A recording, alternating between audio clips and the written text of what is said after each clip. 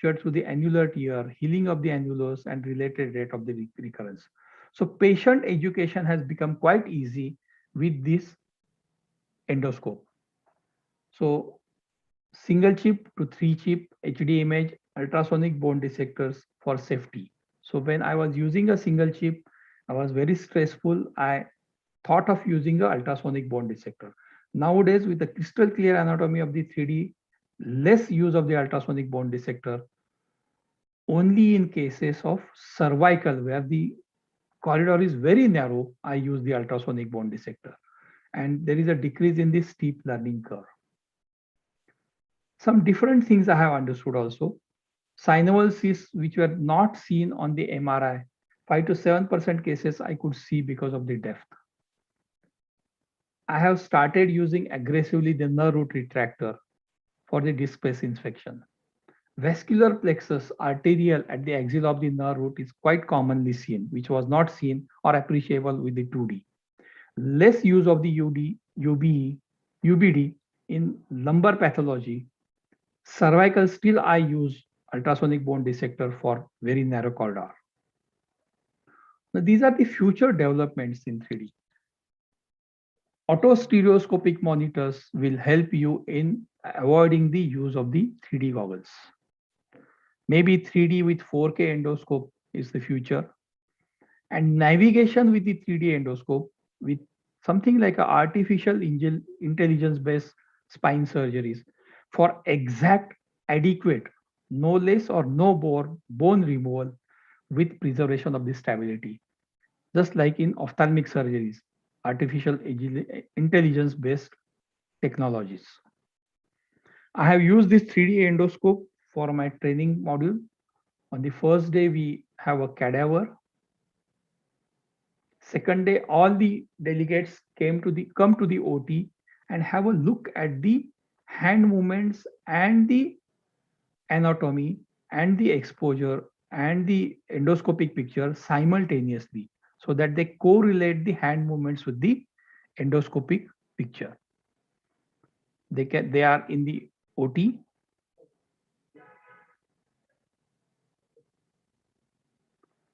On the third day, they have a cadaver training with the 3D endoscope for the better understanding of the anatomy. They try off their own with the 2D endoscope on third day.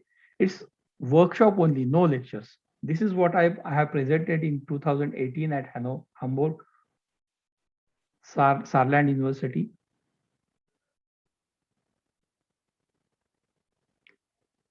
This is a D1011 intradural tumor and stenosis operated simultaneously. These are the two incisions and patients mobilized, no catheter. And this is after 15 days. So we have to think, are we exploiting the techniques? Maybe a 3D thing is a very expensive thing. Whether for canal decompression with transforaminal approach, fixations, and third port of UB, because in spite of all innovations, spine surgery is still a defamed surgery. Even a medical person initially, at a first glance, does not accept surgical treatment. This is the reality. So are we failing prey to the industry in search of minimalism in the spine surgery, or are we diverting from the goal? Are we helping the patient in the name of minimalism in spine surgery? Is it helping the patient to understand the exact disease process of the spine degeneration and the pathologies?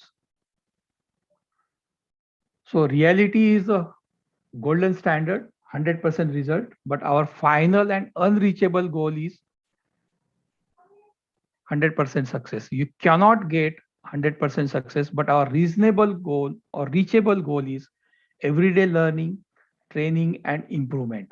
And this is what we can achieve with persistence of the technique, mastery in the technique, and better visualization with the 3D endoscope.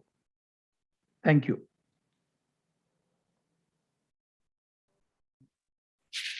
Sir, thank you for a very informative and a wonderful talk. Your demonstration of an intraoperative SOL using 3D technology was amazing. I'm sure all of us panelists here were wondering how you were doing it. And your basic advice to all young endoscopic spine surgeons to dedicate themselves properly to endoscopy, develop the art of endoscopy is a beacon or a torch bearing kind of instruction to all of us. I thank you very much, sir. Can I request you to stop sharing your screen, please? 1 minute. So that I can now request Dr. Mohinder Kaushal to start his talk and start sharing his screen. Dr. Kaushal, are you with us, sir? Dr. Rohidas should also. Yeah, welcome. Hi. Good afternoon, sir. Good afternoon. Welcome, sir. Hi, welcome. I hope your show is going on very well. Congratulations. Thank you, sir. And I was listening to Rohidas, sir, and so. Okay, I think my screen is visible, and am I audible now? Yes, sir. Absolutely, sir. Thank you, sir. Please start. So I think I got to speak on endoscopic cervical decompression in spondylotic myelopathy, and it's my early experience, the technique which I'm using from last about 2 or 3 years. And just a minute.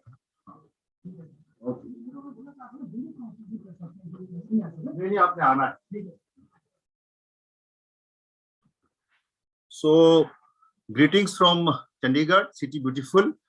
And in the background, I like to say that currently endoscopic techniques have been successfully utilized for approaching pathology in the cervical, thoracic, and lumbar spine. Literature support confirms the efficacy of these procedures with respect to less morbidity. The development of retractor system by Destendu and Foley in the late 90s heralded a new era of minimally invasive techniques utilizing an interlaminar window. So most of the work which I do in clinical practice is through interlaminar window, and I use a tube system. I only go later to parts where I have to address a pathology in the foramina, especially as far as lumbar spine is concerned, I am talking about. And the principles of cervical canal decompression are same as they apply in lumbar spine. The added advantage of improved visualization and more targeted placement due to the maneuverability of the endoscope and the ability to manipulate the field of view with the optical rotation of the endoscope is the added advantage when you are using endoscope in your armamentarium. And again, the mobile tubular endospine and arthrospine. I use in my clinical practice endospine, the Destendu endospine, and arthrospine view UV system, which is innovated by me. It is an Indian system, you can say. This allows excellent off-angle visualization and the ability to tilt endoscope out into the lateral recess.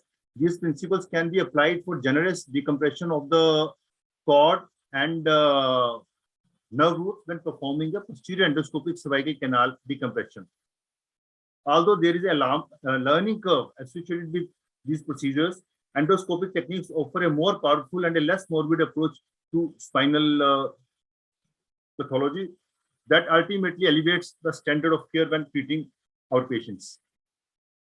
So currently the spinal endoscopic system which are in practice, various colleagues are using the Destendu, EasyGo, arthrospine system, arthrospine view UV system, which I started using in 2019.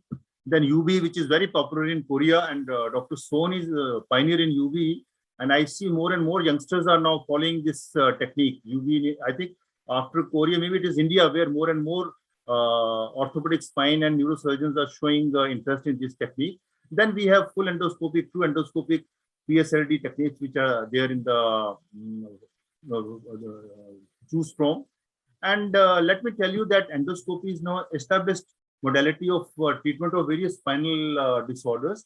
And these techniques are evolving at a very, very fast pace. So we are trying to deliver best for what we can do to adequate job inside, but to a smaller possible skin incision. So the system which I am using in my clinical practice is, I call it as the arthrospine view system. It is a patented system by Indian patents. And the advancement of this system over Destandue system is, it is a miniature Destandue tube where the instruments can go far beyond mouth of the tube. And at this stage, surgeon has to switch over to a saline mode if he wants to work beyond the tube, or if he want to go beyond the tube, he want to be very close to the surgical target, then he has to switch over to the saline mode. This is a system where surgeon can work in a dry mode also, saline mode also, and if need be, he can make an additional port and convert the whole procedure to a UVE mode also. So these are the advantages of arthrospine system. And the indications, the applications of this system is, it can be used in prolapse disc, whether it is in the cervical, thoracic, or lumbar region, all kind of spinal canal stenosis, endoscopic assisted MIS fusions I routinely do now with the combined with the arthrospine and UV technique, and some other indications are there which you can which are there on the screen. And my endoscopic spine surgery journey started in 2002 when I learned endospine technique from Dr. Destandue. Then I somehow innovated system in 2010. And now finally the system which I am using is the arthrospine. It's a second generation arthrospine system. And this is the instrumentation, very simple, same instrumentation what we use in open spine surgery, but same instruments are little more fine-tuned. Their working tips are not more than say 6 or 5 millimeter, and they are miniature, you can see, open spine surgery instruments. So now coming back to my topic, the surgical options today available with the surgeon as far as decompression in cervical spondylotic myelopathy is concerned is laminectomy, anterior cervical decompression and fusion, or laminoplasty. But of late, we have been talking about endoscopic spinoplasty, a viable option, which I will be sharing my experience in my this presentation. And as we all know, the disadvantages of laminectomy is subsequent kyphosis. It can make spine unstable, and there could be some kind of a laminectomy membrane. And the disadvantage of an anterior cervical discectomy and fusion is lengthy and complicated, immobilization segments, high mechanical demands on adjacent segments, and clinical and radiological deterioration during follow-up. So as far as expensive laminoplasty, which is another good procedure for cervical canal decompression, a good technique, very quick and efficacious, and very durable, maintains cervical mobility, prevents kyphosis. Long-term results surpass that of anterior procedures, but it again requires a extensive dissection. So I think, in my view, the way forward will be, the best alternative would be endoscopic assisted limited laminectomy and bilateral decompression by unilateral approach, ensuring adequate decompression, thus preserving integrity of contralateral musculature and posterior ligament complex. So my journey started since from 2000 to 2007. I have been doing laminectomies and laminoplasties, open laminectomies and laminoplasty. I started doing endoscopic bilateral hemilaminectomies in I think somewhere in around 2000, maybe 10 or 11, and endoscopic spinoplasty I started doing in 2017. Very, I mean, about say about 4 years back. So the motivation to incorporate this technique into cervical spine came from one of the papers which was published by no less than Professor S.M. Tulli, who is a doyen of as far as spinal tuberculosis is concerned. He's the authority in that in India. So this was an article where it is they operated by open method, and they reposed back the posterior ligament complex to preserve the stability of the spine. So this is spinoplasty following lumbar laminectomy for multi-level lumbar spine stenosis to prevent iatrogenic instability. And they had a very good follow-up of 3 to 10 years, where none of the patients had neurological deterioration or pain or catch while movement, and walking distance improved by 5 to 10 times with marked relief of neurological claudication up to 70 to 90%. and pre-operative stooping posture with improvement in sensation and motor power. So there was no significant difference in the sagittal alignment as well as anterior translation. So this was the procedure which motivated me to apply same principle in cervical spine. In fact, Son also does same kind of a procedure. I saw a couple of his videos. So the indications remain where there is a OPLL continuous or mixed, multi-segmental cervical stenosis, or ligamentum flavum hypertrophy, even at single level. And contraindications are focal anterior compression, established absolute kyphosis, isolated radiculopathy, spinal instability, tumor, trauma, infection, where this procedure should not be attempted. Or now this is a demo case where there is a significant stenosis from C2, 3 up to the 4 level. You can see there is a OPLL. And this patient, these are axial cuts. You can appreciate how the cord is badly pinched. And this patient was brought to hospital on a wheelchair. He was so much spastic that he was not able to stand and walk. So this is the patient positioning as you're seeing here. And I'll just share a small video also if it plays. Hopefully it should play. Yeah.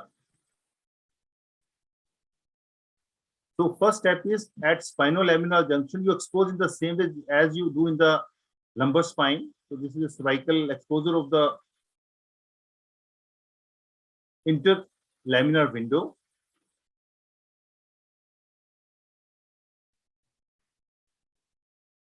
This is a dry endoscopy. You can appreciate that.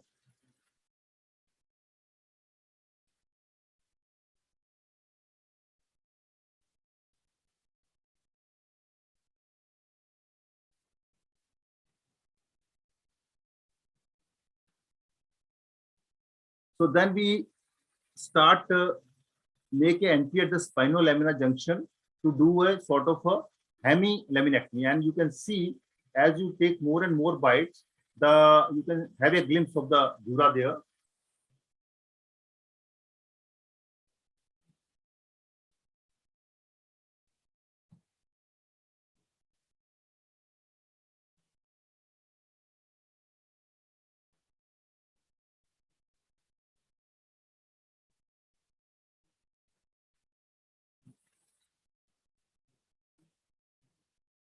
You can use burr also. Burr makes your job very comfortable, and it adds to the comfort, and also cut down on the OT time also.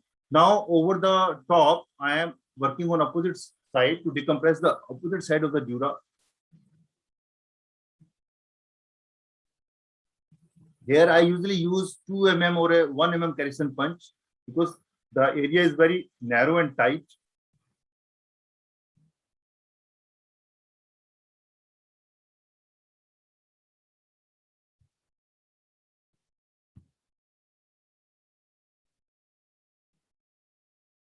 So you can probe that, and finally I switch over to a saline mode. You can appreciate here, I have switched over to a saline mode. This is a contralateral decompression.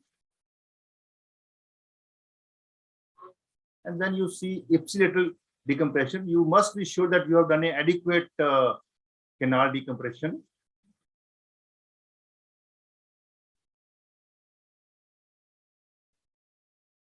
And to control bleeding in fluid medium, you have to use these special coagulation blades or RF probe you can call.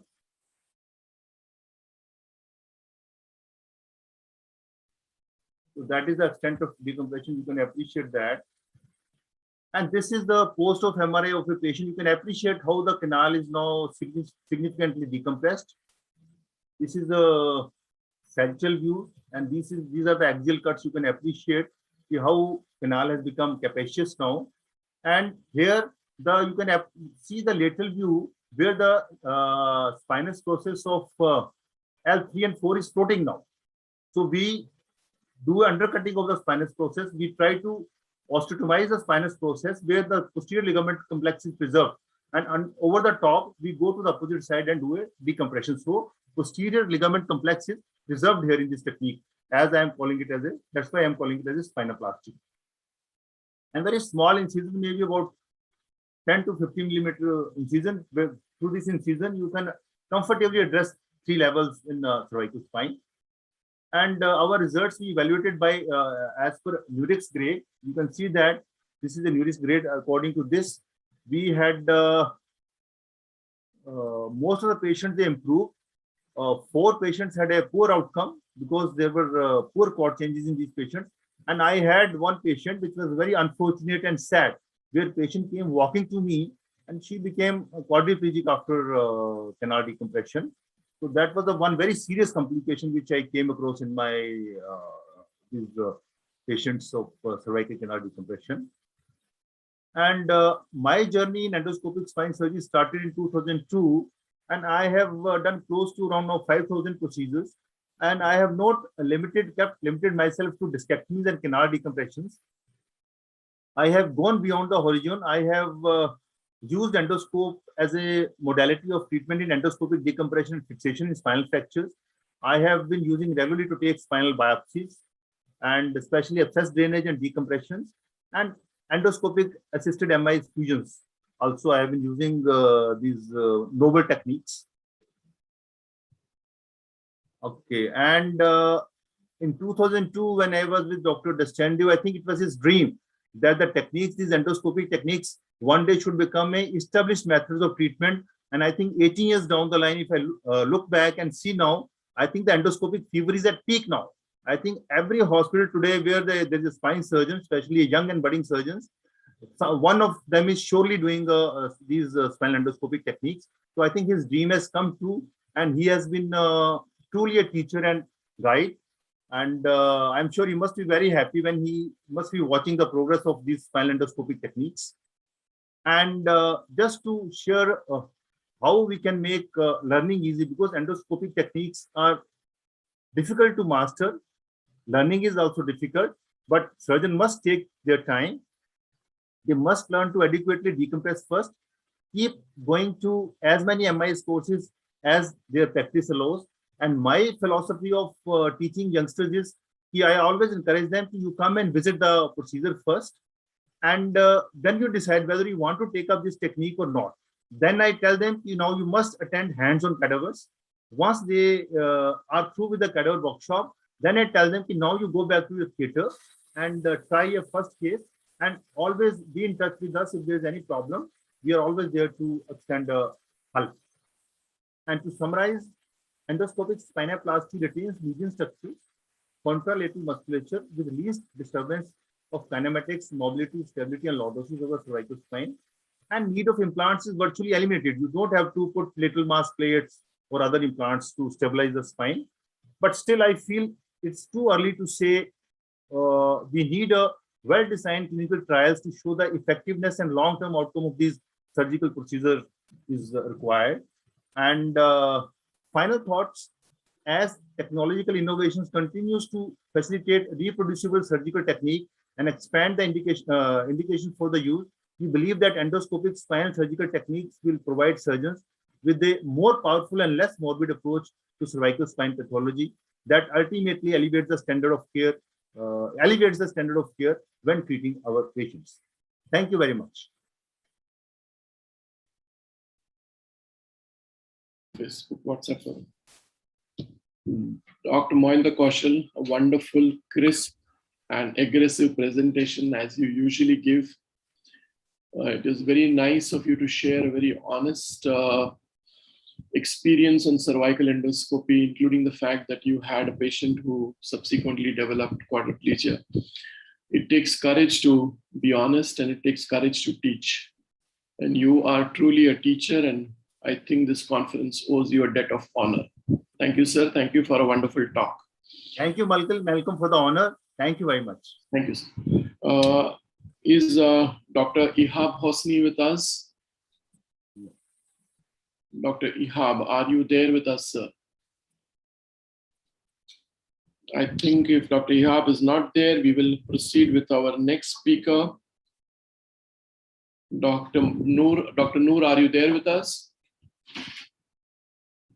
Dr. Noor. Yes, sir. Dr. Noor, can you please start your presentation? We will get Ihab on your time later on. So, Dr. Okay. Noor, can you please start with your screen share? Yes.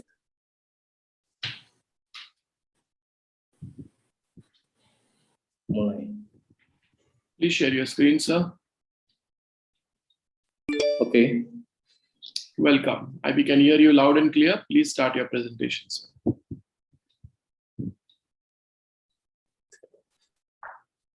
Did it come? No, we are seeing your desktop.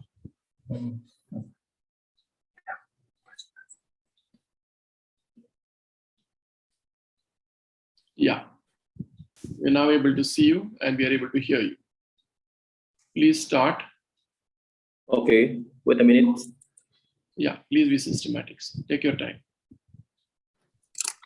Can you see? Yeah, please start, sir. Okay. Thank you very much for the chairman.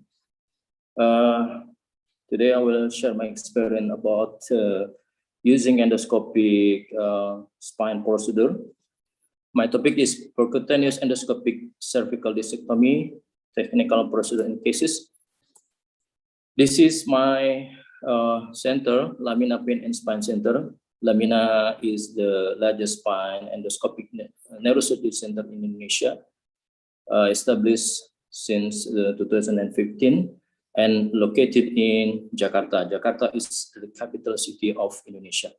We have 4 branches now, and the concept is one-stop services, including spine, pain, and physical rehabilitation. There are 9 specialist doctors work in this center, including neurosurgeons, anesthesiology, physical medicine, and also rehabilitation physician. This is my experience since 2015. We have 1,200 cases, including cervical, thoracic, and lumbar. And today, according to my cervical experience, 99 cases PECD surgery, anterior and posterior approach, start from November 2018 and until September 2021. As we know that recent gold standard for cervical dissection are ACDF, anterior cervical discectomy fusion, and also posterior approach, we call it laminectomy. Of course, we know that these 2 techniques have some limitation, like long surgical incision, extensive soft tissue stripping, pseudoarthrosis, degeneration of adjacent segment. Sometimes patient complain with difficulty in swallowing, focal cord palsy, and foreign body sensation. And the other side, PCD have some advantage, like less tissue dissection, less muscle trauma, and also less damage to epidural blood supply, reduced hospital stay, of course, and no need interbody fusion and many else. As indication and contraindication of the anterior procedure, indications are contained or non-contained and central or paracentral disc herniation, which is not responding to conservative treatment of appropriate duration with correlated MRI and CT image. And another indication like annular tear with concordant pain and provocative discography. As a contraindication, calcified disc, migrated disc herniation, collapsed disc which is less than millimeter wide, and it is become a contraindication if we found instability infection and also past history of anterior cervical surgery. And posterior approach also have indication and contraindication, and indications are foramen disc herniated, predominantly unilateral arm pain, and also single or multi-level foramen stenosis, and persistent symptoms despite previous anterior cervical discectomy and fusion, and also craniocollar disc migration, and concurrent foraminal stenosis, and failed conservative therapy for at least 6 weeks. As contraindications are axial neck pain, instability, presence of cervical kyphosis, cervical myelopathy, or intercranial stenosis, and many else. This is the instrument that we need to this to do this procedure. Is very simple, also very small, like endoscope. We need working cannula and also endoscopic drilling, horizon punch for some size, and of course continuous irrigation saline solution, radiofrequency probe, and C-arm.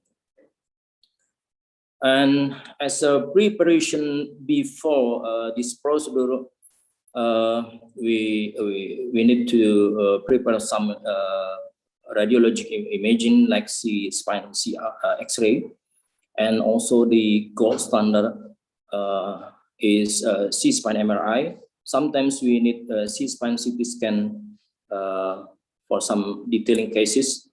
Now, this is anterior approach PECD. This is a very, I know this is a very rare procedure done by doctor at this time.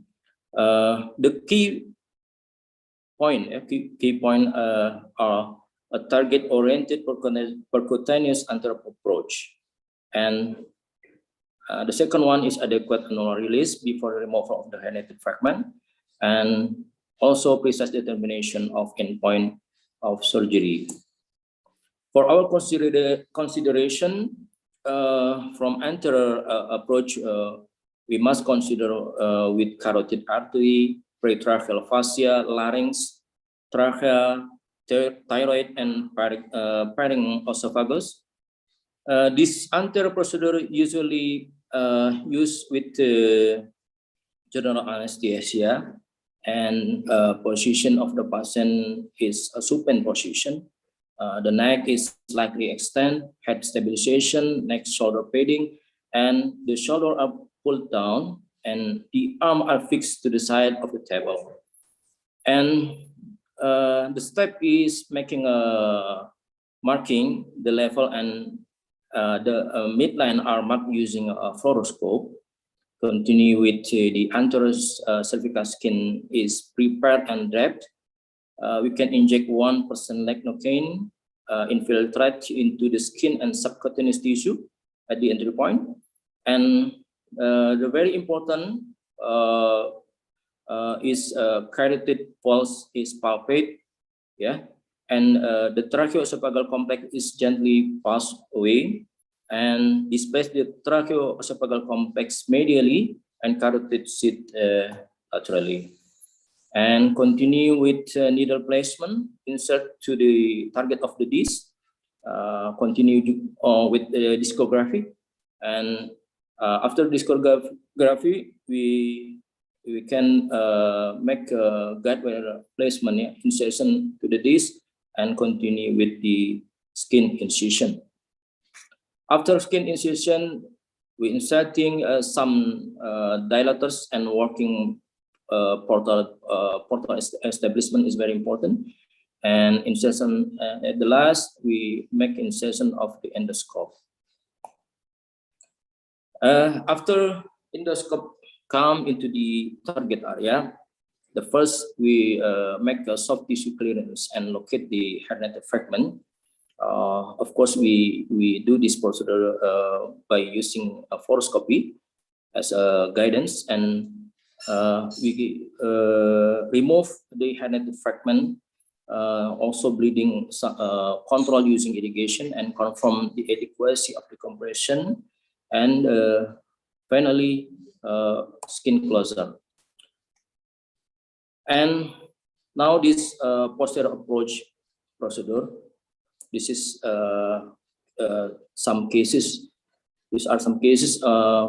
Case number 1, male, 42 years old, come with radiating pain right arm since years ago, and no improvement with many treatment modality. The first step,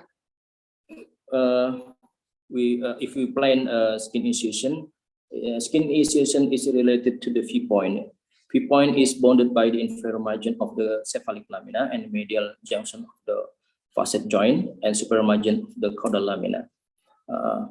And the skin incision make 1 centimeter away from midline of the cervical spine, and less than 1 centimeter need. Usually I make incision only 7 millimeter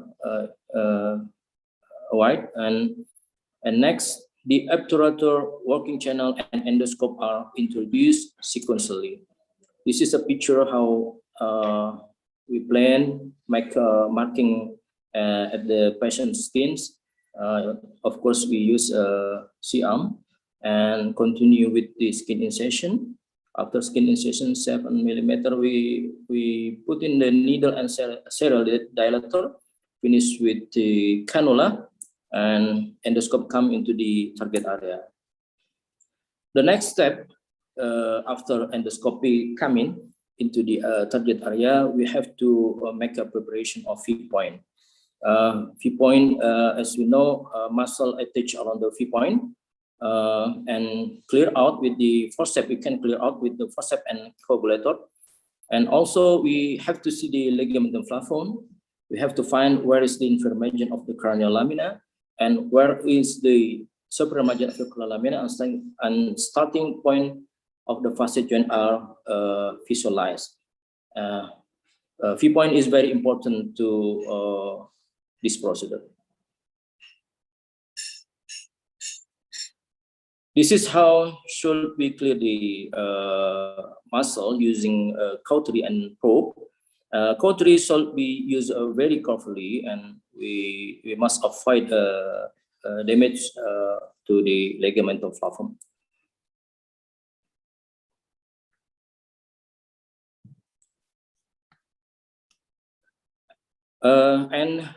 Cautery will make a preparation the muscle until we find the margin of the lamina bone cranially, and also lamina bone caudally, and also in this process we can find the V shape. After we get the V shape, we identify the ligamentum flavum by palpate with the dissector and check the position of the bone and also soft tissue. And the next step is make foraminectomy by using drilling bore. We need 3 millimeter diamond bore, and extent of bone drilling is dependent on the size and location of the herniated disc material. And it is usually we need 3 to 4 millimeter radius on the V shape. And the sequence of the drilling is cranial lamina, continue with caudal lamina, and the last one is a facet joint. This is how we drill lamina cranially and caudally, and then to the facet. And after drilling, we make a preparation of epidural space. We make a flavectomy using Harrison punch, 1 millimeter or 3 millimeter or 5 millimeter. The disc space is exposed and cleared with the coagulator and forceps, and carefully we can make identification of lateral edge of dura and branching of the nerve root. This is a pictures how we can make a flavectomy using Harrison punch. And the last and the important one is make a discectomy. Before discectomy, we should make coagulation of venous plexus and continue with the identification of lateral margin of dura and dissected from the disc and posterior margin of the vertebral body. Remove ruptured disc using endoscopy and forceps carefully, and close with suture with using nylon, and sometimes we can put drain if needed. The second case, male, 44 years old, come with neck pain and radiculting pain to right hand, and no metal weakness and no significant improvement after conservative treatment. This is the MRI. We can see that the problem comes from the disc at the level of C cervical number 5, 6. This is the axial view. We can see the fragment come into the foramen at the right side. This is the preparation surgical area.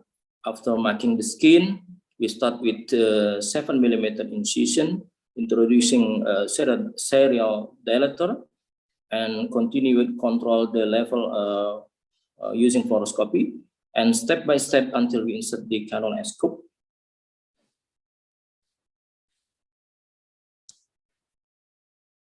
At this video, we start with preparation of V point using cautery to vaporize debris and muscle, and finding the border of lamina and facet joint. And we continue with keyhole foraminotomy using 3 millimeter diamond bore, sequence from lamina cranially and lamina caudally, and after that we move to the facet. And the next, we make a flavectomy using 1 millimeter Kaizen punch and also forceps. And after that, after we see the dura mater, we can palpate all surrounding structure with nerve hub. Of course, we should very carefully and avoid bleeding from this process, and avoid microtrauma to the malum. And the next is discography. We can use endoscopy and discography if you need. And the next step is discectomy. Discectomy is the main step from this posterior procedure. As we can see, this fragment is blue color, and we can take it carefully using forceps.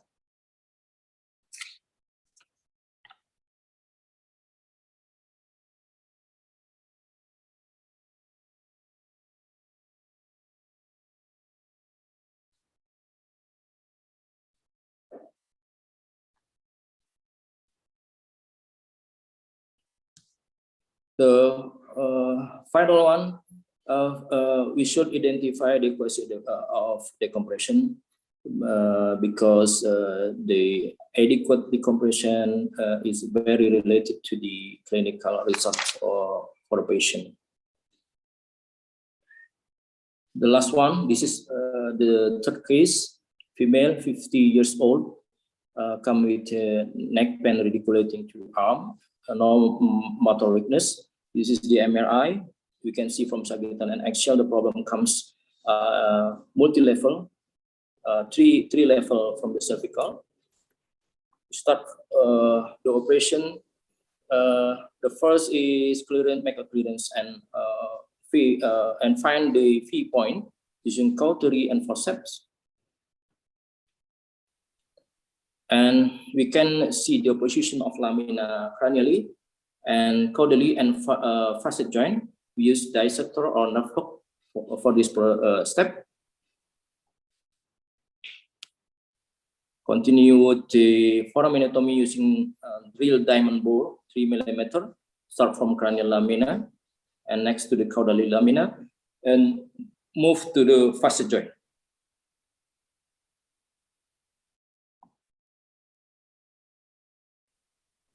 And the next step is macroflavectomy. We can remove ligamentum flavum using 1 millimeter or 3 millimeter Kaizen punch gently.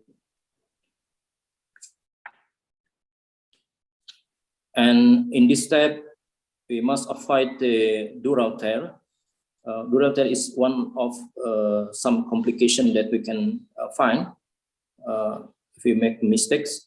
And by using all this instrument, gently we can avoid dural tear. And sometimes, if bleeding come from the microvascular, we can use cautery to stop the bleeding, and also we can adjust water pressure to stop the bleeding. And next, we have to, before finish, we have to palpate all structures to find where is the stenosis area. And sometimes we can find calcified structure or compress the nerve far from the area.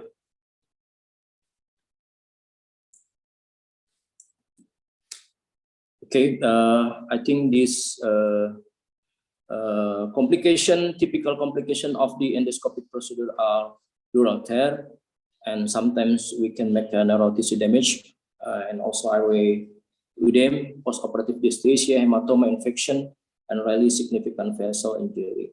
Proper patient selection and mastery of endoscopic technique reduce this complication, of course. And as our conclusion, percutaneous endoscopic cervical discectomy is safe, effective, and minimally invasive procedures for cervical radiculopathy or even part of the venopathy. Thank you very much.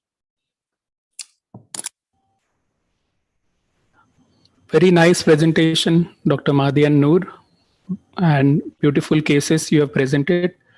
Now, I would like to invite Dr. Ihab Hosni from Egypt to start his screen sharing and start his presentation.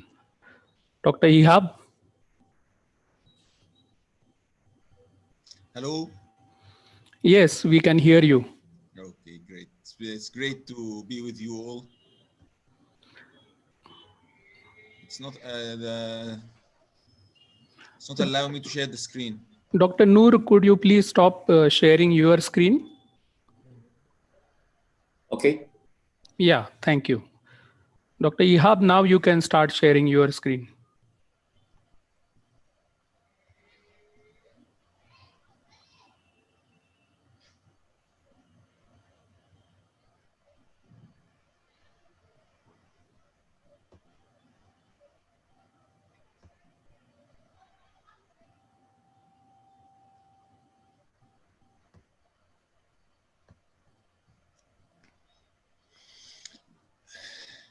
Hello, everybody. It's a great pleasure to give you this presentation on percutaneous transforaminal endoscopy in obese patients. Percutaneous transforaminal endoscopy has not just changed the size of the incision, but also the type of anesthesia to local anesthesia. The aim of our surgery is to target the pain generators, which are all in the forearm. This is how we do our markings. We mark the disc, we mark the midline, then the disc level in the AP, and then in the lateral. And then we take the depth using our marker and we mark our entry point. Then we give our local anesthesia and introduce our needle to the disc. It should be in the AP in the midline and in the lateral view in the posterior quadrant. Then we insert our guide wire, then the dilator, which should be also in the midline in the AP and in the posterior quadrant in the lateral after entering the disc. This is our sheath and the scope is in. Why did we choose obese patients to give them special concern? This is a paper we published in the Cairo University Medical Journal last June. Obesity was defined as a body mass index of 30 kilograms per meter square or higher. And these are the patients we chose for our case. And we compared them with normal patients of body mass index ranging between 18.5 to 22.9, who are considered as normal patients. We had, why did we choose obese patients? Because they pose a special problem, because they have many comorbidities. In our series, we had patients up to more than a third, up to a third of the patients had general problems like diabetes, hypertension, cardiomyopathy, fatty liver, and those posed a problem to surgeons and to anesthetists. And we, in our series, we treated all these patients without any life-threatening conditions. They also pose a problem to the wound itself and to the surgery itself, because if you are going to do an open surgery in an obese patient, you will have to increase the size of the incision to allow you to reach your target.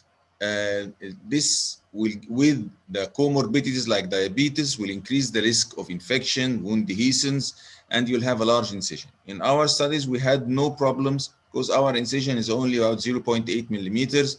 So there were no local problems with the incision or with the approach. This is our patients group. We had 83 patients, 32 obese patients, and 35 control or normal patients. The males in the obese patients were less than the females, and in the control group they were more. Sorry. The ages were ranged around the 40s, and the body mass index was 33.5 in the obese groups and 21 in the control group. We had different, most of the levels were L4-5 and L5-S1, and we had 2 cases of L3-4 in the obese patients. We assessed our outcomes using the visual analog score with 0 as no pain and 10 as maximum pain. And we used the Audacity Disability Index to assess the return to work status. We followed all the patients for a year. It was done at 2 weeks, 1 month, 2 months, 6 months, and 12 months post-operative. And in our comparison between the 2 groups, it was very comparable. The obese patients had very good results, the same as the control group, except that we had the number of reherniations were more in the obese patients by 1 patient. And the hospital stay increased in the obese patients because we had to control the comorbidities with the disc herniation.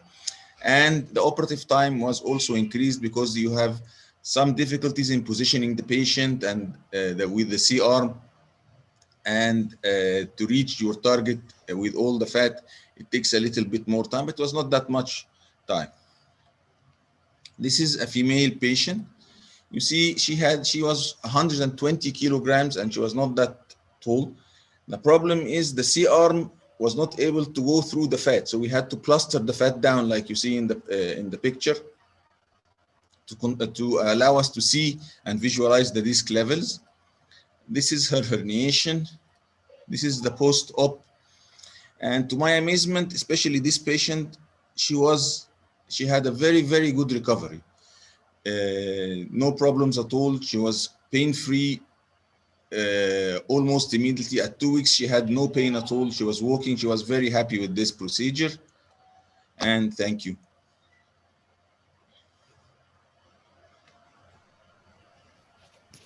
Thank you, Ihab. That was a very crisp presentation, and we did like your idea of plastering the fat in a prone position to make it more visible in C-arm. Thank you very much. Thank you. Now, I would like to invite Dr. Sean Venter from South Africa to start his presentation. Ihab, could you please stop your screen sharings?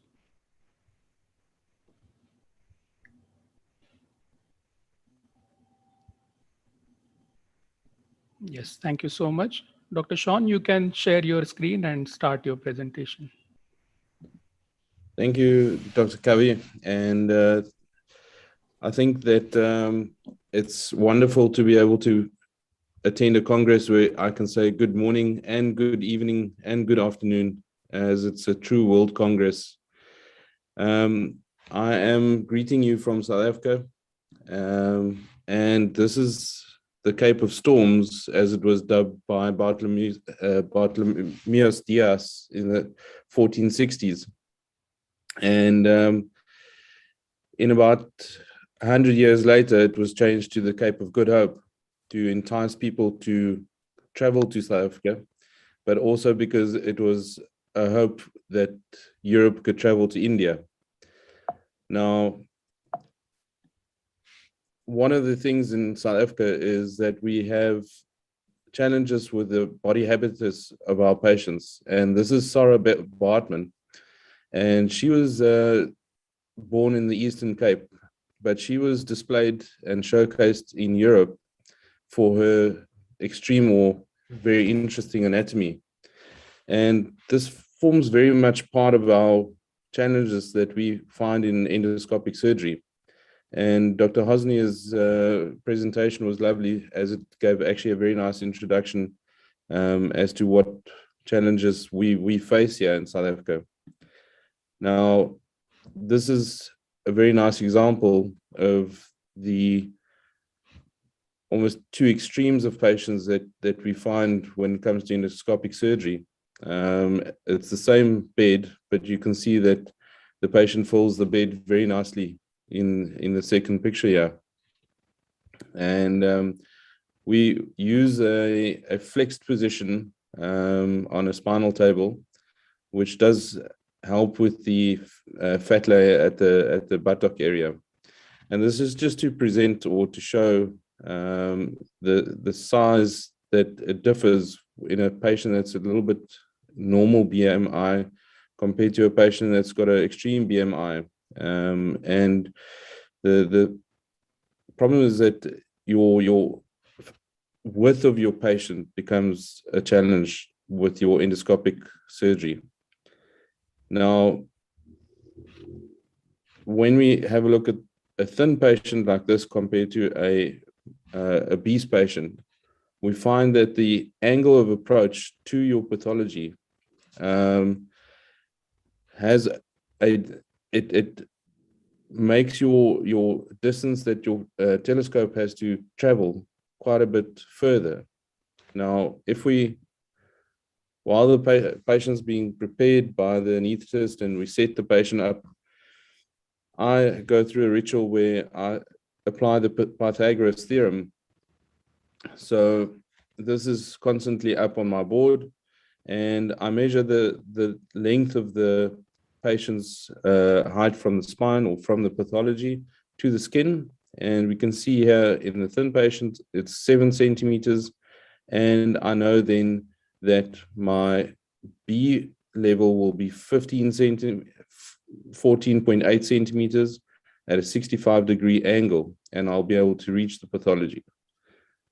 However, in the second patient, the problem becomes that when we've got a 11.5 centimeter distance from skin to pathology, the distance that my scope needs to be placed is 27 centimeters, which is impossible for me to reach. So how do I then address this problem?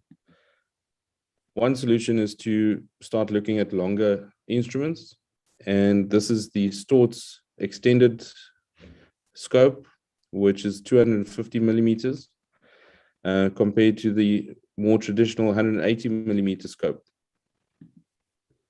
We can see that the instruments are extended.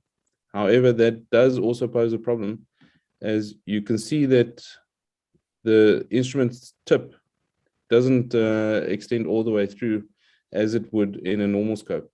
So getting to the pathology is one thing, but then addressing the pathology and being able to use your instruments through that scope becomes a challenge. So what was my next solution? I realized that if I keep that angle, my distance to the pathology will then need to be addressed by the scope. However, by changing my angle slightly, so angle of approach of 67 degrees would cause me to be 27 meters from the pathology. By changing it to 57 degrees, it becomes 18 centimeters, which then makes the working portal a manageable distance. Now, here we can see by changing the angle to 18 centimeters with a 57-degree angle, I then burr the SAP and I dock directly onto the pathology. This allows me then to have a targeted discectomy with the same effect as I would in a less obese patient or a normal BMI patient. Here we can see, in conclusion, the difference between the port, where it's at its maximum, at the extreme, it's indenting the patient's body, but I am able to reach the pathology, compared to the port when it's in a normal BMI patient. And this is basically the Cape of Good Hope, when we can still arrive at the pathology with endoscopic surgery just by changing your angle slightly and doing an SOP facetectomy. Thank you very much. Thank you, Dr. Sean. Yes, very nice presentation about modifying your trajectory. And yes, we do come across such obese patients here in our country as well. And it is very challenging because we do not have such long instruments. So definitely your technique is wonderful. Thank you for your presentation. Now Thank you. I would invite Dr. Pang Hung Wu from Singapore to start his presentation. Dr. Wu. Greetings, everyone. So I would like to share my screen. Can you see my screen?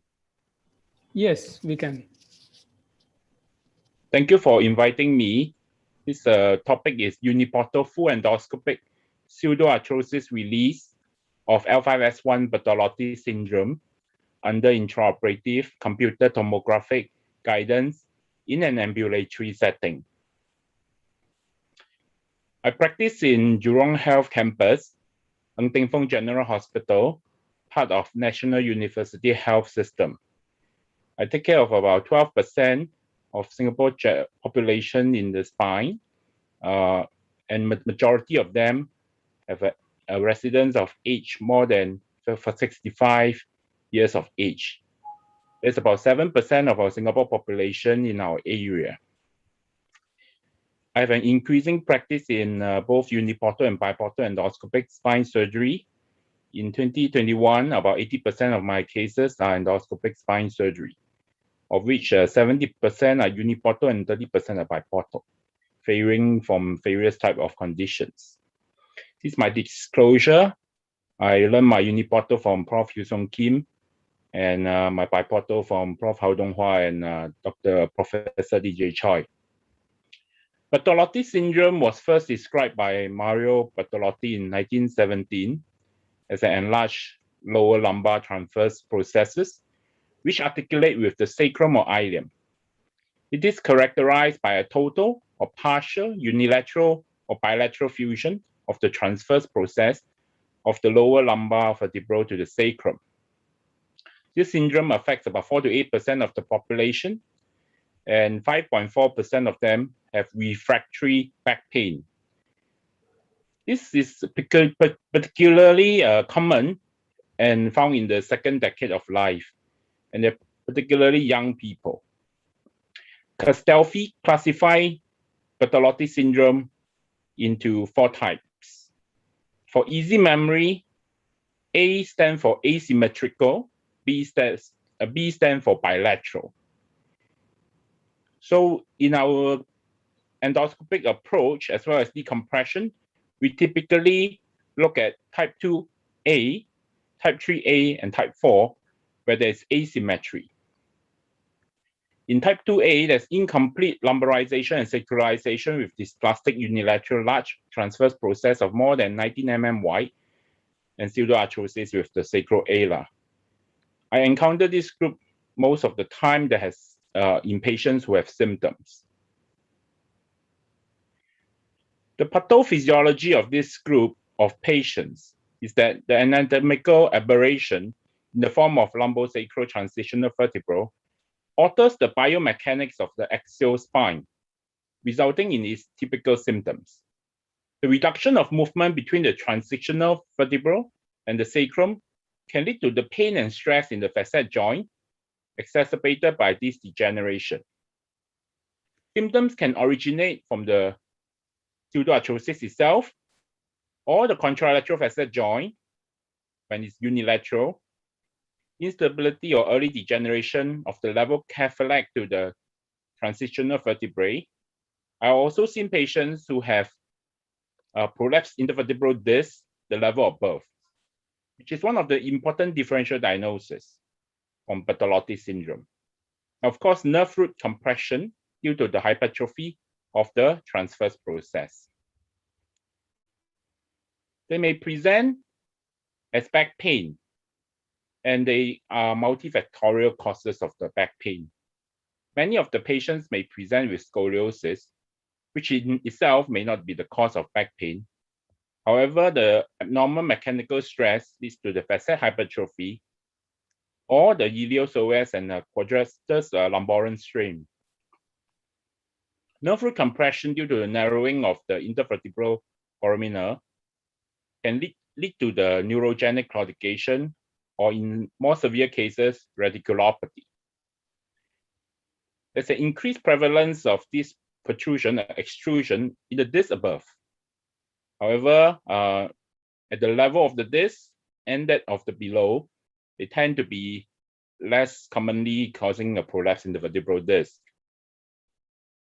This is my patient, which have a left-sided Bartholdi syndrome. Bartholdi syndrome, we need to do a diagnostic workup to rule out the other causes of pain, such as discogenic pain, facet original pain, facet joint origin pain, sacroiliactis, or prolapse in the vertebral disc. Pain on rotation tend to be more facet joint, or maybe at the point, if it is particularly at the point of the pseudoarthrosis, can be a symptom of Bartholdi syndrome. They also can present with non-radicular or back pain and buttock pain. So as you can see from here, these are the areas of pain that we have to rule out. From the midpoint of discogenic pain, facet pain, sacroiliac joint pain, as well as radicular pain in purple. And finally, we after all that is ruled out, we focus on the Bartholdi syndrome. So typically in the MRI, you will see that there's an asymmetrical pseudoarthrosis. The left L5 nerve root in this case is deviated medially by the pseudoarthrosis. However, fortunately for this patient, there's no significant compression. We typically perform CT scan and 3D reconstruction if surgery is planned. So the proposed diagnostic algorithm involve, of course, a detailed clinical history examination, eliminate other causes of back pain, treat them conservatively, of course, with this, and then do diagnostic and therapeutic interventions such as discogram, facet block, nerve root block, or even sometimes blocking the pseudoarthrosis region. The detailed proposed algorithm can be inferred from this paper. Despite its common prevalence, there is no agreed treatment on Bartholdi syndrome. To date, there's no agreement to the best method of treatment, and the management of these patients remains uncertain, despite being an economic and potentially high social impact, lower cause of a lower back pain in young people. The importance of including Bartholdi syndrome in the differential diagnosis when examining young people with lower back pain must be at the back of our mind. We need to have a dynamic approach to the pain management. And in the past, when the Bartholdi syndrome is poorly understood, sometimes they may end up seeing multiple pain specialists and even psychological counseling to help, as can be seen in this suggestion of how to treat Bartholdi syndrome in this paper. The surgical options, if you search on PubMed, is very diverse. It can be excision of the pseudoarthrosis from the anterior versus posterior approach, or posterior lateral fusion of the transitional segment. We have to understand the anatomy of pseudoarthrosis by understanding the anatomy of the L5 nerve root as it exists through the L5S1 foramen.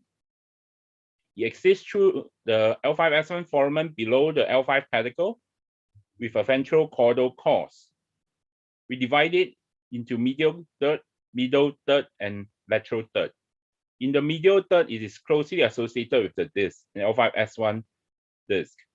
In the middle third, it runs across the sacral ala, ventral to the intertransverse ligament between L5 transverse process and the sacral ala. This is the part where the pseudoarthrosis commonly cause impingement of the nerve.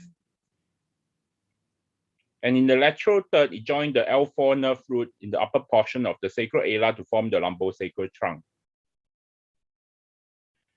Excision of pseudoarthrosis has the aim of both decreasing the future facet degeneration and this degeneration, as well as in some cases, decompression of the L5 nerve root as well. It can be achieved either by traditional open surgical methods or minimally invasive techniques. In the group that published extraforaminal L5 decompression by using a ventral method, a very extensive approach, and with vascular colleagues' help to actually just release the pseudoarthrosis. It can be quite morbid to young patients, especially in young male. There's a potential of leading to retrograde ejaculation. So we should try our best to use more minimally invasive method to resolve this problem, maybe perhaps from the back.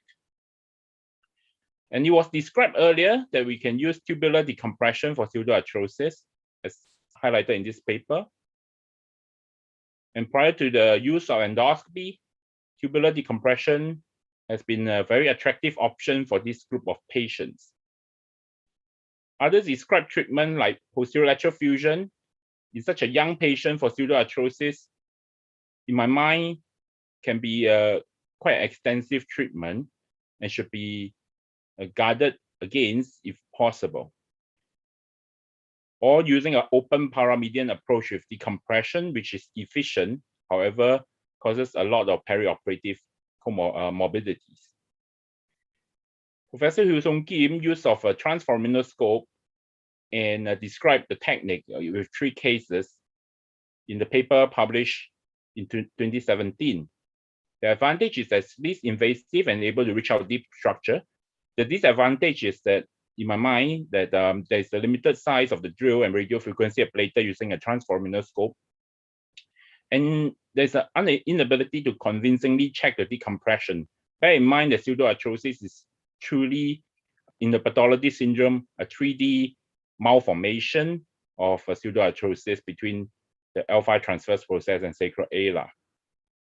So we published these results. We use a combination of both a stenosis scope, keep in view using a transforaminal scope, as well as having a post-operative O-arm spin or intraoperative computer tomographic guidance to ensure that we have complete the job. This example, a 24-year-old dancer. She has low back pain, atraumatic for 2 years, especially on turning when she's doing her ballet dance movement. She has quite significant pain on pain score of 6 when she do ballet. And it's localized at the area right at the pseudoarthrosis junction. Her straight leg raise was negative and other neurological examination was normal. Trial of conservative treatment and facet injection was offered. Trial of conservative treatment failed and she preferred an endoscopic approach rather than the facet injection to release the pseudoarthrosis, as she was preparing to be a professional ballet dancer. So we marked the skin overlying the pseudoarthrosis, and the patient was positioned prone on a Wilson frame with a radiolucent table, done under general anesthesia.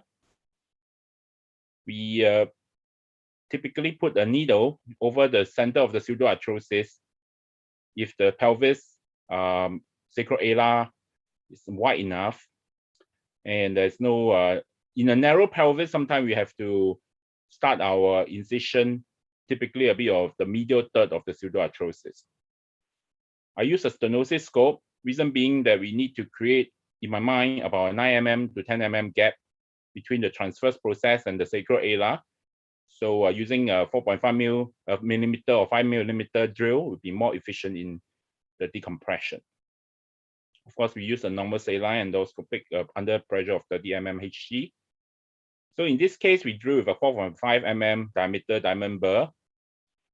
We identify the most ventral lateral margin of the pseudoarthrosis articulating with the highest part of the sacral ala.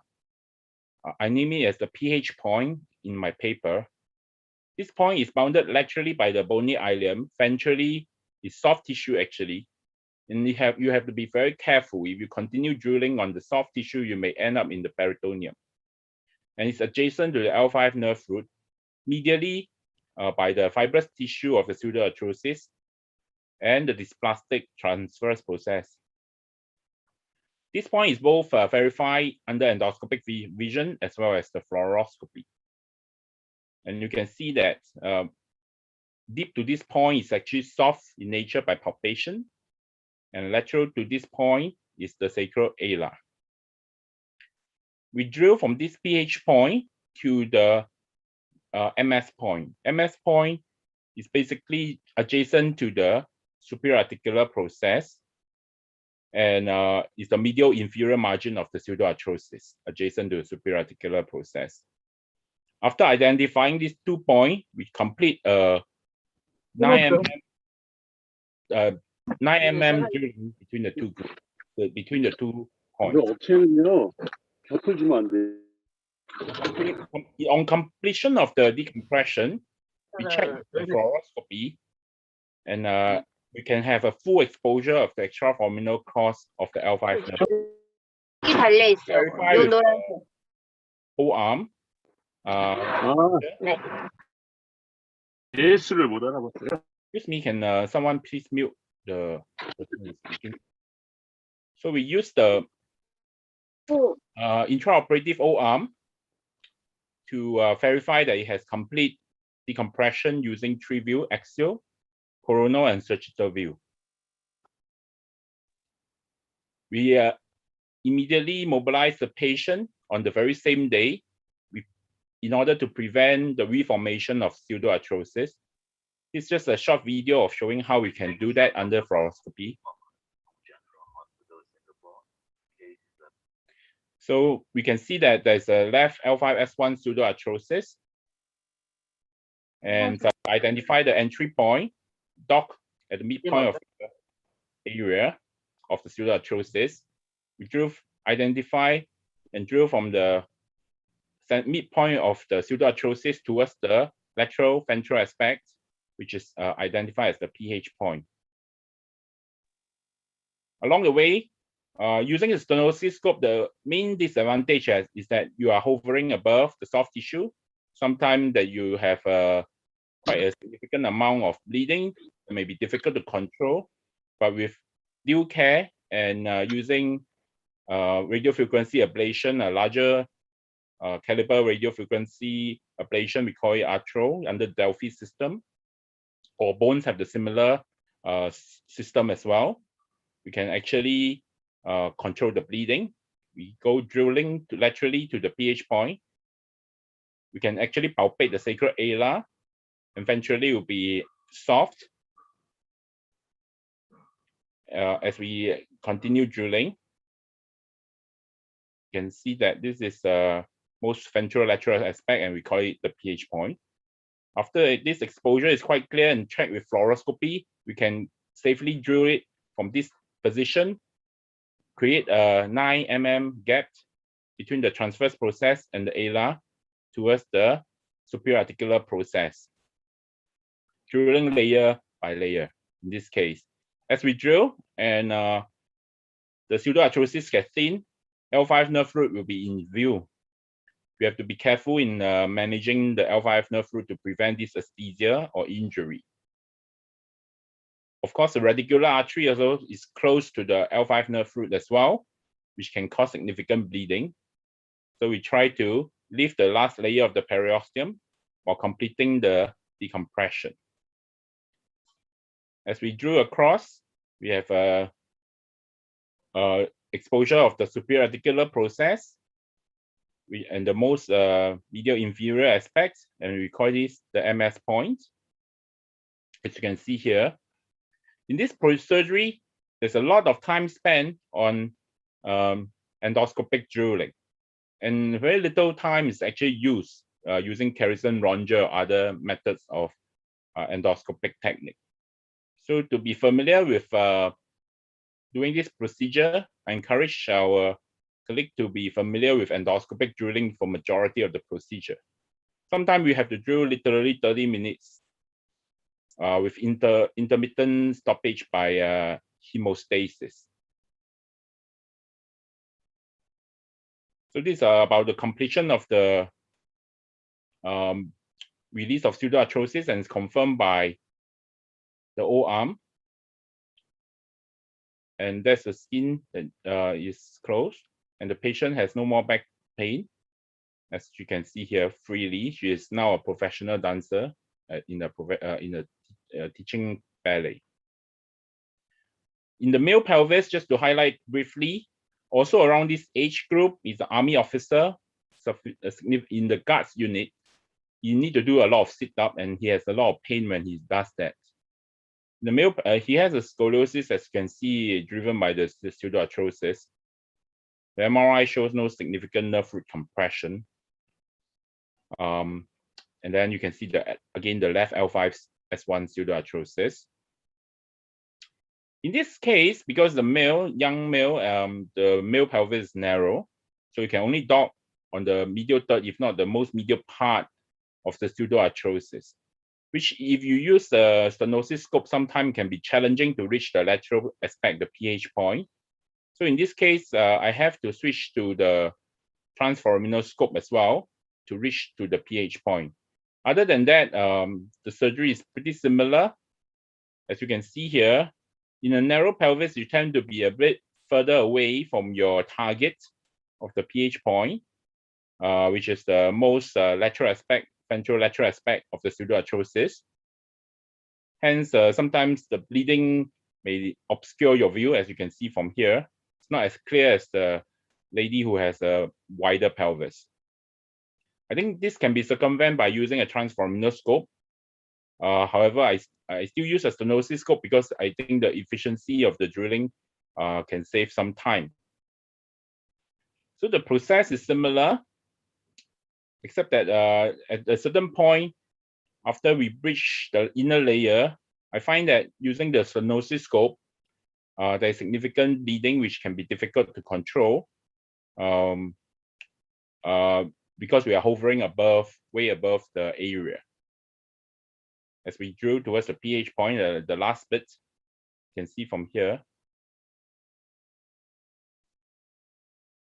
Then that's when the bleeding occurs. As I mentioned, beyond the pH point, it is soft tissue with potential bleeding. So I switch to a transforaminal scope and complete the drilling. Once you have the transforaminal scope, you can use the RF easily to stop the bleeding.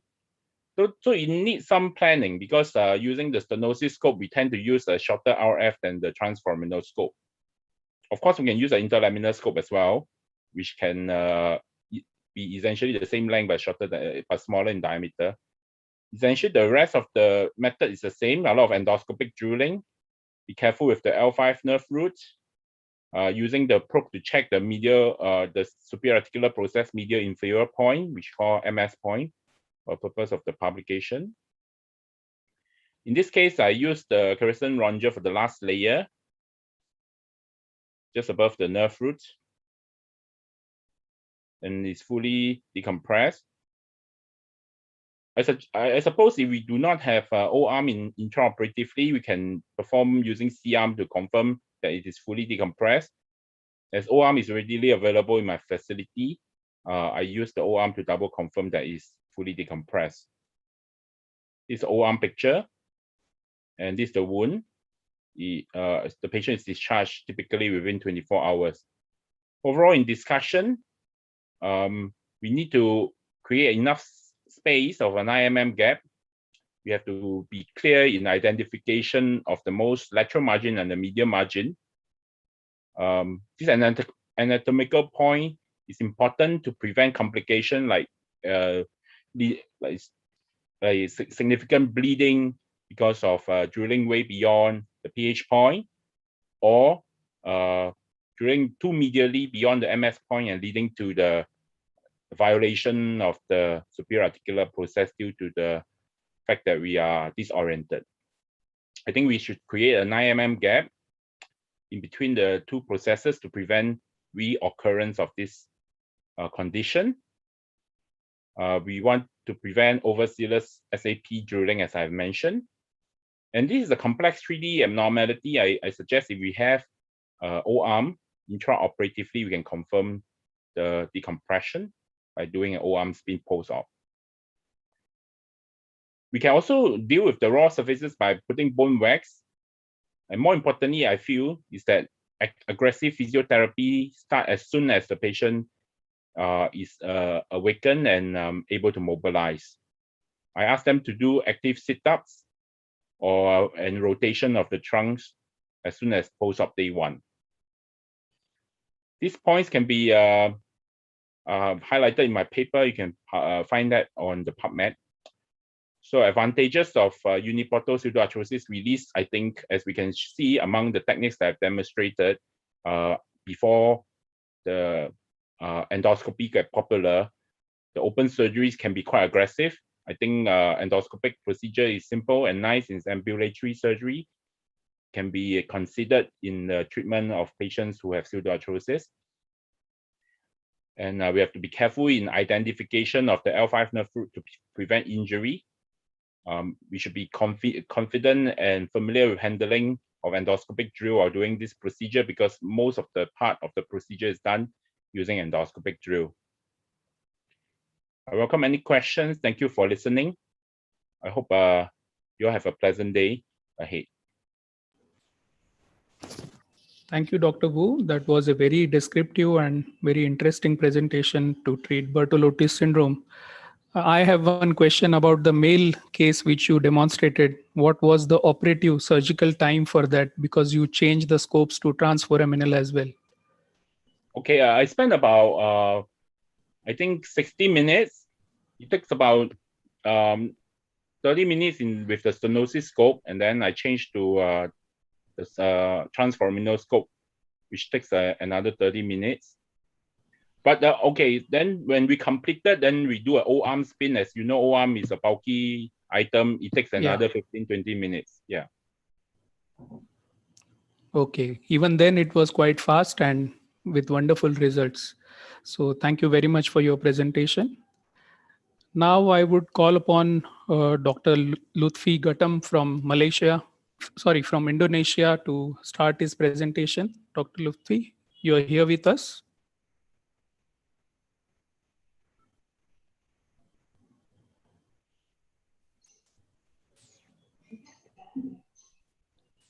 Hello. Hi. Hello. Yes, Dr. Lutfi, you can start your presentation. All right. Thank you. Can I share my screen? Yes, please go ahead.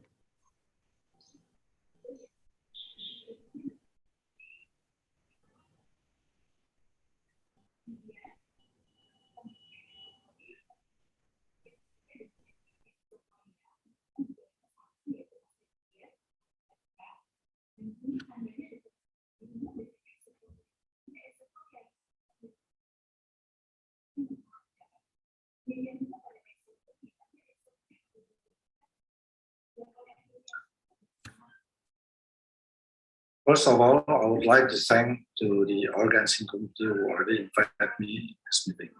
So I would like to share my screens. Okay. So my title today is how we approach the degenerative lumbar canal stenosis using the endoscopic procedures. So as we know that if you look at this picture, this picture, female 62 years old with the multiple stenosis. And the question is there any place to do the endoscopic procedures in this case? Because there is a multiple stenosis. This is not just a central stenosis, but also there is a foraminal stenosis. This is not that easy. So endoscopic procedures, yes. If you look here, the endoscopic procedures can do the decompressions perfectly, but the problem is the time of surgery, the complications because of the water pressures also make a role of the outcome of the patient. So we have to be careful. So if you look at the other picture, we can see that the problem is not just a central stenosis, but the problem also on the foramen that we have to keep in our mind. So endoscopic spine procedures has been practiced in the world more over 30 years. And if you look at the acceptance of this procedures is quite high. It is not really low acceptance. So the history of these procedures is early 20.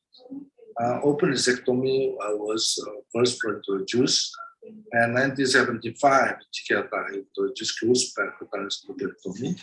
And if you look at the full endoscopic, is introduced by Witten on 2005 and 2006.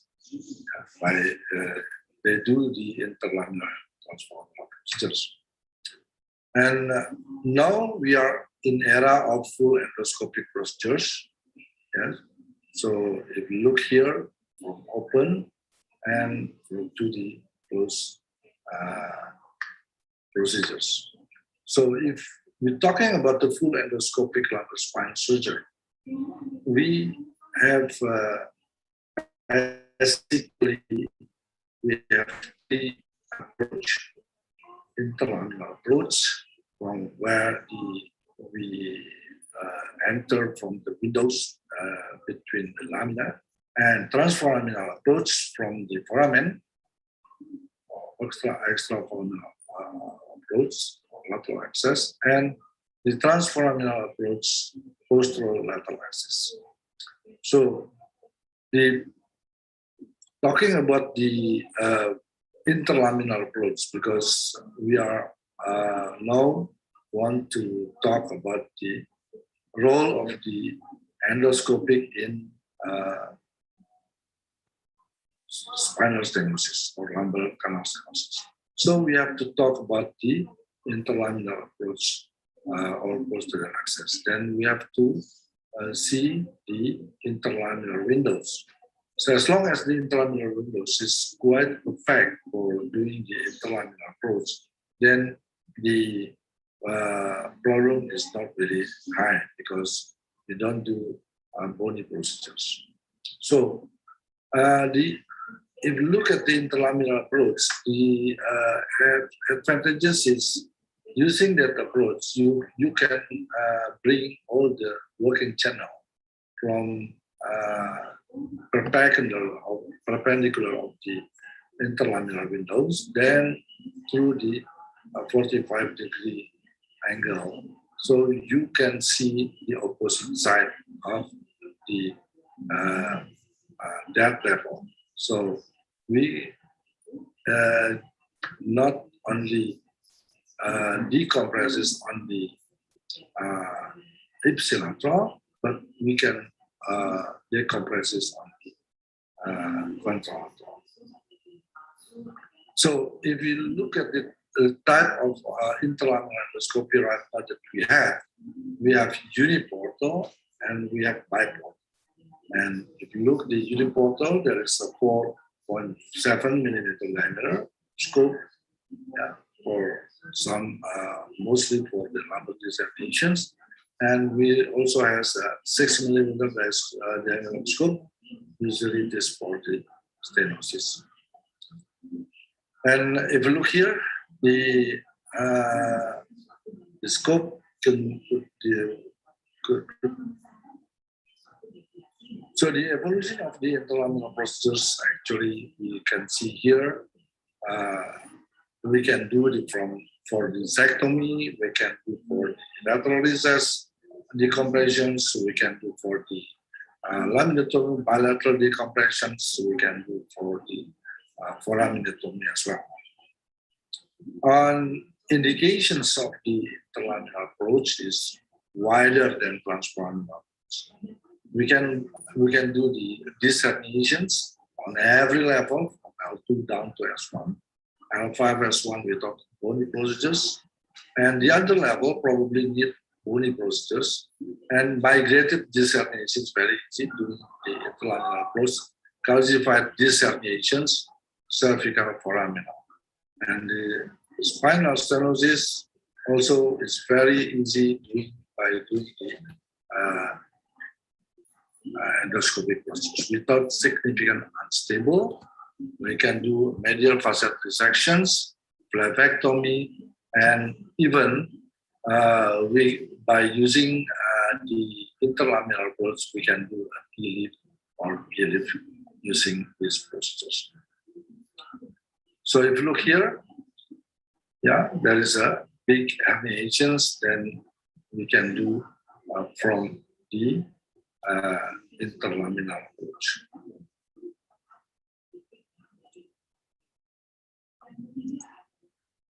So the advantages of interlaminar, because we are surgeons, usually we open the backbone, our spine, then we are really familiar with this anatomy. Yeah. It can solve multiple pathologies directly at one time, and it is allowed to do a fusion technique in these processes. So the disadvantages using the interlaminar or procedures, steep learning curve, very difficult to identify muscle, facet, ligament, and endoscopic visualizations. Dural tear tend to occur, intraspinal hematoma, bleeding, need to good radiofrequency ablator, water pump are very important. So the complications, back pain, very rare, due to the discectomy. Only for ventrectomy is needed, so just during procedures, but usually this is temporary. Nerve fluid injury, compression from walking channel, too high water pressures, edema, temporary conditions, dural tear, sometimes not identified during the procedures, and usually cause all patients feeling headache, and rarely cause wound dehiscence. And we later we can develop the dural repair instrument. So if you look in this picture, then we can see if you have a dural tear, then you can see easily as long as the root is not coming out from that hole, that is still safe. So you don't have to repair it. Just putting like Duragen over the hole, then it's solved actually. So how about the central stenosis using endoscopic procedures? Usually we call this the PSLD or percutaneous stenoscopic longitudinal decompressions. Indications, radiculopathy or claudications, neurological origins. And if you look at PSL for central stenosis, that means the problem is on the flavum, facet hypertrophy or facet OA, and usually the compression on the lateral recess. So the stenosis, usually we just do the decompressions and knowing identify the facet joint and open the facet joint, and later on you can see the flavum, and you may open the flavum by doing several procedures. And if you look here, you can use rongers, you can use bone cutters, and you can see the root is free from the mechanical compressions. So the how about the foraminar stenosis? Using these procedures, we can do also the decompression for the foraminar stenosis. As we know that it is not just osteophyte from the lateral body, but also the osteophyte from the facet joint that make the nerve compress. So then we have to open from the lateral side. So the instrument, they are inserted through the lateral boundary of the structure called the isthmus, also called pars articularis. See that we enter from the pars articularis, then we just blur and we see the facet joint, yeah, SAP, and we remove the facet joint and also remove the flavum from that side.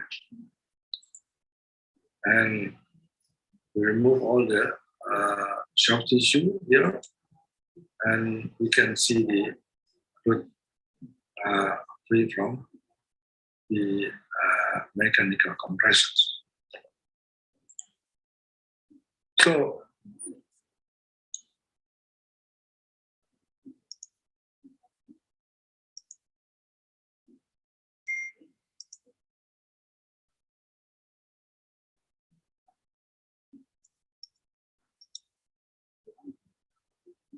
how about the biportal endoscopic sectomy?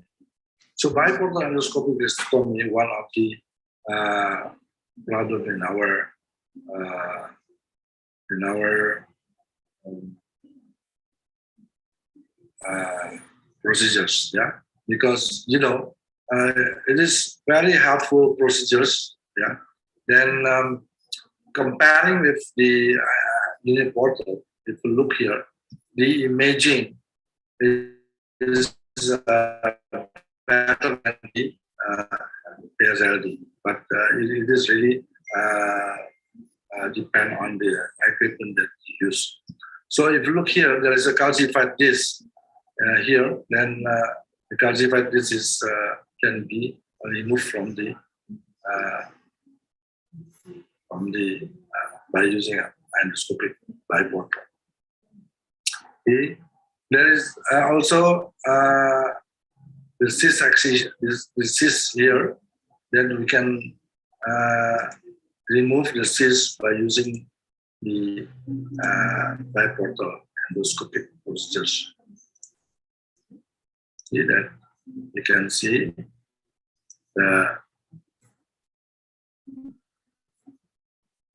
cyst is removed, and this is the cyst, and this is the post-op after surgery. So how about the endoscopic visions by using a biportal? It is possible because if you look here, spondylolisthesis resistances of L5S1, then using the endoscopic procedures, we can put actually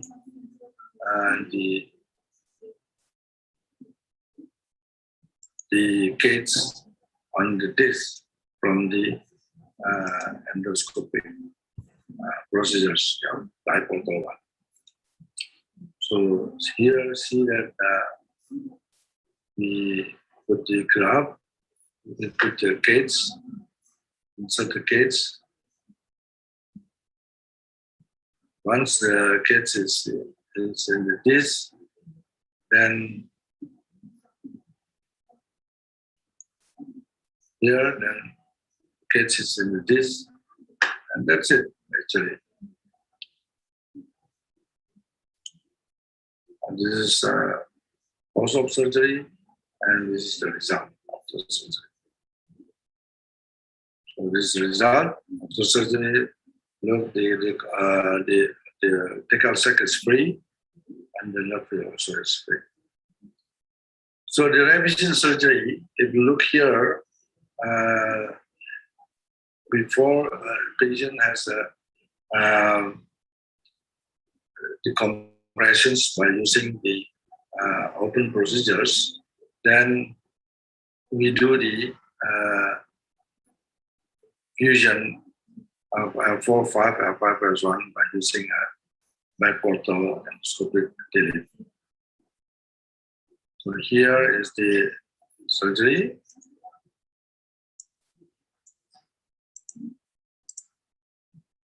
And after insertion the gates, then we put the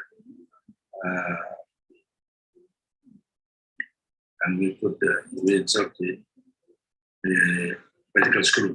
As a conclusion, endoscopic procedures in rectal stenosis is both really possible and has a good outcome. The result of endoscopy is more superior compared to open surgery, especially in soft tissue preservations. And endoscopy could replace open surgery or even microscope for the conversion process. At this moment, we could almost say goodbye to open surgery. Thank you very much for your kind attention. Thank you, sir. Dr. Gautam, thank you so much Thank you, Malcolm. for a very wonderful talk. The world has progressed from disc and fragmentectomy to stenosis. You have very comprehensively covered the entire talk. I'm really grateful to you. Dr. Mahadipta, please start your screen share and please start your talk. We await to hear you, sir. Thank you. Thank you. First of all, I would like to congratulate for the organizing committee, Dr. Malcolm, Dr. Anand, and all for organizing this wonderful event, World Congress Endoscopic Symposium. And allow me to introduce myself. My name is Harman from Indonesia. I work with Dr. Lutfi Gautam. He is a well-known leading spine surgery surgeon in our country. And recently, this year, we established an orthopedic and spine institute named upon him, Gautam Institute. So because of the time, I already pre-record my presentation, and please enjoy.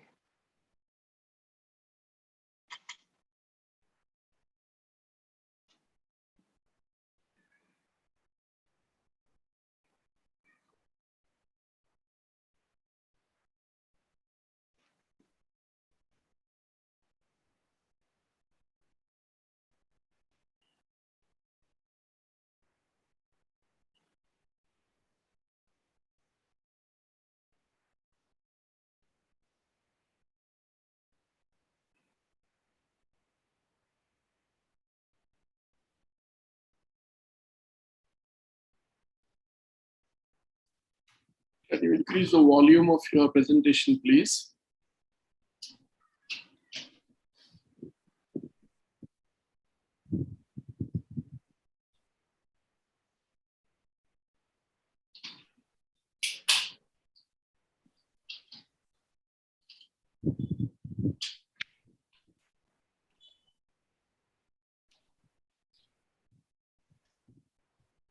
Is sound okay? I don't hear anything.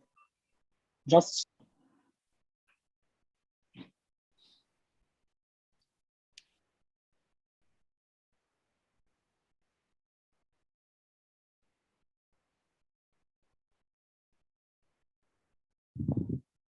Dr. Harmanthia, we are not able to hear you, sir. If you could just talk along with your slides. Pardon me? Sorry? We are not able to hear you. no, You cannot hear me? there is No sounds. there is no sound. Oh, there's no sound. So I hear it from, wait a moment. So is there any sound here? No. Now? There's no sound? Oh, no sound. Okay, so I will just stop. So wait. I will share another screen. Sorry for the technical No problems. No problem. disturbance. Please take your time.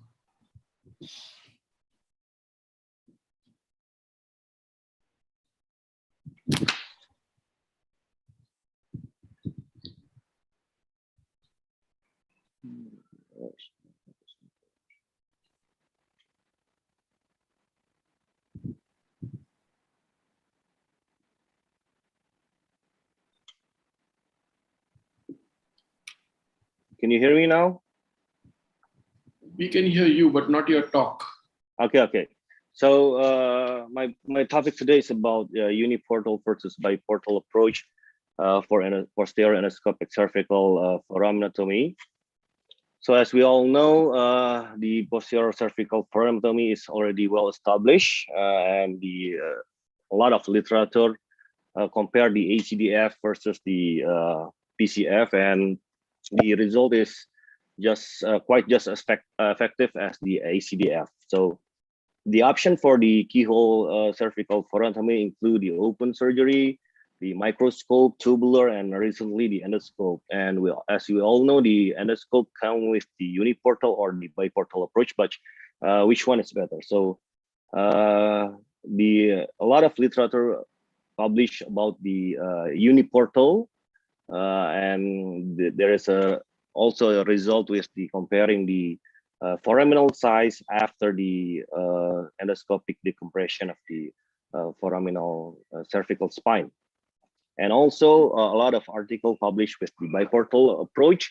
And technically, the biportal came two technique, first with the ipsilateral side with the ipsilateral symptoms, and the second recently published with Professor Song from Korea. He used a contralateral side to address the contralateral symptoms.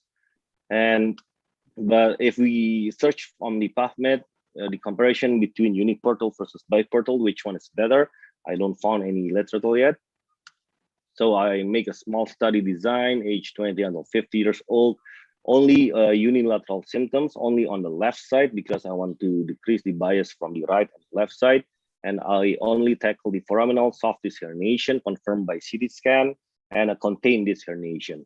So I only perform indirect decompression by keyhole endoscopic foramectomy. And I compare 20 of my cases with uniportal and versus the biportal approach. And the measurement, I measure the time from skin incision to beginning of the bony work, the time from bony work to complete the procedure, and the post-op pain score. So before we want to do a posterior cervical endoscopic foraminectomy, we have to know the location of the dorsal root ganglia. The dorsal root ganglia is protected by the SAP here, as shown above. So in order to get to release the dorsal root ganglia, so you have to cut the IAP and also the SAP, right? And usually the foraminal disc herniation is located anterior to the DRG. So if you do a indirect decompression of the IAP and the SLP, it will be sufficient enough to release the symptoms of the patient. So this is the X-ray on the patient. So if you want to do the foraminectomy, your aim is on like this side. This is the left side. The patient is prone position. On the uniportal axis, you can just target the incision here, but on the biportal axis, you have to make a incision quite lateral side. So to insert the viewing portal and the working portal, and afterwards you have to triangulate your working and viewing portal inside into the targeted area here. So this is if you want to imagine our targeting point is what we call the V point, right? The V point is a location between the lamina and the lateral mass. So this is your targeted point, and this is IAP. And after you identify the V point, you can go to the bony work. You can drill the IAP and you can drill the SAP until you see a DRG. And you have to note that the flaphum ligament in the cervical spine and the lumbar spine is quite different. If you see here, this is a nice published from Rahmani. If you see here on the lumbar spine, the flaphum ligament extend to the neuroforaminal in the foraminal area. But on the cervical spine, it stops. It stops just lateral to the dura, and it doesn't cover the foraminal. So posterior to the DRG, there's no ligament flaphum. So your work is on the lateral side of the flaphum ligament here. If you see a flaphum ligament, your work is go to the lateral side of the flaphum ligament. So this is the DRG has already been decompressed. And I always do a spin 3D post-op to see my work, and you can see the nicely decompressed of the foramen, IAP and SAP. And this is look like for the 3D CT scan. So this is a nicely decompressed foramen. So how about the time from skin incision to the beginning of the bony work? So in my opinion, the time is much faster for uniportal, because when you do a biportal technique, you have to struggle to triangulate your viewing portal and the working portal to see where's the view point. Meanwhile, on the uniportal, you target it directly to the view point area, and you can just make a little time to clean the soft tissue, and you can see nicely the view point. But on the biportal, sometimes you have to struggle to release the soft tissue and make your own way to connect, and you have to ensure the good irrigation first before your work. So it takes a time to before you can do your procedure. So my average is 1 minute and 36 seconds for uniportal, and for biportal 4 minutes and 27 seconds to begin the bony procedure. So as I mentioned before, the why the biportal has a longer time, because first you have to make a time for triangulation, and second you have to ensure the irrigation is quite flowing enough before you do the procedure. So how about the time from bony work to complete the procedure? So it doesn't give much insignificant difference, because once you get a nice view of the view point, you can easily direct your burr to the IAP and easily burr your SAP, and there's a ganglia. But one of the advantage of using uniportal, you can see more laterally, because if you use a biportal technique, it is quite difficult if you do the surgery on the ipsilateral side of the symptoms. It is quite difficult to see lateral side of the dorsal root ganglia. That's why I think the recent published with Professor Song, he do a contralateral approach for the symptoms. It's easiest to with biportal approach. It's easy to see the foraminal from the contralateral side using biportal, but it's not an issue with the uniportal. You can easily shift your angle towards medial to see the lateral side of the foramen. And the mean operation time for the uniportal is a bit longer, 15 minutes and 18 seconds, while the biportal is 13 minutes and 47 seconds, but without a significant difference. And there's no difference in post-op pain score. I always do the foraminal decompression daycare surgery. And one of my case of the biportal is I break my burr tip. So I experienced difficulty in retracting the burr tip, because it's because if you once you pull the tip using the working portal, sometimes the tip is stuck into the muscles, and it's difficult to see the scope. It's difficult to see the tip with the scope, because they have a different working and viewing portal. It's not an issue if you break a tip with the uniportal approach. The tip is always on inside the working channel, and you can take it easily out. But it's an issue if you break the tip with the biportal approach. So this is one of my case. I break the tip, and it takes a longer surgery. So in conclusion, my preference for posterior cervical foraminotomy is uniportal, because like I said before, the uniportal approach is much direct placement to the view point area, and you can make your way easier to that. And second, because the wider angle of movement of the viewing of the camera. Thank you, and I can say goodbye to open surgery. Dr. Harmantya, that is a fantastic presentation. Your comparison between uniportal and biportal was very interesting. Surgical time from bone to disc, bone to root was basically the same. So that is a very positive feature about your talk. Agreed, dissection with uniportal and dissection with biportal is a little different. Maybe in biportal we have a little more space, a little more room once we created that room. So that is again an individual preference, but it was a wonderful talk all in all. I now take the privilege of inviting Dr. Rizki. If you're live, please do join us and share your screen, sir. Hello, good afternoon. Thank you, Dr. Malcolm. So share my screen. Yes, please. Yes, can you see my screen? Yes, I can, and we can hear you also. Okay, so thank you, Dr. Malcolm. So my topic is quite the same with Dr. Harman. I am Asrafi Rizky Gatam. I'm orthopedic spine surgeon from Jakarta, Indonesia. So my topic would be full endoscopic posterior cervical foraminectomy for management of disc herniation and foraminal stenosis. So in this paper, I mostly use biportal endoscopy to do my my work here. So in my opinion, I guess I'm more comfortable using the biportal endoscopy for doing the decompression. So as we all know that the radiculopathy is very common for aminopathology, and the gold standard at the moment is ACDF. But the problem with ACDF is risk of pseudoarthrosis, adjacent segment disease, and also there's lots of approach-related complication that could happen.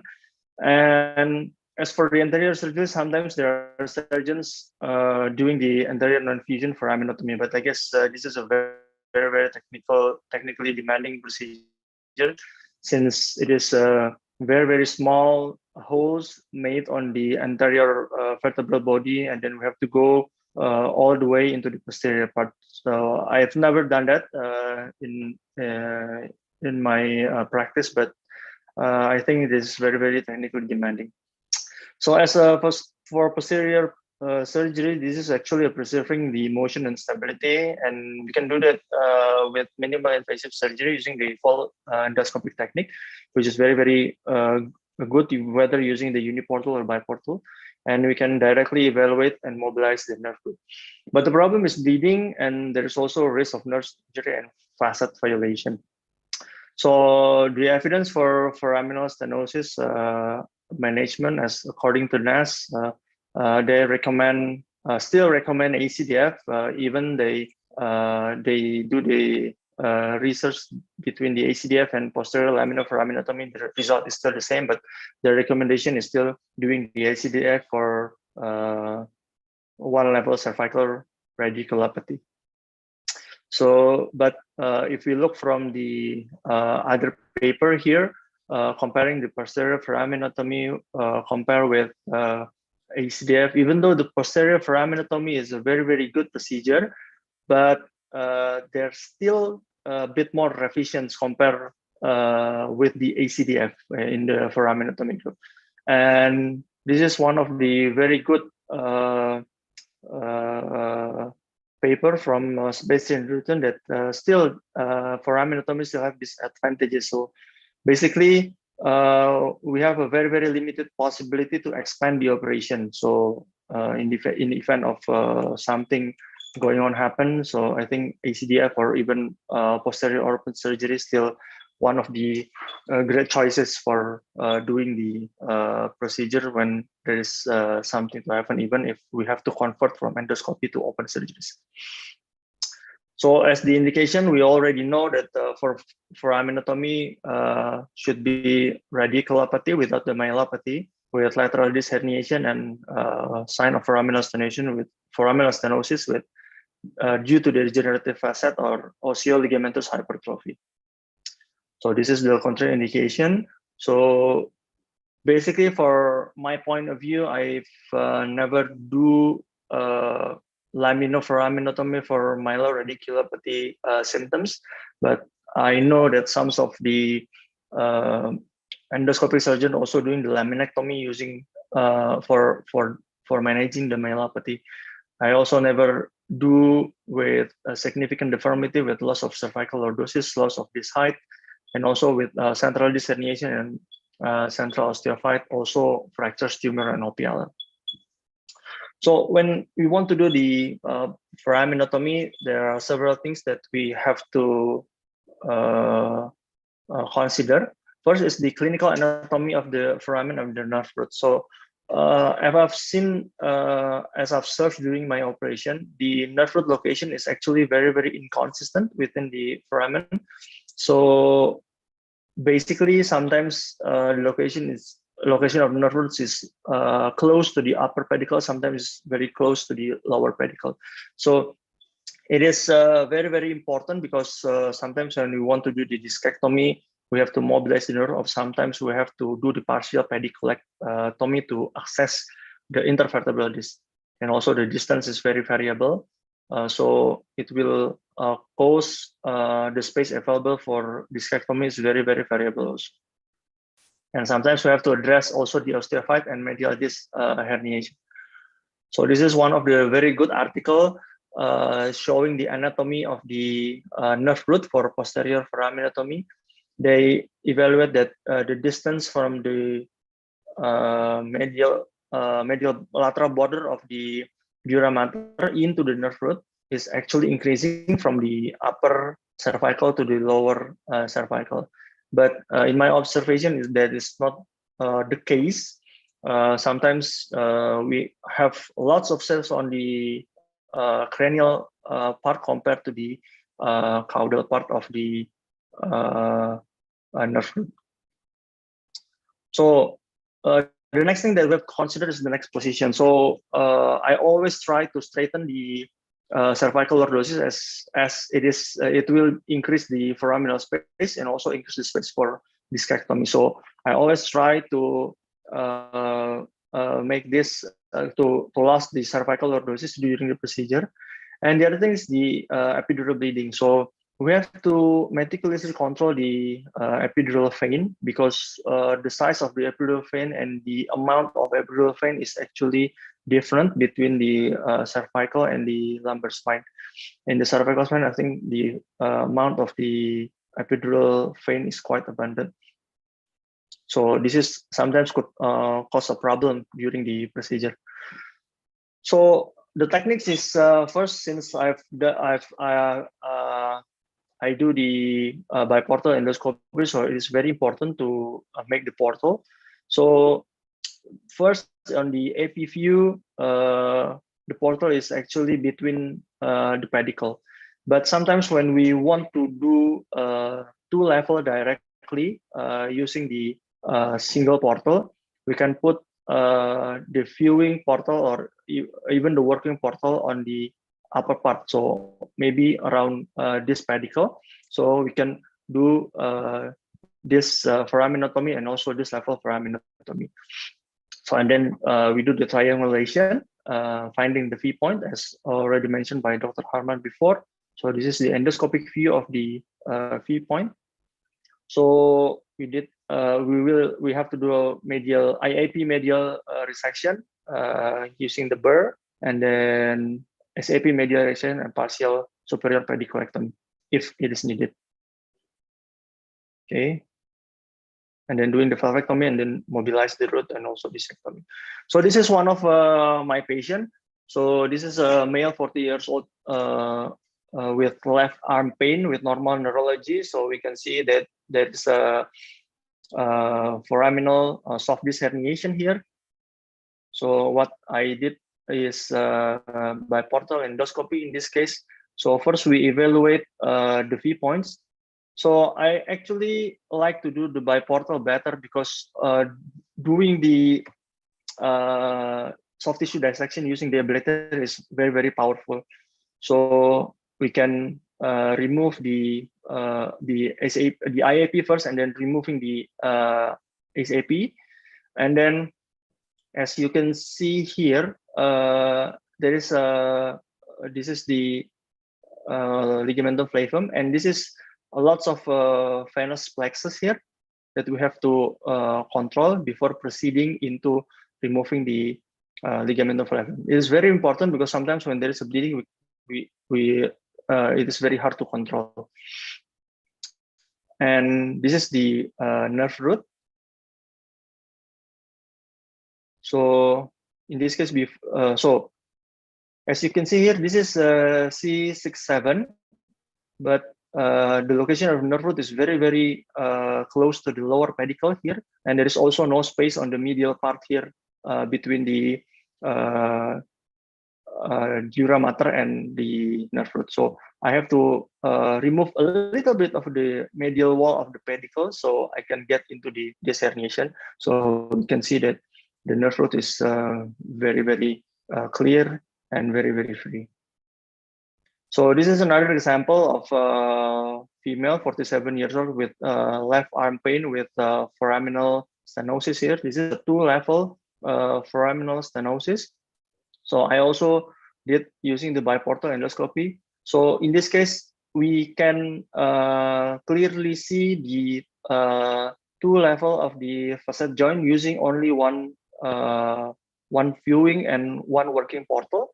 So we can see this is the upper facet joints and this is the lower facet joints. We can see directly both, and then you can work as the usual way of doing the foraminotomy resection of the IAP, and then removing the also the IAP. Maybe I can fast forward the video here. Removing the ligamentum flavum, and then evaluating the nerve root. So this is the C6-7 level. As you can see, the space on the inferior part is very, very narrow. So we have quite a lot of space on the upper part of the nerve root. So we can go directly into the upper facet joints to do directly the open foraminotomy on the upper level. So with only one working and viewing portal here.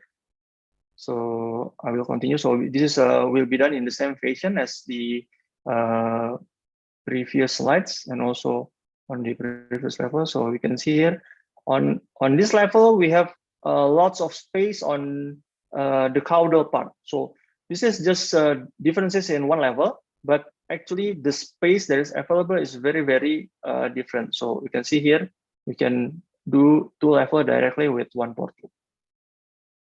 So that's why I showed you earlier that it's very important to evaluate the location of the nerve root within the foramen, since the location is very, very inconsistent. So this is the result. I can do 2-level foraminotomy using single portal. So this is the result. I've done quite around 70 cases of cervical foraminotomy using biportal endoscopy with quite good results with decreasing of arm pain. So also there is also no neck pain after the surgeries. So I had 2 patients with incomplete decompression. Actually, this has happened during my early days of doing the endoscopy. So I could not, I resect too little of facet joints, so I cannot open up the foramen. So I had no complication regarding the deterioration of motoric function, but I had 3 patients with numbness. So in conclusion, the evolution of optics and instruments enable us to perform posterior procedures safely. And I think evaluation of the nerve root is better in posterior approach compared with the anterior ECDF procedure. And this is one of the options for management of foraminotomy, especially in the patient with good intervertebral distate. We don't want to do the ACDF for just a soft disc foraminal herniation. So I think that's all that the thing that I want to share. So thank you. Back to you, Dr. Malcolm. Thank you so much, Dr. Rizky. That was a very wonderful talk. What I appreciated very much was your analysis about the distance of the myelin and the nerve root from the lateral border, where it enters the facet joint. You have also explained beautifully how the cutting of the IAP and SAP is well needed after the identification of the V point. And personally speaking, whenever I do a cervical foraminotomy, I have realized that I have a weakness of trying to undercut. If I'm working on the left side, I have a weakness of undercutting on the axillary side. And whenever I'm having a right-sided patient, I have a weakness of working on the shoulder side. We always tend to little undercut or cut less of the IAP. Somehow, I don't know why. Maybe it's because of our inclinatory angles of working. But your talk was wonderful. I really appreciated this talk of yours. And I do vote for UB as a personal choice. As a personal choice, yes. I do vote for UB. Thank you. Yeah. Thank you so much, Dr. Rizky. Yes, thank you. We will now go ahead with the talk by Dr. Sarfuddin Hussain, popularly known as ICAP. My dear friend ICAP, where are you? Yeah, I'm here, sir. Can you hear me?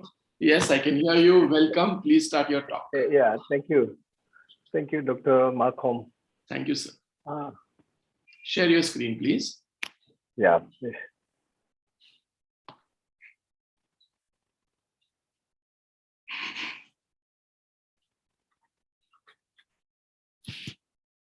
Can you?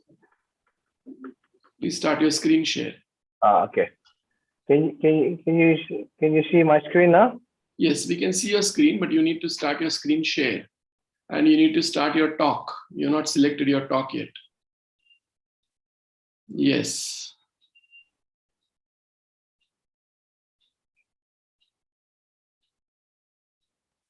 You'll have to double click on it to open it up. Okay.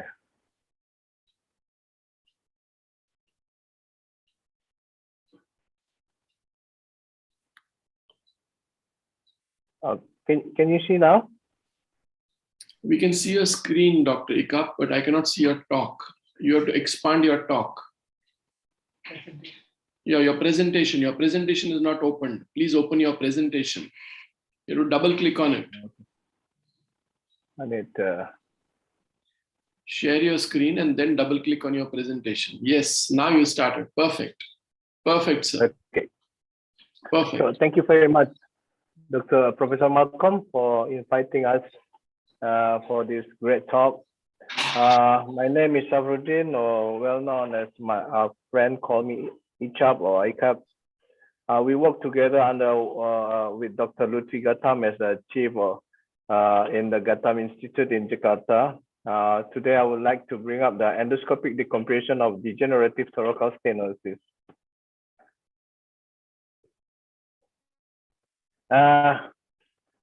As we know that the myelopathic of the thoracic region is low prevalent, only affected a small number of patients. There are degenerative changes. Is this relatively uncommon? And we know there's a thoracic spine supported by the rib cage, and the compression of the myelum could be from the in front, the OPLL, or from the back, or ossification of flavum ligament of the can caused by this herniation. And this condition commonly misdiagnosis in the lumbar or cervical region. The open surgery for this kind of condition already well known for a long time. There are some options that like the total laminectomy with the resection of the ossified flavum, total laminectomy with the we leave it the floating ossified flavum, or the en bloc laminectomy with the dural excision.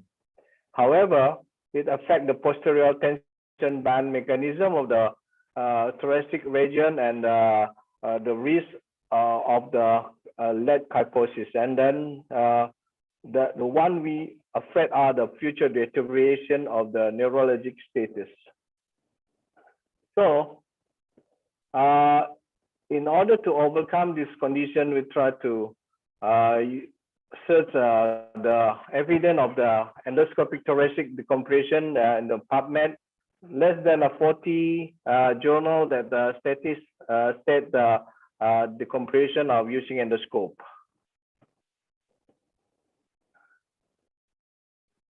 And the issue is it adequate decompression for endoscopic surgery? There's one author coming up with the comparison study of the to compare the endoscopic decompression and then versus the open decompression. He found that the blood loss is significantly in the open decompression is much higher, and the duration of the surgery also as well as very significant different, and the most importantly, the hospital stay is significantly different. They compare the open and endoscopic and the compression of the thoracic spinal stenosis. Then he stated not recommend for the beginner for the endoscopic surgery. And then another journal stated about there are some factors that we need to consider before doing this kind of surgery, like the T2, the high intermedullary signals that we consider as the edema of the myelum, or the big type of the OFL on the low ratio of the cross-sectional area of the myelum and the anterior posterior diameter of the spinal canal. The early surgery saw better result. There are a few steps that you need to consider before doing this kind of surgery. The first step, you need to identify the lower margin of the lamina and the fascia joint, and then you need to consider to cut from the medial side to the lateral, and you do the burr hole from medial to the lateral, and the third step is to remove the superficial platform ligament, and the fourth step to remove the deep layer of the platform or the calcified platform, and then lastly to remove the medial facet bilaterally, right and left side.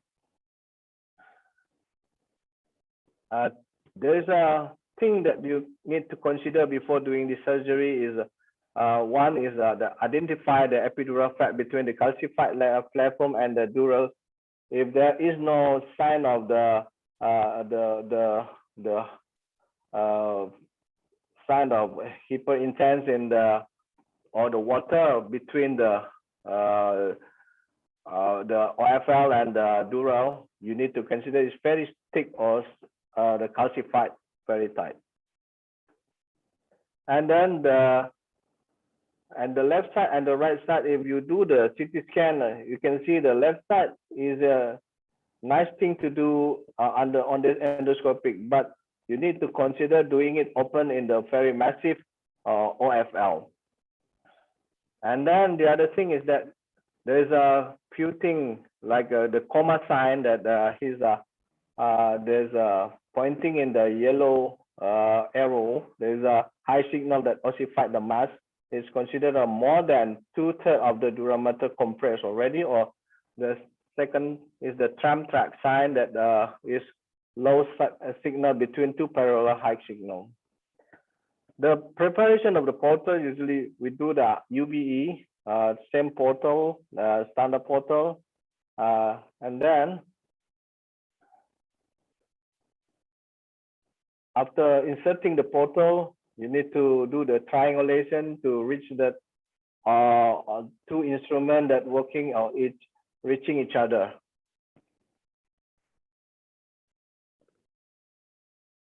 And the second thing that you need to consider is that you want to have a good flow of the fluid that makes sure that during the surgery you can see the clear vision, because you don't want a lot of debris and the hematoma inside the view.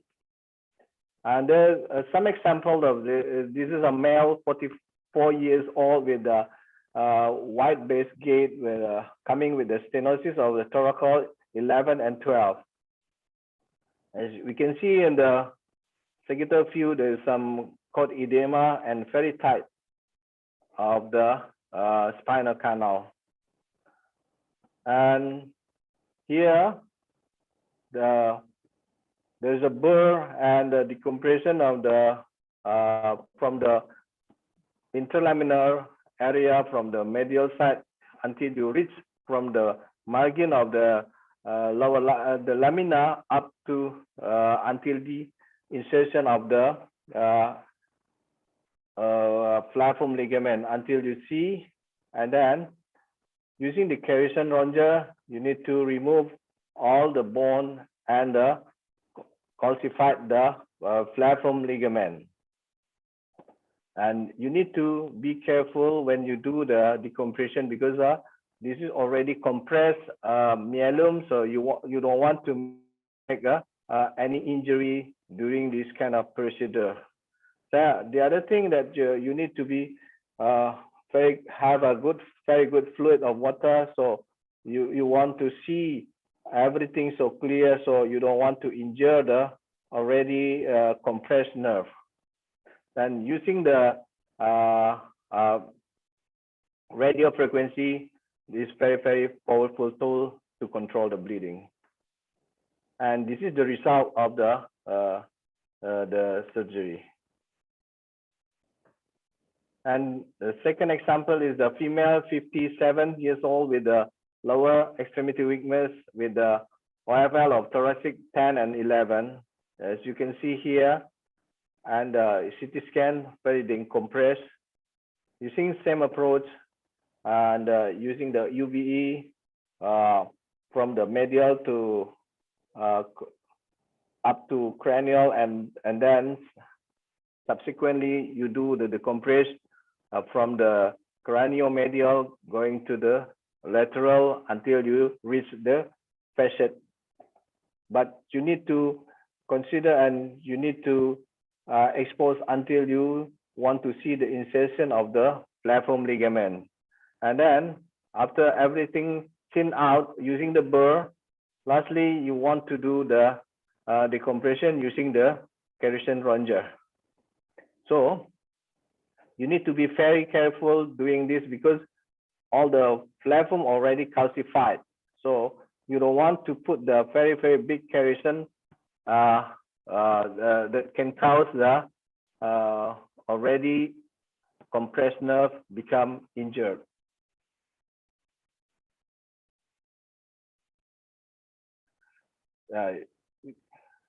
Using the UBE, there is a good advantage of the UBE because the very high flow of water you can see is very clear and very good view of the compressed nerve. And then the second thing about the UBE, you have very good have a space that you can walk in on, and then you can control all the bleeding and you can find where's the bleeding coming from using that.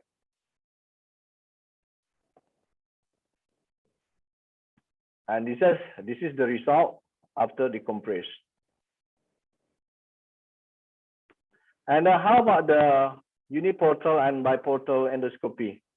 You can see, and the left side is uniportal and the right side is the biportal. You can see there is in biportal, you can see you have a lot of space to play on, and you can slide on all your instrument up and down, medial to lateral, and because of that thing, you can have a mobility of instrument, and the endoscopic view is very clear if you compare the two endoscopic, and the very clarity of the clear of the endoscopic view is very amazing in the endoscopic UVE.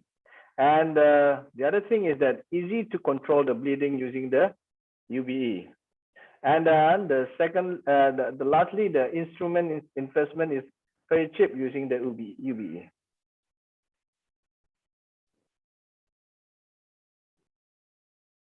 This is the series that are ossification of platform ligament. So far, already done 13 cases, and then all the cases were good. And better GOA score. And the most common complication is incomplete decompression, usually caused by inability to identify the surgical anatomy because of too much calcified already, making your orientation a bit confusing. And the other thing is that the very thick ossified platform making it confusing as well. And you need to have a very good instrument to do this kind of surgery.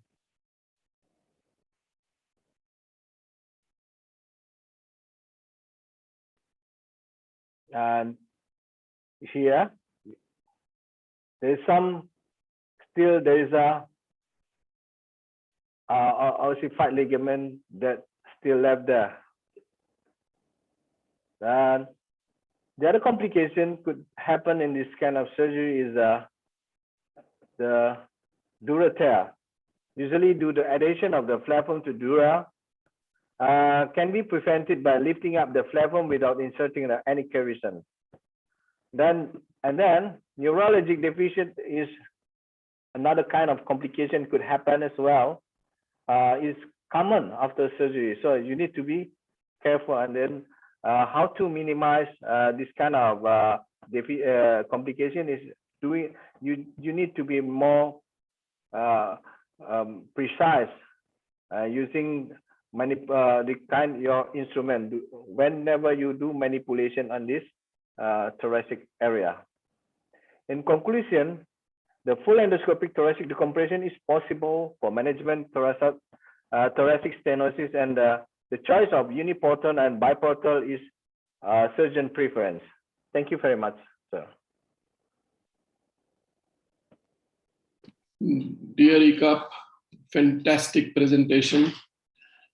Management of ossification of thoracic flavum ligament hypertrophy is not a very easy topic to talk on or easy topic to even operate. It requires great skill, a lot of complications there, I accept. Chances of having a tear is much higher, but I hope you all can hear me. Can I be heard? Yes, Professor. Yes. I'm really sorry, we have a power outage here, so I'm a little dark for the time being. I'll be back on. Thank you very much. It's a beautiful topic and you have explained it very beautifully how you do it. I will now invite our next speaker, Dr. Saishav Shah, because I think Dr. Adam is taking some time to join us. So Dr. Saishav, are you there? Can you please share your screen? Sure. Welcome, Dr. Saishav. It's a privilege to have you with us today. Same here. Thank you.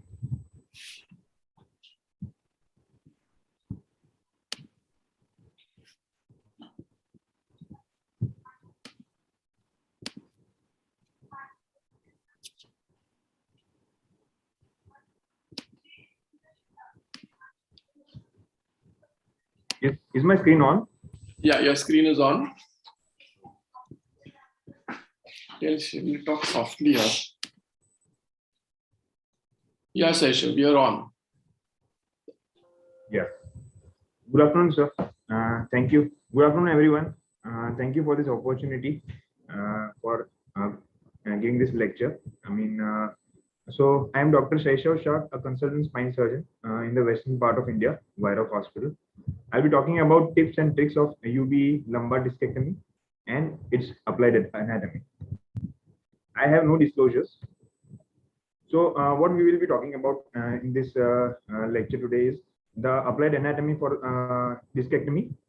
Different types of disc herniations will take one by one, and approaching those disc herniations and the difficulties in conducting those discectomies, and eventually the complications that those are avoidable.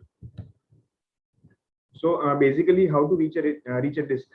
It is just like climbing up the hill, getting up to the success. Till now, we were bleeding a lot, but that success was also not easy. But doing it with less bleeding needs more efforts and more pre-operative planning. More planning down the hill leads to less bleeding through the hill and a good success. So what are the must before performing a discectomy? What are the must-do steps to start a formal discectomy before inserting the disc forceps? So a pre-operative planning, adjusting the portals. In biportal endoscopy, it is almost similar to the uniportal thing, wherein you need to adjust your portal, cranial, caudal, medial, lateral.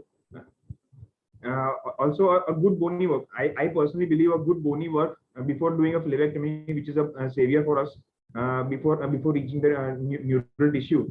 A good bony work before doing that can help us do less bony work after doing a flavectomy, which is a bit risky in my personal belief. and eventually controlling bleeding in every step. Now, going into more into endoscopic surgeries, we've got to know more of microanatomy of the lumbar spine. We know more of the small bleeders which we can preemptively coagulate. So first we will talk about the bleeders, the superficial bleeders. These are the arterial bleeders in more towards the 7th, 6th, and 5 o'clock positions in the endoscopic view. So you can see over here the vessels, periarticular vessels, superior articular and inferior articular vessels, which are the branches of the segmental lumbar artery. These need to be preemptively coagulated. Bleeders, I think bleeding is the most problematic part. I mean the most irritable part for an endoscopic spine surgeon. When we talk about the deep bleeders, these are mostly the venous bleeders, which are beneath the thecal sac. Generally, at the disc level, we need to consider these bleeders, and while inserting cages, I think we need to coagulate this one. So, for an endoscopic surgery, what are our directions? I mean, how can we approach? How much can we approach? And what is our scope for an endoscope? So if we can see, we can almost address the whole of the this thing, possible pathological part. We've been discussing this since morning about the UBE portal sign. I think we are well versed. Just to brief it out, the medial pedicular line, the incisions must be on these ones when we are thinking of decompression and discectomy, docking on spinal laminar junction. The checkpoints to avoid dural tears. I mean, I generally see these 3 points. Even while after completing my procedure, I usually check these points and then I do the closure. It is the midline, the lateral, ipsilateral, and the contralateral nerve root sleeves, and the inferior lamina upper edge. Now taking one by one, the disc herniation. The central large disc herniations. This is a 34-year-old young guy having L4, L5 large central disc herniation. You can see, luckily he did not have gallbladder in his symptoms, but he did have neurodeficits. So addressing these disc herniations, I think we need to go more lateral in order to injure more of the nerve tissues by iatrogenic damage and increase the deficit. We should go more. I mean, previously we used to, many would agree that we used to do a wide laminectomy fixation things for such huge disc herniations. So for such disc herniations, I generally go more lateral preemptively. If you can see in this video, there is a good amount of space even lateral to the lateral edge of the dura. So just retracting little bit of this thing. In endoscopic thing, we presume midline contralateral facet. So ipsilateral facet, little bit of I think it's justified in contrast to having a deficit.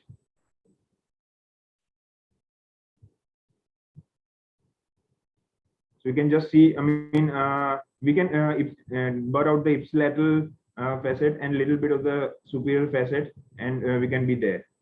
Yeah. So a central disc herniation, I mean, as I said, little bit of more burring is required. The portals, I think, in my personal view, I think more a little bit of towards the lateral aspect, not more medial, because especially the working portal, you can have the scopic portal medially, but the working portal has to be little bit lateral. So that you can approach it, that central disc herniation, you can catch hold of the edge of the herniation fragment and take it out, rather than having a medial this thing. You need to you need to retract it a lot. This is one more video of a central disc herniation. I mean, this is show us the whole procedure. This is also a young male having L5S1 large central disc herniation with more towards the left side and more towards the left side. I just continue with the video.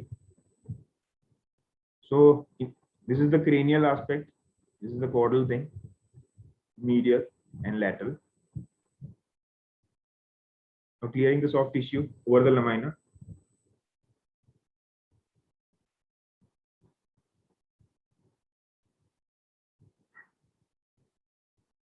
Docking, we all know the docking over the spinal laminar junction using the RF.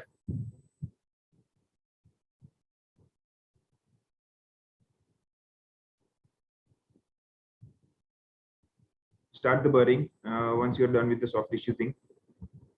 I personally believe in doing less of the soft tissue dissection and starting immediately as I see the edge. Sorry.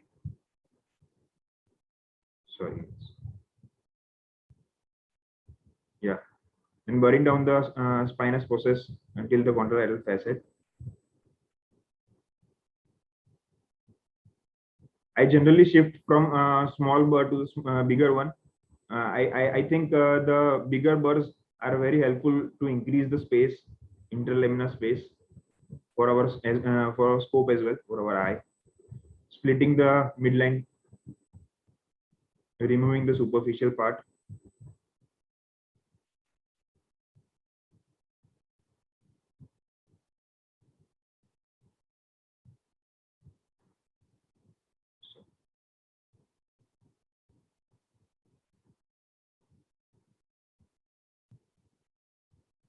I don't know why the videos are not working fully.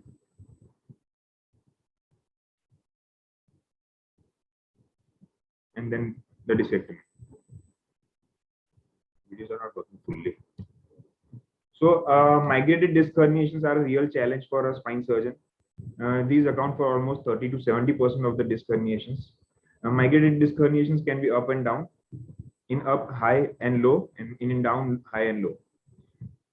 So the challenges that we face can be overcome with proper knowledge of the technique of the anatomy and perseverance. So we'll take the upper lumbar spine. The upper lumbar spine has narrow lamina as compared to the lower spine. It has vertical facets, so iatrogenic injury, iatrogenic instability is more common with upper lumbar spine. And the distance between the disc space and the interlaminar space. As you can see in the alpha S1, there is not much distance between the interlaminar space and the disc. Not much of the bone is required to be removed. Same is in L4, L5. But as we go higher, we need to take down more bone to reach the disc level. So, so a translaminar contralateral approach. I mean, in ipsilateral approach, as we can see, if we go through here, there are high chances we can injure the pars for a disc herniation that is migrated in this way. Whereas a contralateral translaminar approach can help us reach the disc herniation without much damage. In this, we need to take out the flavum, whereas in this, we reach directly over the thecal sac and we can remove the disc herniation. Even the ligamentum flavum is spared over here. So contralateral approach helps preserve much more of the bone, much more of the facet as compared to the ipsilateral approach wherever possible, because in alpha S1, one can see if we need to remove this disc in alpha S1, we need to retract a lot. Whereas in upper lumbar, there is not much of the retraction that is required for a posterocentral disc herniation. This is a young 45-year-old male having up migrated L3-4 disc herniation. So we can see removing this disc herniation would be a challenge as we can go from when we go from here. We can injure the pars over here, whereas if contralateral translaminar approach is much easier. This is a small video. I hope this video works fully. So just clearing the soft tissue there. The base of the spinous process and the contralateral lamina. We directly go to the contralateral side. We need not work on the ipsilateral side. As you can see, if we work more on the ipsilateral side, we need to take out quite a bit of bone, and we can destabilize the spine. Burring, making more space, taking out the flavum. In contralateral approach, it is also more advantageous, as we can see both the exiting and the traversing nerve routes, making more space with the matchstick burr.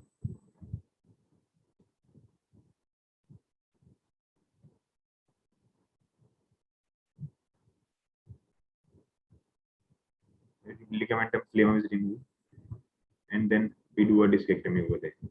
This is the contralateral traversing nerve route. Then we go on to remove the disc, which is over here beneath the exiting nerve. Generally, these disc herniations are in the axilla of the root. Now, down migrated disc herniations. In upper lumbar, the same thing. I mean, down migrated disc herniations, we can go contralateral translaminar. Now, in lower lumbar, I mean, it's my personal this thing. I mean, we can go through quite a few things. I mean, we can have a Zhang's third portal as well. In a down migrated disc herniation, if we take routine portals, we need to take down bone more over here. To avoid that, we can shift our portals little higher, or else you can take a Zhang's portal as shown in the morning, and we can reach over here more easily without taking out that bone. You can take out that bone whenever you need, but taking out less bone and reaching that space is much easier just by shifting a little bit proximal. Now, I'm a right-handed surgeon, so I prefer more on the left side. Now, how to deal about with the right-sided disc herniations? People do switch the sides, but but for me, I stay on the same side, keep my portals the same, and I'm much more comfortable in doing this approach standing from the left side. Just the angulation and the orientation that changes a little bit. Talking about the extraforaminal disc herniations, there are many ways to reach success, but we can definitely treat these disc herniations transforaminally. I'll just show the way of paraspinal UB approach. So the incisions will be like this. I mean, the proximal endoscopic incision is over the transverse process of the upper body, and the lower one is on the transverse process of the lower one. From the middle to the lateral pedicular line, you can start from there. So dock your portals over the SAP. Take down our first target of removing bone is SAP tip. Identify the lower transverse process and then start removing the SAP. So this is the safe zone. You can burr down till here, remove the SAP, and the disc herniation would be there ready for you to be grabbed. As the root would be as the disc herniation would be mostly in the axilla of the exiting root. This is a right-sided foraminal disc herniation. One more case. I mean, you can see clearly here the root is compressed, is the foraminal disc herniation. So approaching this case, L4, L5, right-sided foraminal disc herniation. One can stand on the left side, taking two portals and targeting this SAP tip, and then the disc herniation would be there, as I showed the steps. So this is the endoscopic view. This is the SAP tip here. This is the transverse process. There will be a ligament for a foraminal ligament there in this approach, which needs to be taken down to reach the exiting root, and below that would be the disc. UB is also very grateful for recurrent disc herniations. I mean, the view. I mean, believe me, the views in recurrent disc herniation was so beautiful. I mean, there was yes, there was fibrosis, but that can be tackled very easily with endoscopic view, with magnification and fluid management. Not much of the bleeding. So this is a L4, L5 recurrent disc herniation left-sided. For this, as I said, I had to make the portals more proximal to reach this disc. I used that technique to reach this disc herniation. You can see the disc over here, and after removal of the disc, the root is free over. thank you everyone for your time. Thank you to my mentors. Thank you. Thank you so much, dear Seshav. A wonderful talk. If I may summarize, you spoke wonderfully on vascular anatomy. Can you hear me? Yes, sir. Thank you, sir. And what I really appreciated about your talk was the way you explained how to go for an up-migrated and a down-migrated disc, especially the sublaminar decompression from the contralateral side, preserving the pars and preserving a lot of the lamina itself. Especially also in down-migrated discs, how you chose to shift your portals a little up so that you get the angulation downwards. You can do a little bit of undercutting of the inferior lamina and reach your migrated fragment. Excellent presentation all way around. I think you stuck to the basics, but you explained the basics so wonderfully. I think your lecture should be a guideline for all upcoming UP surgeons. Fantastic. Thank you once again. Thank you so much, sir. We will now go back to our old friend, Dr. Adam, who was not able to give his talk. Dr. Adam, are you with us now? Yes, sir. Please start your screen sharing and let's hear your handling of your own complications. Okay. First of all, Assalamualaikum warahmatullahi wabarakatuh. Thank you for. Can be closer to the mic a little bit. Thank you for attending me. Check. Can you hear me, sir? Yes. Check. Thank you. Thank you for inviting me at the Congress. Thank you for the organizing.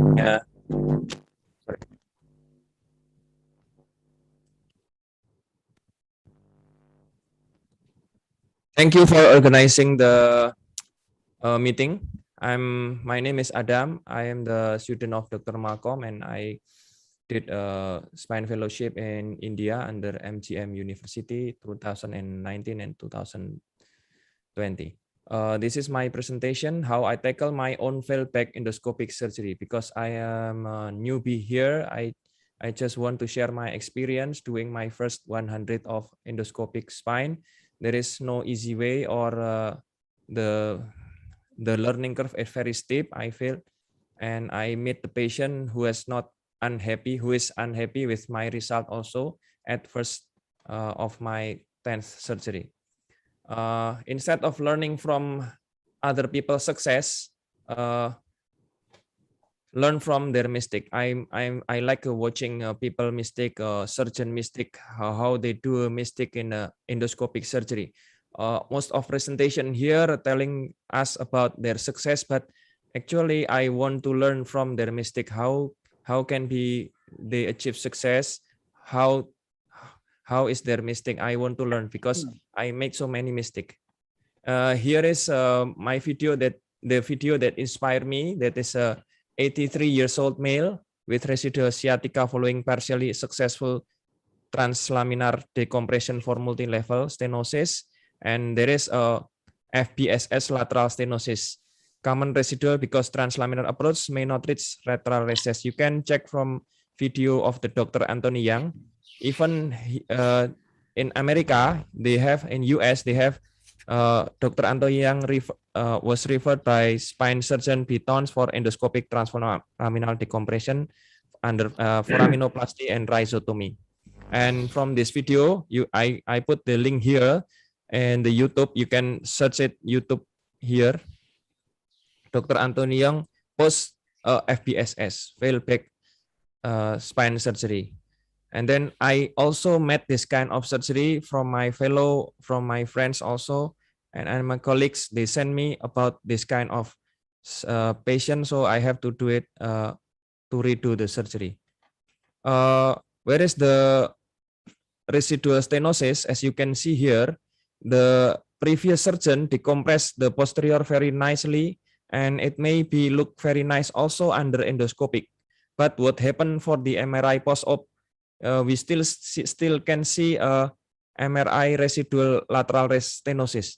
If there is a dilemma, if I were the surgeon, I will decompress more the facet. I will burn more the facet go to the laterally, but it will cause the instability of the patient, and I have to insert the pedicle screw and also the cage. But not all the patient want to do fusion surgery. So for this kind of patient, old patient, very old patient, what can we do for this kind of patient?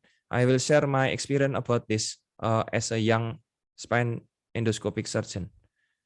Before I try to tell my story, I want to give you a reference, a good book, Who Moved My Cheese by Dr. Spencer Johnson. It's a bestseller. And when every time I see a lumbar spine, MRI spine, I always feel that I'm watching a Mickey Mouse movie. So it gives me a happiness, and also I feel so happy when I watch, because I remember my childhood. So I will send you the video. It will break our stress for the meeting. I hope this will make you enjoy this meeting. Long ago, in a land far away, there were 4 little characters that lived in a maze. 2 were mice named Snip and Scurry. And 2 were little people, the size of mice. Their names were Hem and Haw. In their own way, all 4 characters discovered what they were looking for. Eventually, each one arrived at Cheese Station C and discovered their own special cheese. Snip and Scurry woke early every day and ran the same route through the maze to Cheese Station C. However, Hem and Haw woke later each day and strolled slowly over to Cheese Station C. After all, they knew where the cheese was and how to get there, and they assumed it would always be there. Who moved my cheese? It's not fair. What'll happen if the cheese isn't here tomorrow? All my plans are based on the cheese being here. Hem's and Haw's behavior was not very attractive and kept them from succeeding, but it was understandable. Finding cheese wasn't easy, and it meant a great deal more to them than just having enough of it to eat every day. While Snip and Scurry had changed, Hem and Haw continued to, well, hem and haw. You know, if we just try harder, maybe we'll discover the cheese is still here. So Hem and Haw worked longer hours, but still they did not find their cheese. Haw was beginning to realize how hard they were working without success. Then Haw lived up to his name. Look at us. What are you laughing at? They moved our cheese and you think this is funny? Oh, Hem, we keep doing the same things over and over again, and we wonder why things don't get better. Now that's funny. Who moved my cheese? Who moved my cheese? Hem, it's time for us to find something better. You're not really going out into the maze again, are you? Why don't we just wait here until they put the cheese back? They're never going to put the cheese back. That was yesterday's cheese. It's time for us to find some new cheese. It's time for new cheese. Then Haw jogged into the unknown. He soon realized the unexpected can happen. Oh, that's gonna leave a mark. Haw picked himself up and got back on course.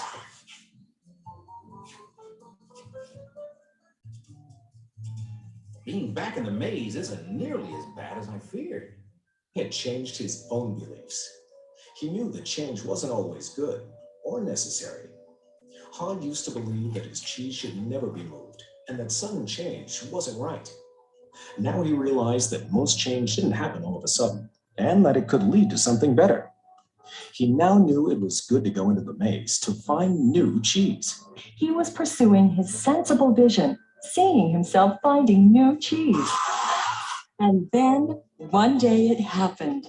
Piled high everywhere was the largest and most delicious looking supply of new cheese Haw had ever imagined.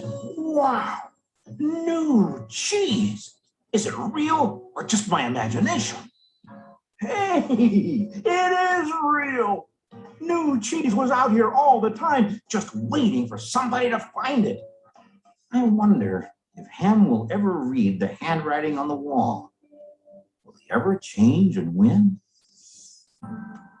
Han knew it would be easy for him to slip back to his old ways if he got too comfortable. So each day he inspected Cheese Station N to check the condition of his cheese.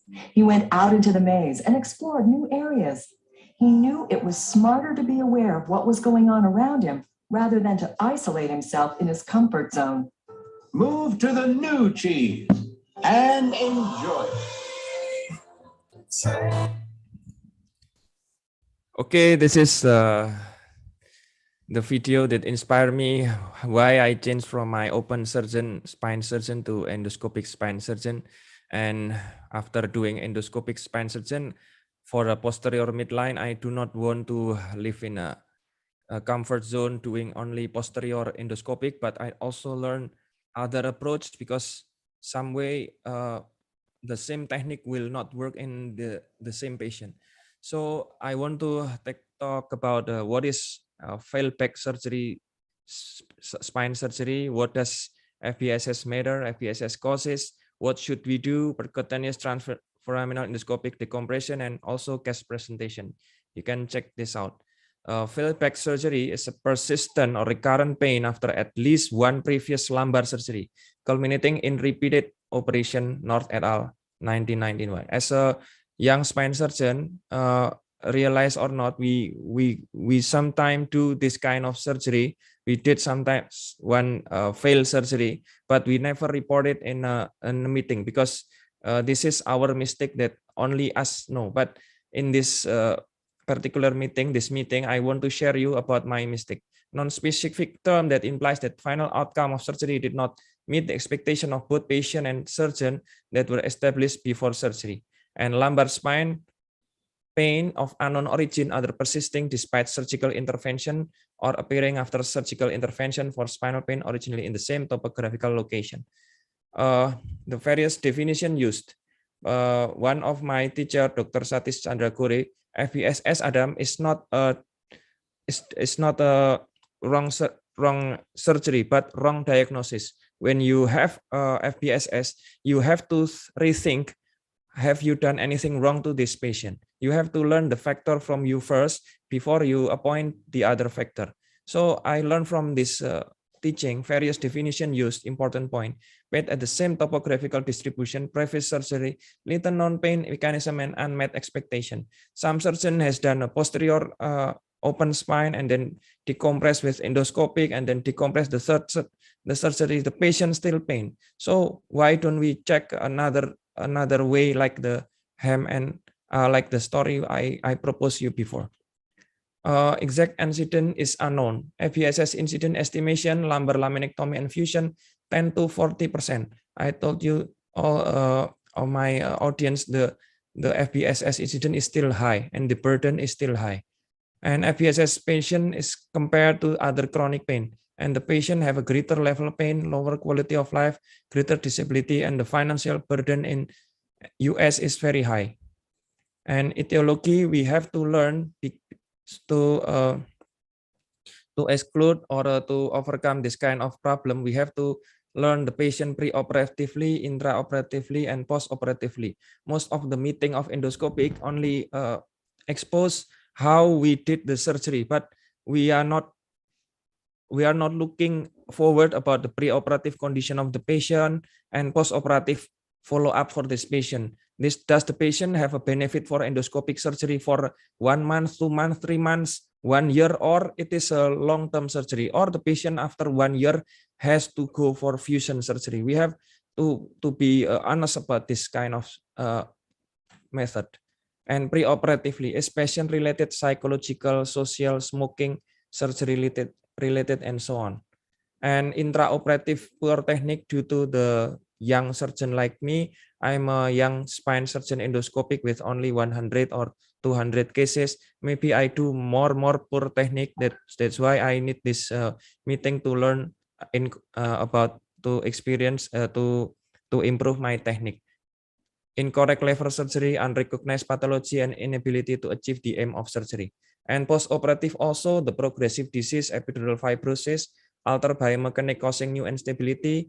I'm doing for a PSLD and I too lateral, so I destroy all the facet and I broke the fascias articularis and I create a new instability. So I have to fuse the patient 2 months after the endoscopic surgery. There's also my complication of doing surgery complication, myofascial pain. So what should we do? Prevention is the key. Consider surgery only if necessary. Option for more conservative surgery. Be honest with patient about the possible result. Evaluate for any psychological and social stressor. If FESS occur, detailed evaluation. So there is the protocol from Chan et al. If there is red flags, yes, we earlier surgical referral is no surgical correctable factor and refer to spine surgeon. Yellow flag, more intense psychological and social support and interdisciplinary. We have to know the predominantly axial pain, and if there is a predominantly axial pain, we have to check is it facet joint. We cannot go straight to the MRI and there is a compression and we just do the decompression endoscopy. No, we have to evaluate the patient as a young surgeon. So we have to be wise to take it to go surgery or no. If there is a still pain, we can do lumbar medial branch block first. We can do selective nerve root blockade first to make sure that the pathology is there and caused in the lateral stenosis. And if fail, we still have a possibility to SI joint, percutaneous epidural epidosis and so on. How about percutaneous transforaminal endoscopic decompression for failed back surgery syndrome? This old journal from Schoverman said that over 90% of VSS diagnosis have structural cause. With the advanced technology of endoscopic, we can see now very clearly to the nerve, and the foraminal stenosis 25 to 29% of FVSS, it can be treated by endoscopic, but painful disc to 20 to 22% fusion endoscopic, pseudoarthrosis fusion endoscopic. Neuropathic pain, gabapentin. Recurrent disc herniation, we have to check with MRI and we redo. Iatrogenic instability, as I did before, we should need fusion endoscopic. Facet pain, medial branch block, dorsal rhizotomy and fusion. Sacroiliac joint, SIJ pain, 2% injection and SI fusion. So there is a good paper from Anthony Young and also Caitlin. It told about endoscopic foraminal decompression for failed back surgery syndrome under local anesthesia. Why I propose this under local anesthesia?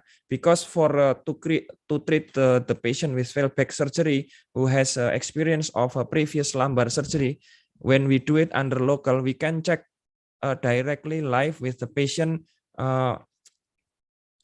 response. I mean, doctor, I still have a radiating pain. So when we do the surgery, we will check, is the patient the pain gone, the complaint gone. We cannot do it is under we cannot do under GA, and as we decompress everything, we fused everything, and the patient wake up and the patient, doctor, I still have pain. So we are not helping the patient. We're just maybe we were fulfilling our ego or our educational purpose, but did we help our patient? This is the problem. So there are 30 cases of recurrent disc herniation of foraminal previously diagnosed and treated by epidural gram with BINFAST 6.2 and ODI 43%. Fast improvement was 4.4 ODI improvement. There is a paper also. There is a Gray and Kumar. There's a patient with this is a patient with treated by motor vehicle accident and so on. Maybe the patient after we decompress, the patient is happy, but when the patient getting pain, he is not come back to our clinic. He's going back. He's going to other doctor. He's going to other doctor. He's going to other clinic. Maybe the patient has not relief with the condition. So how about my experience? This is my own experience. The male 55 years old with a back pain fast score 5 from 10, left leg pain fast score 9 from 10. In the distribution of L5 dermatome, back pain radiating to the buttock, posterior of calf until the sole of the foot, no psychological or social stressor. I will always ask this. Most of my patients with a worse result have a problem with a family problem or financial problem. Even we decompress everything, the patient will still pain. From this flexion extension, we see that the pec is still stable.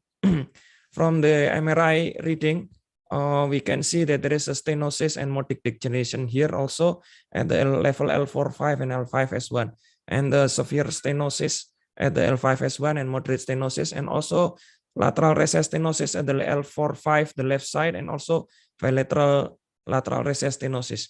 Because this is stable and the patient doesn't want to go fusion, he want to have endoscopic. For the rhizoma, I already told the moderate this and the BMI this, patient refused to have fusion.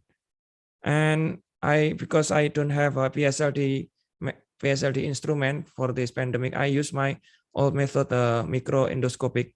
This is a dry mode with 1.6 centimeter.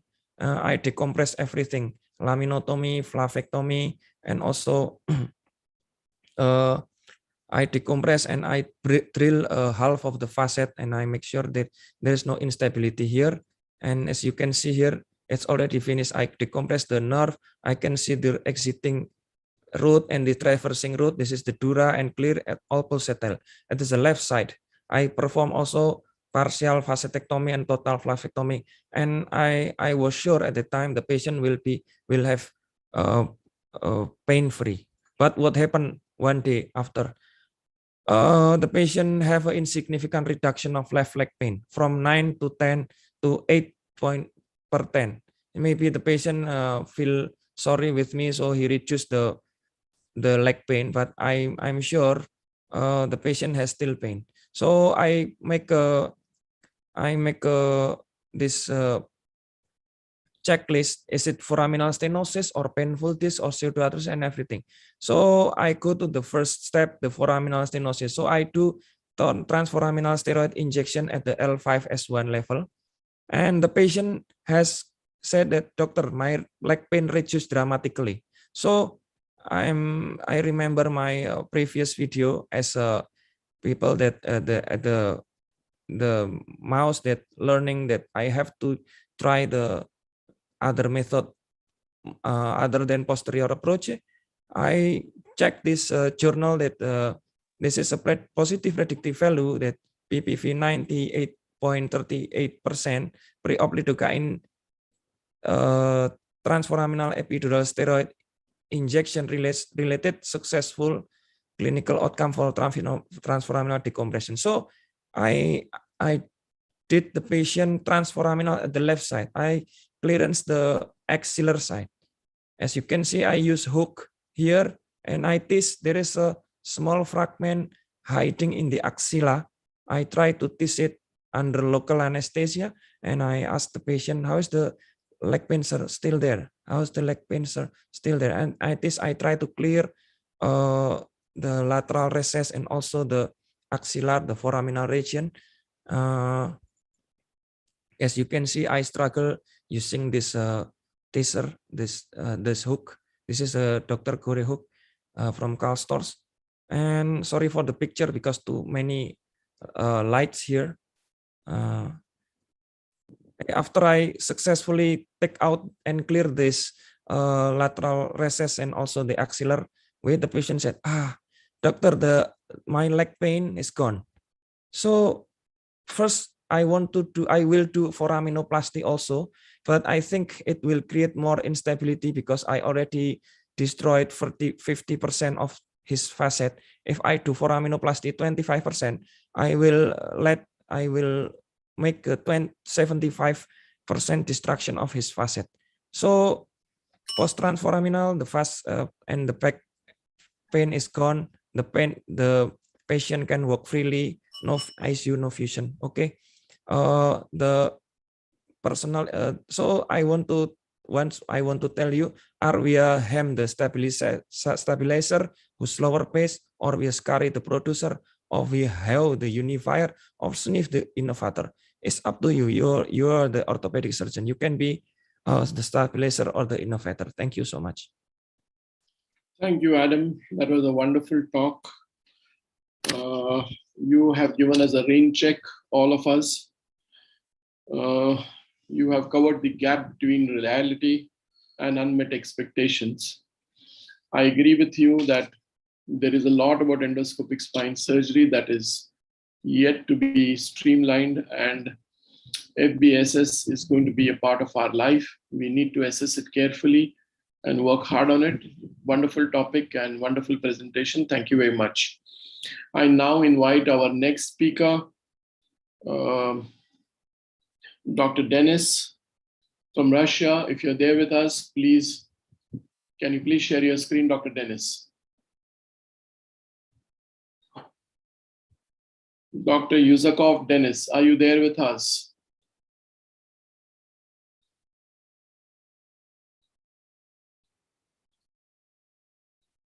Dr. Ibrahim Maiden, can I request you to start with your talk? Can you please share your screen? Hello.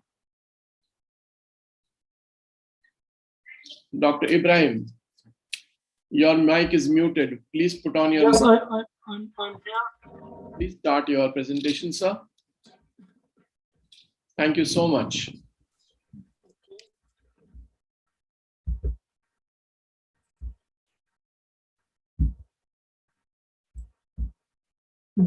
Good afternoon. My name is Ibrahim Abdullah. I'm glad and honored to participate in this webinar. I would like to tell you about the modern ways of surgery of neural compression syndrome caused by intervertebral hernia. Actually, 75% of people aged 90 to 65 suffer from the back pain. Hello, Dr. Can you please share your screen properly?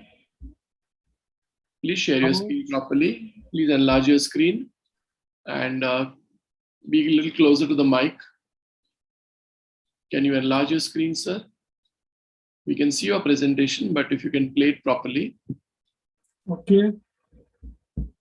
You hear me? Good afternoon. Go ahead, please. Go ahead. Good afternoon.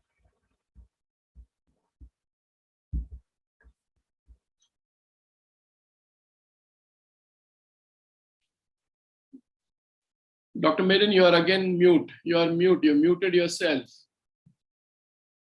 Unmute yourself, please. Okay. Good afternoon. Yes, please go ahead. Okay. My name is Ibrahim Abdullah. I am glad and honored to participate in this webinar. I would like to tell you about the modern ways of surgery of neural compression syndrome caused by intervertebral hernia. Actually, 75% of people aged 18 to 65 suffer from the back pain. 84 to 90% of the population during their lifetime has got lumbago. 69% of the population has got lumbago exacerbation within 5 years.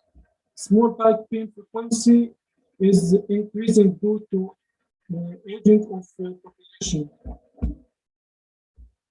Historical aspect, the surgery 1977 and Casper and Williams 1987. Microdiscectomy principles done by intraoperative microscope, minimalized skin incision and normalization of soft tissue, more structured bone reset, removal of ligamental flavin, and epidural pins do not coagulate. Discectomy medical indication, absolutely and relative or not effective of epidural steroid injection.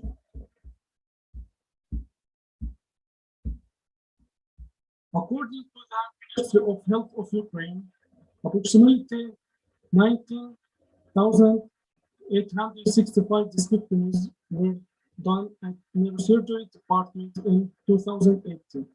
After discectomy, 70% of patients have good pain in lumbar, sacrum, section 4 about time. 9% of patients after discectomy are in need of additional stabilization for a pain relief. Lower end plate perforation, directly adhesions process in epidural space, intervertebral disc height, reduced. All of this could occur properly. Professor Thomas Hoagland was the first to create the percutaneous transforaminal endoscopic discectomy road and triangle campaign. Clinical case. You can see video, clinical case.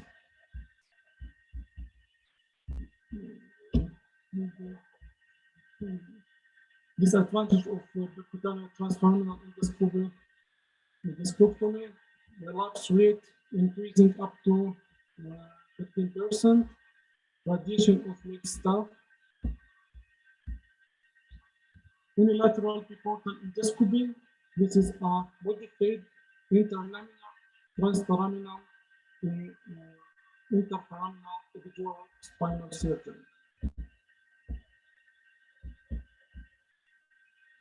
Historical aspect, Dr. Abdul Jafar, 2001, and Dr. Soon, 2013.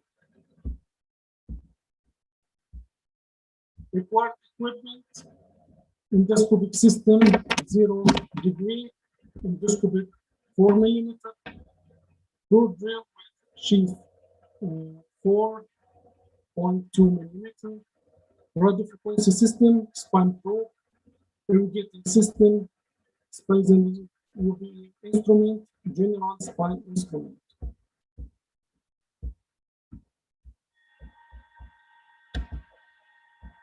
Technical aspect of UVA, 2 cuts are done, width of 6 millimeter, each with 3 centimeter. Distance in between and are used for 2-quarter insulation, 1 of visualization, 1 is working port, what are used in the mind of spine process, and away that side projection of coursing. Mine are matched with upper and plate. The upper part of solid showed the picture what neurosurgeon sees during unilateral biportal endoscopy. Advantages of endoscopic discectomy, minimalizing cosmetic defect, neural hospitalization, operation in performed under local or epidural anesthesia, double radicalization and rehabilitation, minimalization of soft tissue, trauma, perfect visualization, no blood loss, minimal risk of infection, complication. This is also one observation in our clinic. Length of cut when different method of discectomy. Open surgery 10 centimeters, and under microscope 2 centimeters, and endoscopic microdiscectomy 8 millimeters. Dr. Ibrahim, yes. Could you please get closer to mic because we don't hear well. Thank you. At the end of my presentation, I would like to show my hope that not only microdiscectomy offered 40 years ago, but the endoscopy methods of intervertebral hernia will be more popular, providing better results, minimal cosmetic defect, rapid recovery. Thank you for your attention. Have a great day. And I want to see. Dr. You see Thank videos, you. Videos in my experience. Dr. Ibrahim, thank you. You can see videos. My experience. You can see videos. No. Interlaminar approach. Now. Yes, Dr. Ibrahim, we've seen your presentation. We thank you very much. It was a wonderful presentation. Video.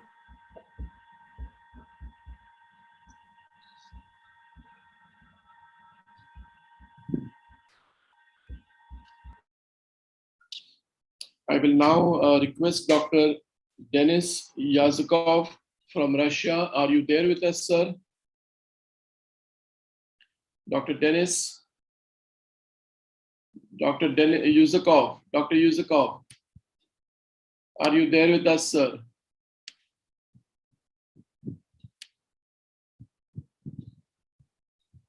Dr. Denis, are you there with us? If you're not there with us, I think we will go ahead with Dr. Shomanshur. Dr. Shomanshur, are you there with us? Yes, Dr. Pistonji, I'm here. Can Please hear you start well. sharing your screen and please start your presentation. Welcome. Okay, thank you.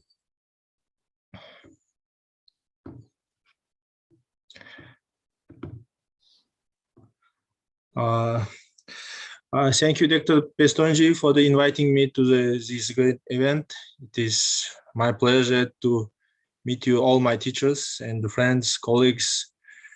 I would like to thank you for sharing this endoscopic knowledge to all around the world. So I would like to speak about the thoracic spine, percutaneous endoscopic decompression of the thoracic spine. It is very rare to speak about it. Before the presentation, let me little bit introduce the information about Uzbekistan, where I am currently working for. It is our country is in the center of in the Central Asia. It's a very beautiful country with a great history. It has very famous for its cuisine and delicious fruits. So please visit our country for the tourism. So I work in the private hospital in Tashkent, in the capital of Uzbekistan. I am the student of the Dr. Kantay Klim. He visited our hospital since 2017 several times for the workshop. And I took the fellowship in his Tenten hospital in South Korea. And from 2019, I have started doing the PSLD on my own. So let's get back to the thoracic spine. The symptomatic thoracic spine stenosis or disc herniation account only for the 0.15 or 1.8 of the all intervertebral disc pathologies which treated surgically. So which means the most unusual case is usually for the surgeon is thoracic spine cases. So presenting symptoms in the thoracic spine are usually pain in 92%, reduced sensation or numbness in 59%, and motor weakness or deficit in 37% of the cases. So thoracic spinal stenosis is a relatively common disorder for causing the paraplegia. So usually when patients have the thoracic disc problem, so 95 to 98% of the cases, usually they treat non-surgical treatment by physical therapy, the exercises, or the pain medication like non-steroids or steroid injections. And from this patient, approximately 2% cases will get surgery done will be treated in the surgical way.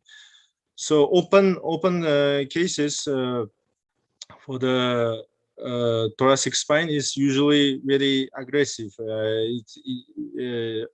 Simple disc bulges usually require thoracotomy, or if it's a stenosis, it should be done posterior decompression. And most of the time it requires the fusion for prevent the future instability. So now we can offer for the patient is a full endoscopic decompression for the thoracic spine. So with the endoscopic surgery, patient usually get very lot of benefits. It is decreasing the muscle crash, usually in open surgeries, due to the prolonged retraction, muscles get very severe crushes. So avoiding the significant soft tissue stripping, minimizing bony resection, which can prevent iatrogenic instability, decreasing the post-operative pain, and also very important is total control of the direct pressure on the neural structures.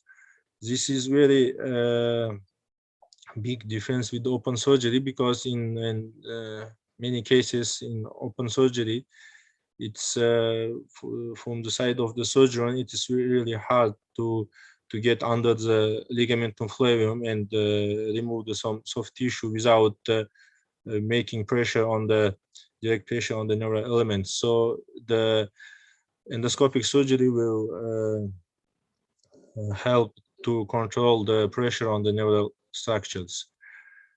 So I would like to share my case. This is a patient, 32 years old male, with complaints to the bilateral leg weakness for more than a year and the radicular pain. He has been treated by neurologists with all types of the medicines, physical therapy, and physical exercises, but his symptoms have worsened, so he have decided to do the surgeries. So he have chose to do the endoscopic surgery. So his this MRI is from the 1 month before the surgery, which means on the 9th of August this year. So, 5th of August of this year, this MRI was done. So if you can see on T11, T12, there's a small bulge of the disc, and due to his small epidural space, this is his anatomical structure of this patient. It's unique. So it's this small bulge is making some compression to the spinal cord, and you can notice the changes on the MRI. So the main problem was this disc bulge. So comparing to the other disc diseases, especially on the lumbar part, this is not a big extruded disc, but still it's making the very great problem for the patient. So I have decided to do the PSLD to this thoracic level, to do the posterior decompression with the uniportal endoscope with the interlaminar approach. So from this video, you can see in the beginning, I just put the endoscope directly with aiming with the C-arm to this level. In the beginning steps, I have removed some of the soft tissues and coagulate the bleeding vessels. Oh, I'm sorry. So after the removing soft tissue from the posterior part of the lamina, I go for the removing the bony parts of this segment, the lamina. So first, with the thick part of the bone, it's very easy, especially in the thoracic level, to remove the lamina after you find the interlaminar space. And when we come for the more bold part of the lamina, I usually use the diamond burr to remove the cortical part of the bone. So this is a diamond burr. It's very helpful to remove the bone without any bleeding. So after removing the cortical part of the bone, the inner part, I usually remove with the Kerrison rongers. I don't use the burr very deep inside the epidural space. So I usually remove the bony parts of the lamina up to the ligamentum flavum attachment. Sorry, I forgot to say that this left side, 3 o'clock, is the cranial part, and yeah, I'm sorry, the 9 o'clock is the cranial part, the 3 o'clock is the caudal part, and this is the medial, this is the lateral part. So after I find the attachment of the ligamentum flavum, I start, also I confirm with the CRM how much up I have gone with the resecting the bone structures of the lamina. So after I find the attachment of the ligamentum flavum, I will start to remove the flavum ligament. And when the flavioectomy is done, I have checked all parts of also the contralateral part of this segment is if it is decompressed very well.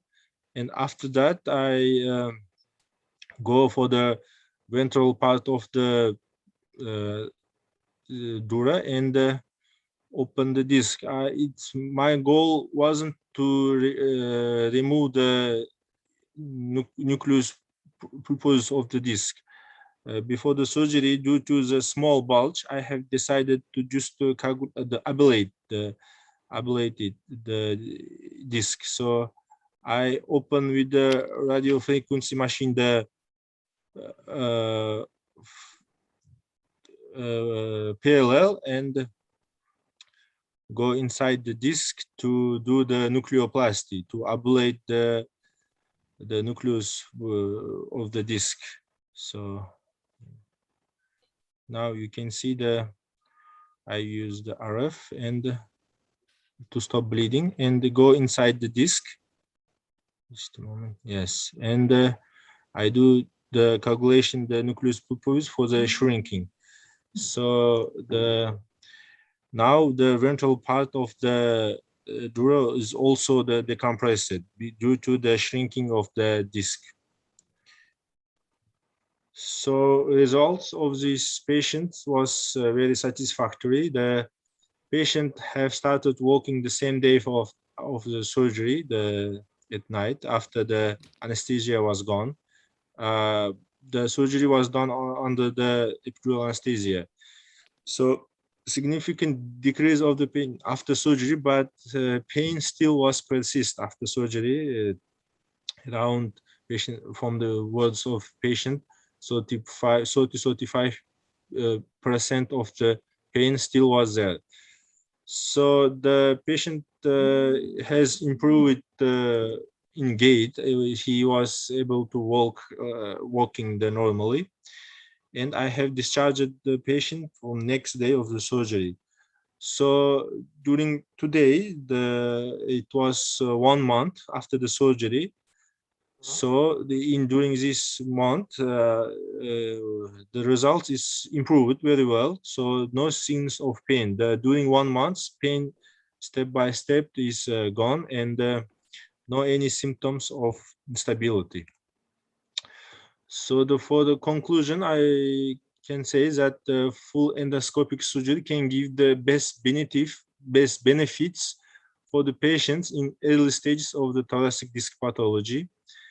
And also with the endoscopic surgery, we can achieve the fast recovery from the surgery, no need for suture. And the most important thing is the good endoscopic visualization and handling will prevent the iatrogenic trauma of the spinal cord. So this is it. Thank you for your attention. So Mansoor, wonderful. Yes, sir. Wonderful presentation by you. I still remember meeting you way back in, I think, 2018 in Mumbai. Yes. Yes, I was there. So yes. Let me just and wonderful share presentation on monoportal technique. And hats off to your mentor, Dr. Kantek Lim. We all await him tomorrow to listen to him. And very wonderfully and very simply, you have explained step by step how to do a good PSLD surgery. Excellent presentation. Thank you. I think Thank you, sir. Thank you, sir. earned a gem, and the world awaits you, son. God bless you. Okay, thank you very much. We'll go ahead with our next speaker. May I please call upon Dr. Ketan Deshpande, my friend and colleague. Ketan, welcome. Hi, sir. He's the director in our Endoscopic Spine Foundation India. I forgot to even mention about Dr. Saishav Shah. He's also director with us. And God bless you, Ketan. Thank you. Welcome. Let's start our talk. Screen is all yours. Thank you so much for the invitation, sir.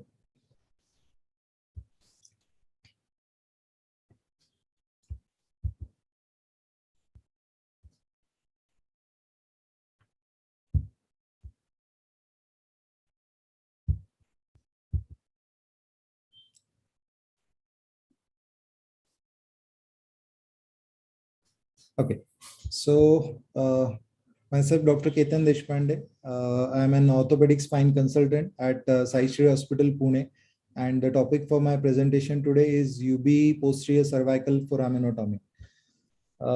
So basically,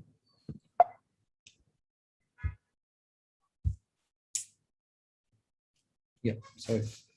So basically, what we are trying to achieve by doing UB posterior foraminotomy is it's an endoscopic assisted laminoforaminotomy, wherein we just don't do the foraminal part. We remove some part of the upper lamina, some part of the lower lamina, some undercut the facet joint. We expose the lateral aspect of the thecal sac and the root itself.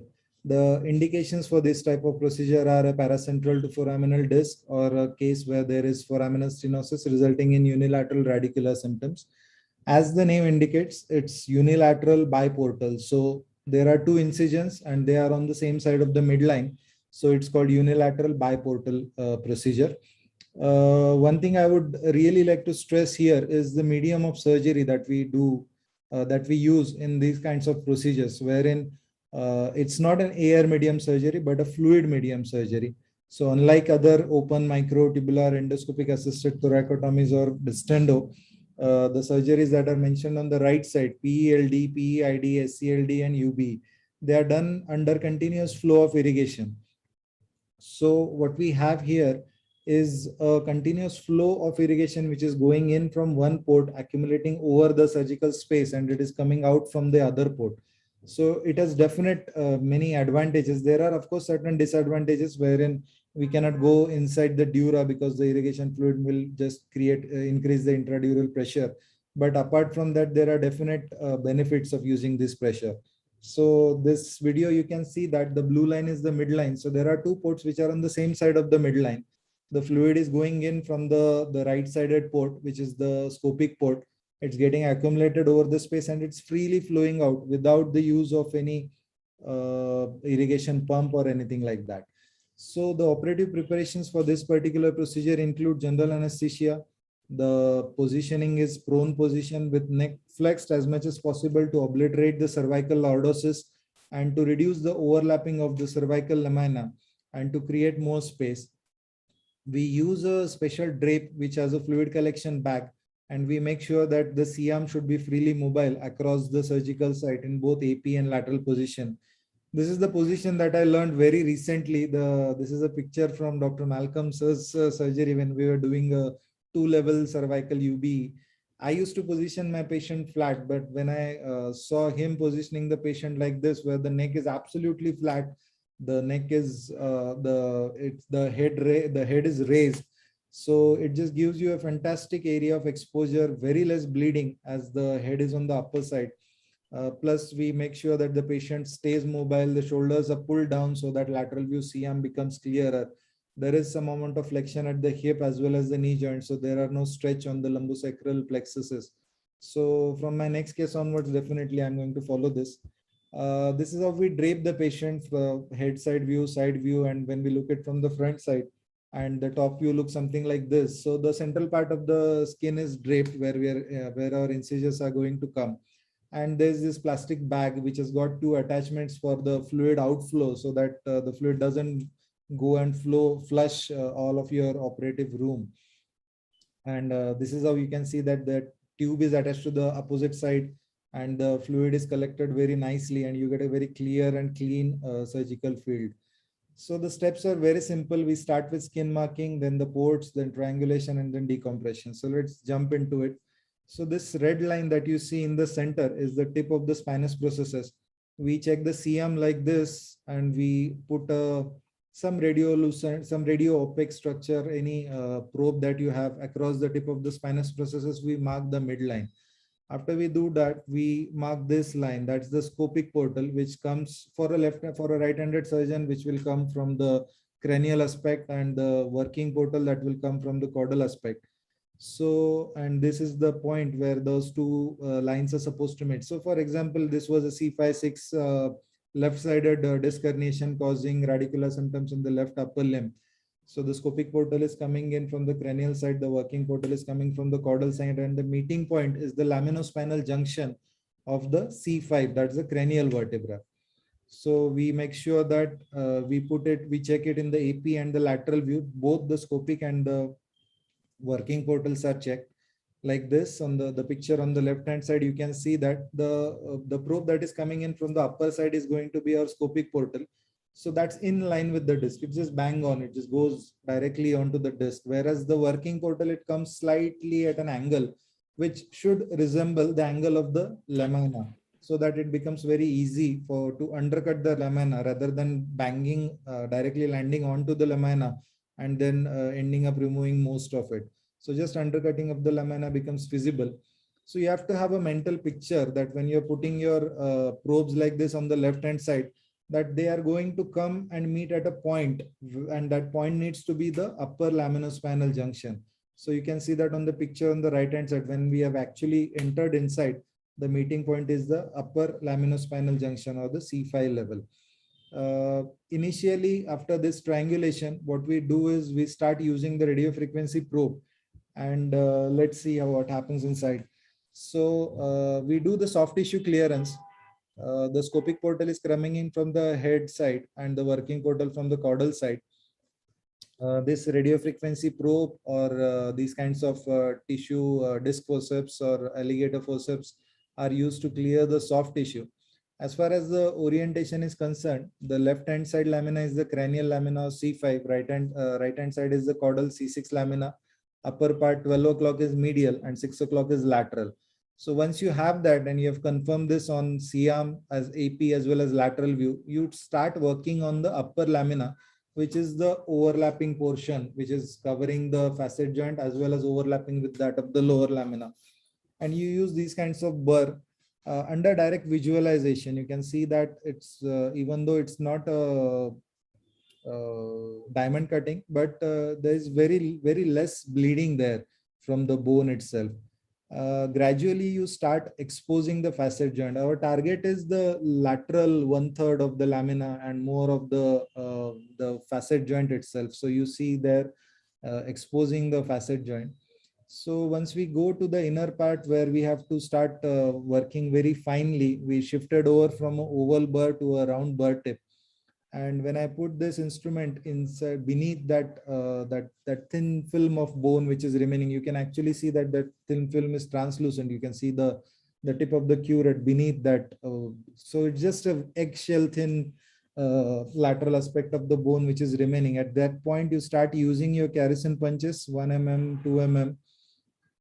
And our next target is to expose that part of the ligamentum flavum which is deficit on the lateral aspect, just underneath the facet joint there. So you go on cutting the bone, and you need to expose that part of the flava which is deficit there.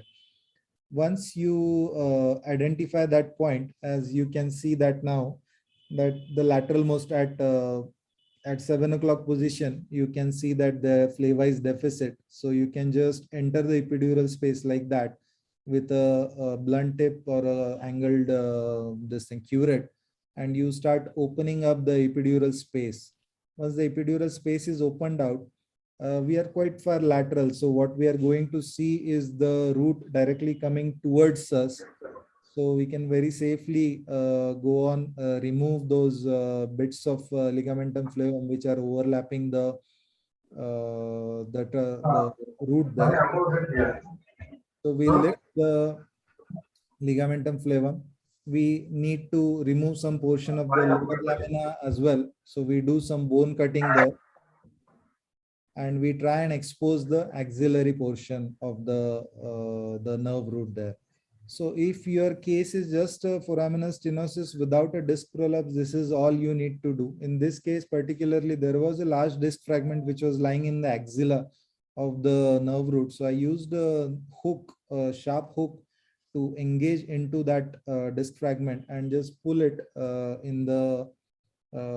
pull it at the center part of the screen, and just take it out with the help of a disc forceps. So without retracting any of the medial part, the lateral border of the dura, just grabbing that fragment and taking out large fragments of disc is very easy. You can do that at the shoulder region also if the disc is located at the shoulder region. Of course, there are loose fragments of disc which will keep on coming. So now you have to use a blunt tip forceps to remove all the bits of tissue, and that's the midline ligamentum flavum. We haven't even removed the whole of the ligamentum flavum on the ipsilateral side. Forget about the contralateral. So just isolate it, and you can clearly see the axillary portion of the nerve root and the nerve root being completely free now. And that's the skin incision through which this particular procedure was done. So it's a very straightforward and a very, what you can say, a very familiar thing to do. Anybody who has been doing open or a microscopic or a tubular laminoforaminotomy can very easily go ahead and do this particular procedure. So I've just made this chart to highlight the differences when you're doing a lumbar UBE and a cervical UBE. In my 2 to 3 cases, I was very skeptical about the depth of cervical. I always thought that the cervical lamina would be very closer to the skin. But on an average, I found out in an Indian patient, I found out that it's almost 6 to 7 centimeter deep.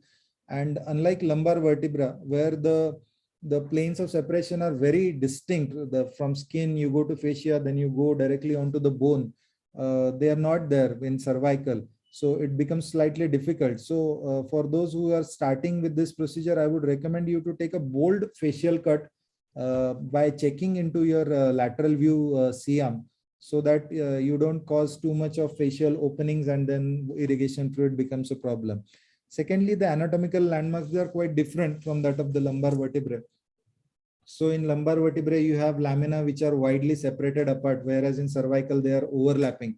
So you have a clear interlaminar window in lumbar, whereas it's not there. So the positioning picture that that I have shown you initially, wherein the neck is flexed so that the lumbar lordosis is obliterated and the lamina, they are pulled apart so as to create maximum interlaminar space. Also, when we do initial working tract dilation, we put 2 to 3 dilators in lumbar, and I start from the medial part, the junction of lamina and the spinous process, and I go laterally up to the raised part of the medial, the inferior facet.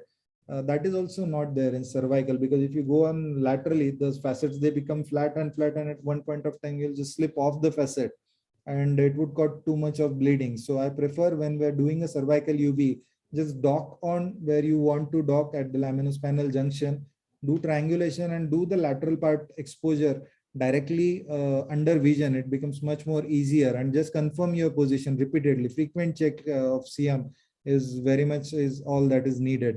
So what we are trying to achieve here is the versatility of a tubular or a microscopic decompression, and combining it with the advantages of uniportal endoscopy in the form of irrigation medium surgery and a good vision, a clear vision with the camera, the eye being inside the body of the patient, and using it in the form of unilateral biportal endoscopy. Of course, the advantages are, it's a fluid medium surgery, it has a familiar anatomy and ease of approach. It's not a different approach like a transforaminal or a CLD surgery, wherein you have to learn that particular approach. You have to get acclimatized to that particular way of looking at things. Here, you know already that the structures, the identification of structures is quite clear. The visualization is of course good, and because of fluid pressure, there is good bleeding control as well. And it's a direct access to the pathology. So I would definitely recommend all of you to be a part of this team. Come to Dr. Malcolm sir, be a part of our ESFI team, learn with the best that life surgery, that be maybe a life surgery, that may be hands-on workshop with pig cadavers, or the lectures, the interactive sessions that he does. And I again thank him for this excellent opportunity. Thank you, sir. Ketan, thank you so much. You are my pillar of strength. There is no two words for you. Excellent explanation on laminotomy, cervical, how you do it and how you plan it and how you execute it. That was a very crisp presentation and very clearly put it. I will now go ahead and invite our next presenter, Dr. Mukul Kaushal. Mukul, are you there with us? Yeah, I'm there, sir. Yeah, Mukul, can you please start your screen share? Thank you. Yes, sir. I hope, sir, I'm audible and my screen is visible, sir. Absolutely perfect. Go ahead. You're spot on. Okay. Thank you, sir. Thank you, World Congress Spine Endoscopy and Malcolm, sir, for giving me this opportunity to present this little modification of a technique where from uniportal to biportal, this technique will help us simplify the conversion and help overcome the learning curve of triangulation. So in the conventional method of docking in unilateral biportal endoscopy, usually we take a AP shoot of the affected level, the true AP of the affected disc level. We put our incisions based on the medial pedicular line, and we try to triangulate on the base of the spinous process at the junction of the spinolaminar level. So for this, actually, there is a lot of shooting involved, and this is how it looks on the lateral view. We try to dock ourselves on the spinolaminar junction. So probably the biggest drawback would be a lot of radiation exposure to the operating team and the primarily operating surgeon. So what we try to do was modify this triangulation with an attempt to minimize the radiation shoots, simplify the triangulation, and only we use the lateral view for this technique. The first one is to check the level with the spinal needle, and the second one is to check the tube docking on the right level. So for this modified triangulation, especially on the left side, this pictorial model, if we imagine that this is the skin and the facial incision, and this is the patient lying down prone, and this is the lateral view, that we can see that there is a needle which is going in the L4-5 direction in line with the L5 pedicle. So we give an incision through the skin, through the fascia. You can put in a tube. It could be either a distendo tube, it could be either a microscopic tube. Once the tube is docked on the interlaminar level, another incision is made just proximal to that tube dog, and through that a stab incision is given through the skin and the fascia, and a simple blunt rod is introduced through that skin and facial incision, and it hits the tube, and then the tube acts as a guide to take that blunt rod onto the lamina of the cranial vertebra. And once over that blunt rod, you can introduce your camera and you can start the UBE procedure. So this is a little video demonstrating that technique. This is a patient we are approaching from the left side. This is a serial dilation. We pass the tube. Now this tube is resting over the interlaminar area. Now this is the outside picture, and we are seeing through the endoscope also, and we are putting in a neurosurgical patty. And this is how it looks inside. This is the vision inside the tube. That is the patty which goes inside. We can appreciate the 9 o'clock is the lamina, the 3 o'clock is the interlaminar window. Now the tube is kept there on the interlaminar window. A little stab knife is stab incision given through the skin and the fascia incision through the skin and the fascia. A blunt rod is passed through the skin and facial incision, which hits the tube, and that tube guides it to the lamina of the cranial vertebra. Then we try to manipulate and create some working space over the lamina, and over this blunt tube we pass over arthroscopic sheath.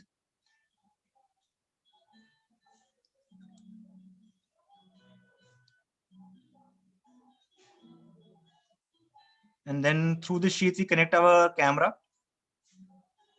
and start the fluid inflow, and we start the procedure. And this is how it looks inside. We can appreciate that patty also, which I had put in, that is also acts as a second guide that I am on the right level. Similarly, if you want to do it from the right side, the portals usually change. The tube goes in through the cranial incision, and the working portal is created through the distal incision. The blunt rod is introduced through the distal incision, and the tube is used as sound to dock on the interlaminar window. And this is how it looks on the right side. We are putting in, that's the outside picture. This is the lamina is now on the 3 o'clock side. Interlaminar window is on the 9 o'clock side. That is the patty going inside. Now, again, a simple incision through the skin and the fascia. We hit the tube and then use that tube as a guide to land on the interlaminar window.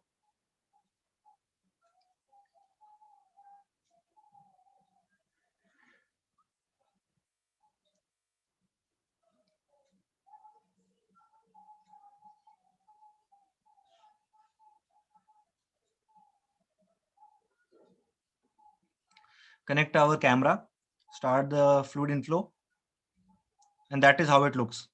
That is my patty lying on the cranial lamina.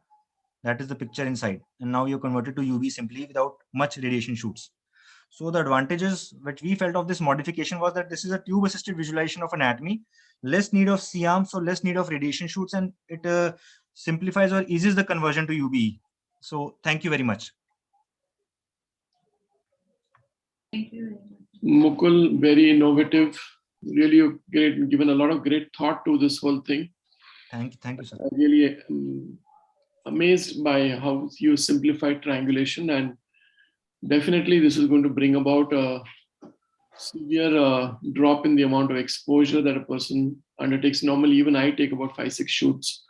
So I really appreciate what you've spoken, and I will definitely be trying to implement this idea of yours. The use of a needle is a very innovative idea and an innovative thought. And you combine the best of two techniques, the Standu and UB. That itself is very amazing. So, God bless you. Thank you. Hemen konuşmam başlıyor benim. Yok şu an başlayacak. Sen git. Yok hiçbir şey. You're welcome. We await you. Please start your presentation. It's nice to see you, brother. Hi. How are you? Absolutely fine. Nice to meet you again. Yes. I have a very short and simple presentation about the choice of target choice of endoscopic approach for L5-S1 level. Because we start all with transforaminal surgery, as you know, and we seen the development of stenoscope, interlaminar approach later, and now UBA. And as you know, I'm neurosurgeon, and like neurosurgeon, the posterior approach is very easy, very familiar for us. Orthopedic surgeons, they have more ability to arthroscopy, and we have more ability to microscope. So now I see many friends, especially for L5-S1 level, they prefer directly posterior approach.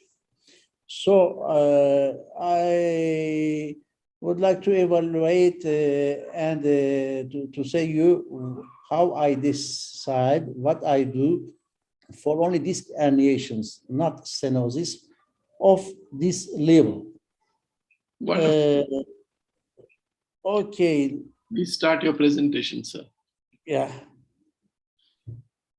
I will.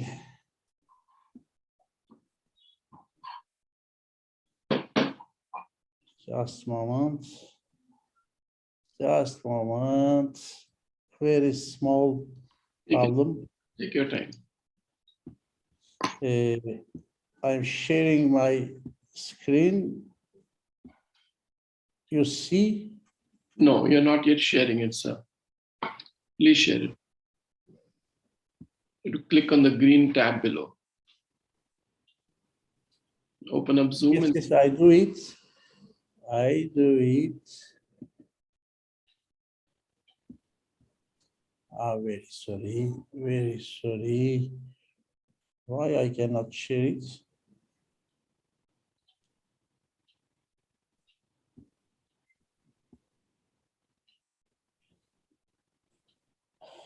Excellent organization. Congratulations to you. He asked me.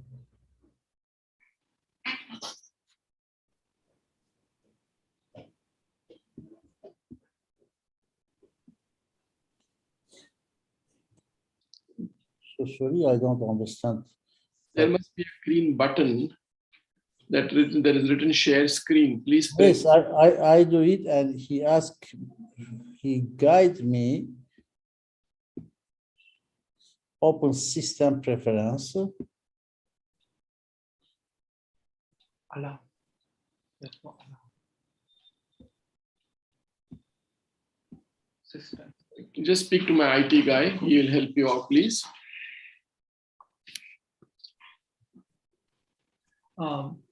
So the system will ask you for permission. So you have to allow Zoom, then it will let you share your screen. Yes, I touch to the green share screen, and Yes. he guide me. Then you have to allow Zoom. You have to go in system preferences and allow Zoom for screen sharing. Okay, I do all.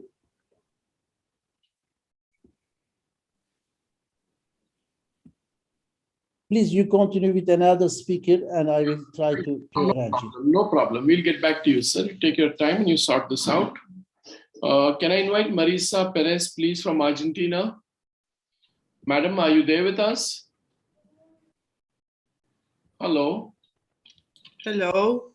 Hi, madam. How are you? Okay. Please start your presentation. Can you share your screen, please, ma'am? Yes, doctor.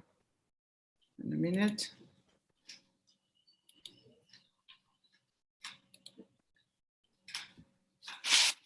Okay, good morning. It's early morning here in Argentina. Can you all see the presentation? No, I cannot see. Okay.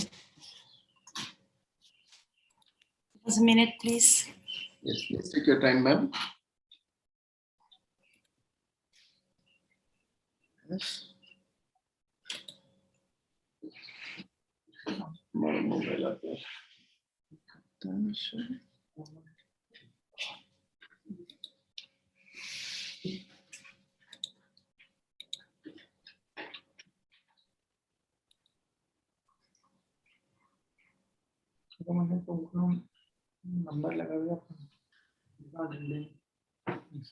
Are you in? Can you see it now? No, ma'am, we are not able to see your screen. We can hear you. But you have to share your screen, ma'am. The camera is off. Okay. You have to put on your camera, ma'am. Okay.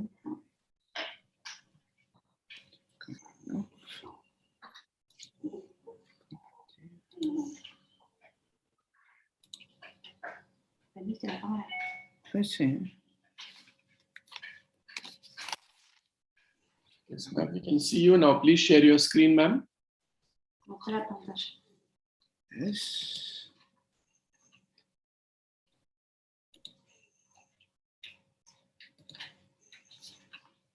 And now?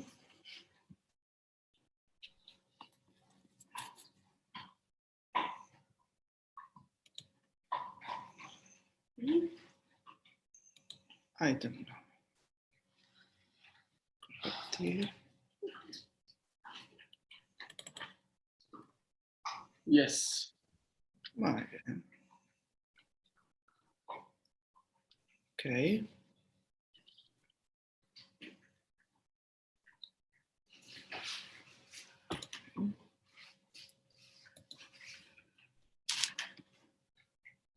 Thank you.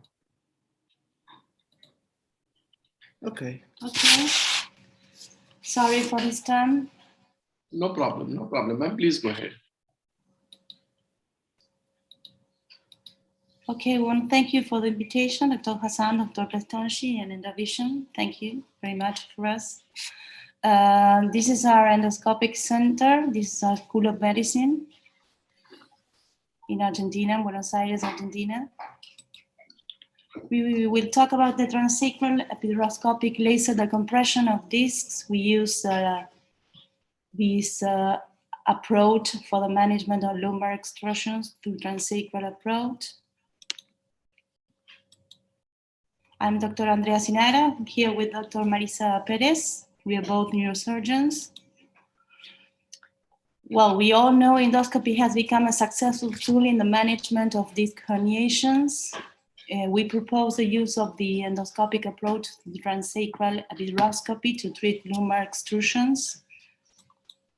Percutaneous epidural neuroplasty is a therapy for spinal diseases for a long time. It was originally developed to treat adhesions, but it can also have been used for targeted drug delivery and neural decompression. Additionally, we now use it for the treatment of lumbar disc herniations. But one of the disadvantages of epiduroscopy was that it could not decompress the not extruded herniated disc. So actually we use a combination of transforaminal discectomy and epiduroscopy to treat those cases of extruded ameliorated discs. In 2001, we founded the Endoscopic Anatomy Center in the University of Buenos Aires. So we've been working hard since then. We presented many papers, especially one in 2001, where we showed the endoscopic anatomy of lumbar epidural space. Here you can see the images of the nerve root. But that time we concluded that epiduroscopy allowed direct visualization of pedicles and nerve root exit, identification of lesions, fibrosis, tumors, and causes of radicular pain. It was not only to see, but also to treat. And also it allowed transpedicular fixation. But at that time, it was not used for this. In epiduroscopy, we use a laser energy to deliver it to the extruded disc through a thin optical fiber. We're gonna see now this now. The absorption of this energy vaporizes the water content of the nucleus. You can see the operating room here, a light fiber. These are some images of the spinal space, a balloon, which you will see now, and how we can see the nerve root here. All our patients had leg pain that was refractory to conservative management for more than 6 weeks. Actually, we only wait 3 months to see if the patient can improve the conservative therapy. Each patient also had a single leveled herniation that was checked by MRI. Well, the exclusion criteria was infection, instability, especially some traumatic injuries. The objective of our work was to prove that endoscopic transsacral approach is a safe, minimal invasive approach that can be performed on an ambulatory basis with minimal complications. This is a big advantage for us over interlaminar approach because it is done with sedation and the patient can leave the clinic after 2 hours, which is very important for the patient. 557 patients were operated on from August 2010 to December 2020. 60% were men, 39% were women. We have a wide range of ages from 32 to 78 years old. This is a very good procedure for old people because of comorbidities and cannot use general anesthesia. Patients were evaluated by visual analogical scale, pre and post-op. We use a flexible endoscope with a field of 180 grades and fiber optical illumination. You will see all the things now. You can see material here, the endoscope, which is very thin, trocars, balloons. So materials are a epidural set, 2E needle, laser and firing probe, and radioscope. I'm going to show you the steps now. First, the identification of the sacral hiatus, the infiltration with silocaine. Then we introduce a 20-gauge needle under fluoroscopic guidance. Here you can see the needle, and in radioscope, the situation of the needle in the hiatus. Through a small incision, we puncture the sacrococcygeal ligament. Here you can see how we insert the trocar, and then the endoscope, infusing saline solution. We insert the cannula through the sacral hiatus, and we're ready for epiduroscopy with laser and camera equipped. Here we can see how the catheter is entering the paracentral area of the disc and the fluoroscopy, and here you can see it reaching the midline and moving from one side to the other so that we can treat any of the two sides. Some other videos here to show you how the endoscopic catheter is situated in the ventral area of the epidural space. You can see it there, going up, ascending. There is no need to use abundant irrigation to obtain high quality images. This is important because we do not overpressure the space. The recommended duration of the procedure is around 60 minutes. Here we can see how we are entering the spinal canal, one of the first images. You have to rotate the endoscope. You can see the fibrosis here, the lesions. Here we are sure that we are in the spinal canal because of the negative pressure. You can see the bowels going inside. These are some images of the epiduroscopy of bulging disc, adhesions, dura. This is the annulus. Here you can see how the catheter is ascended and moved from one side to the other. Well, this is the operating room, the endoscope. We are working here.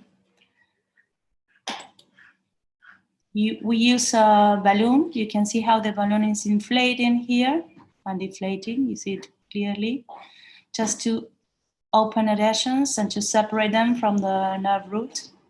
This is the balloon inflating.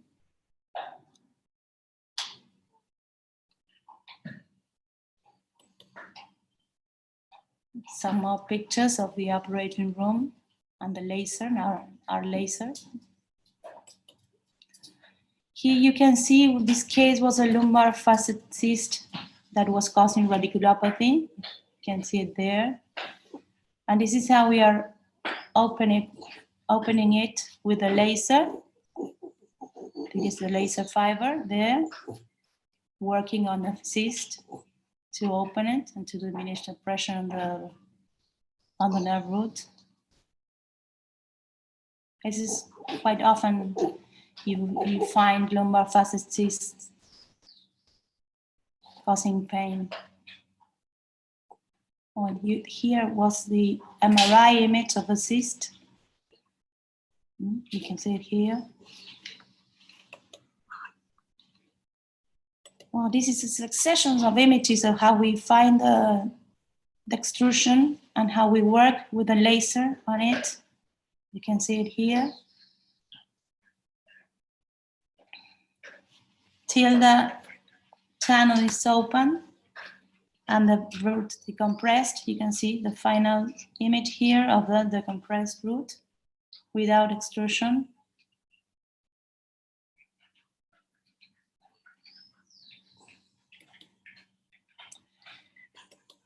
Usually we also used a grasping tool. You can see it there. We have used a balloon first, and then there's a free fragment of disc which is taken through grasping tools. Here are some images, successive images, and how the fragment is out and the root is decompressed.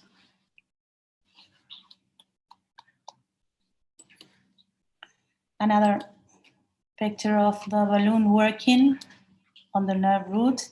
That is the nerve root. How we separate it from adhesions till it's free. You can see it here, how the root is freed from adhesions and from the disc fragment. And here you can see,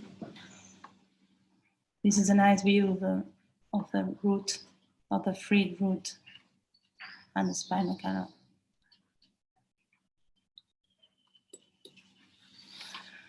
Our patients are evaluated by visual analogical scale, pre and post-op.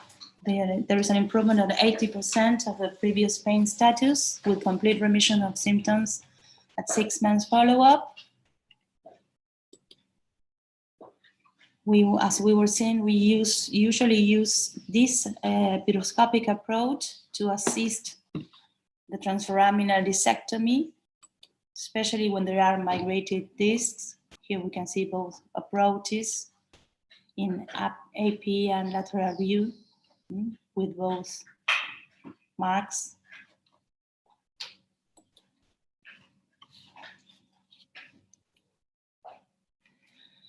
So we conclude that endoscopy assisting transforaminal discectomy is a good alternative for difficult discectomies when there's a high-grade disc migration and chances of missing the fragments are high. Patient can be discharged the same day from the hospital. This is a great advantage for us, that you can do the whole procedure through in ambulatory basis with sedation in opposition to general anesthesia needed for interlaminar approaches, which are proposed for extrusions. Well, here are some funny pictures of our team. We are working here with anesthetists.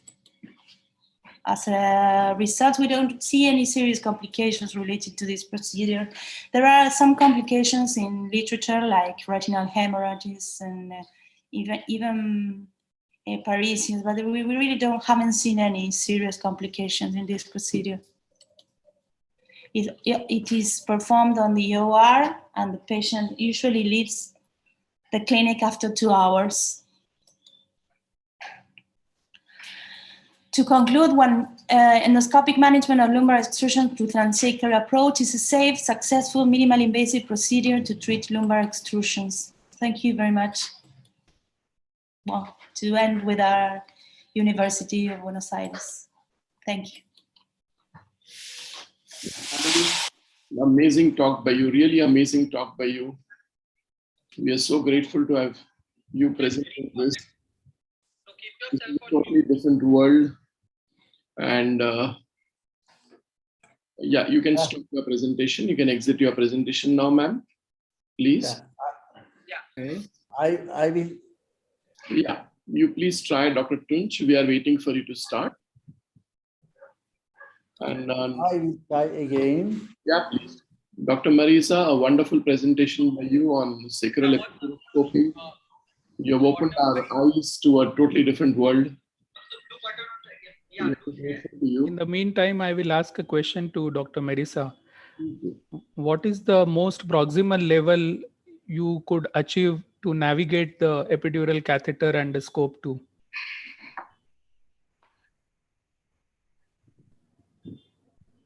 Dr. Marisa, the question is, how high have you gone? Have you gone to T12? Have you gone to D11? Have you gone to L1?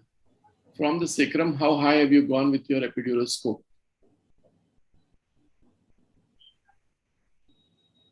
Are you with us, Dr. Marisa? Dr. Marisa has muted herself. Can she hear me? Dr. Marisa, we have a question for you. Okay. Yes, okay. Dr. Anand. Yeah, my question is, how high have you achieved to reach like D12, D12L1 or L1, L2? Usually we reach L3 level, not more than that, Okay. to work comfortably. You can always force the procedure, but when you get to the higher levels, you can really not work. You cannot give direction to the epidural cup with comfort, really. All right. Thank you very much. And it was a very skillful job which you demonstrated. Thank you very much.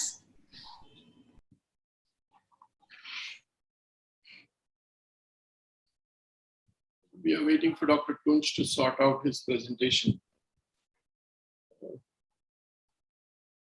He's being guided by our technical person right now.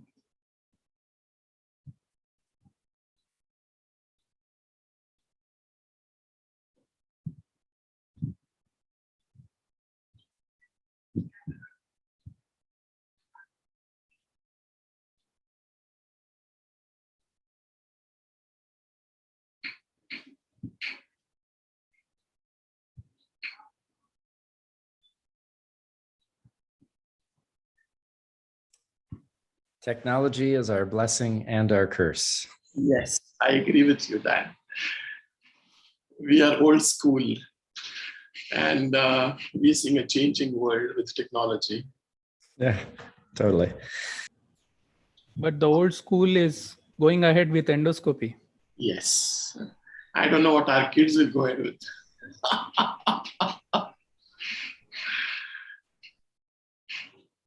Old become more gold now. Yes.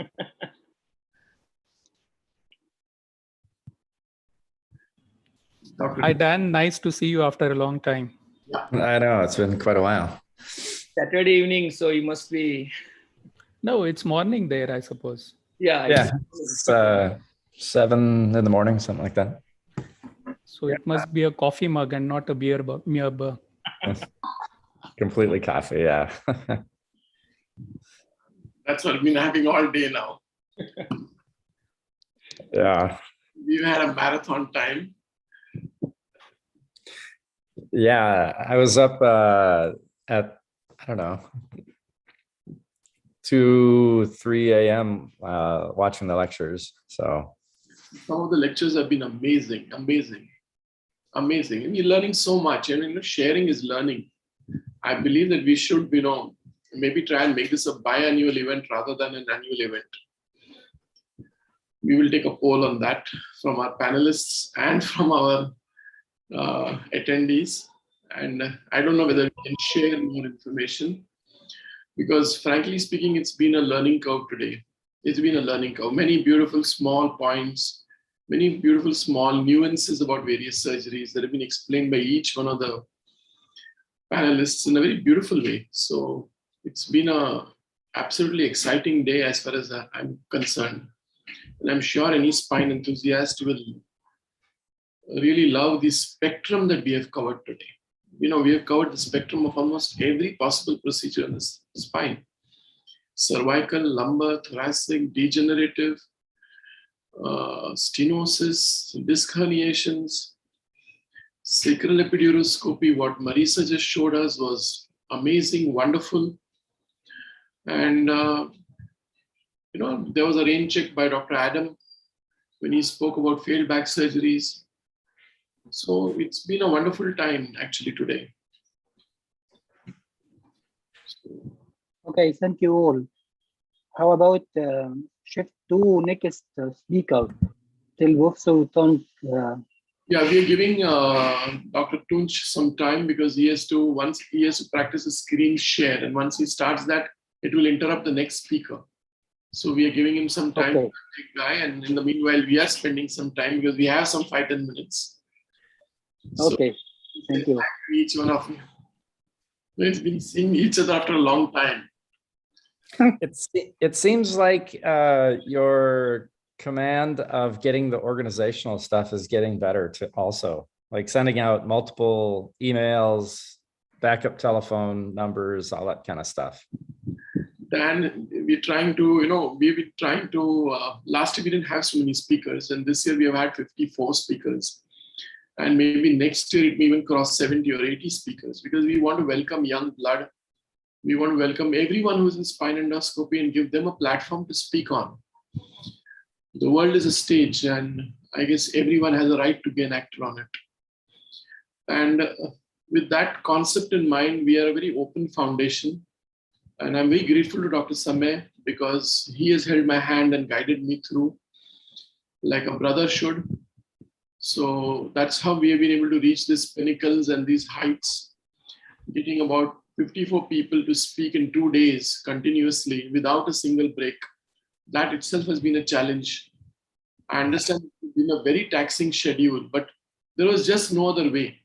Managing different time zones right from America to Japan, so 2 different ends of the world, and getting all the speakers on time. So I'm really grateful to all the panelists. Believe me, I mean, you all have gone out of your way to deliver a beautiful talk, each one of you. So I really have no words to express my gratitude to all of you. But like I feel that this platform is growing, and hopefully it will grow better. Dr. Tunj, are you with us? Is your problem solved? Not yet, Malcolm, because brain surgery is more easy.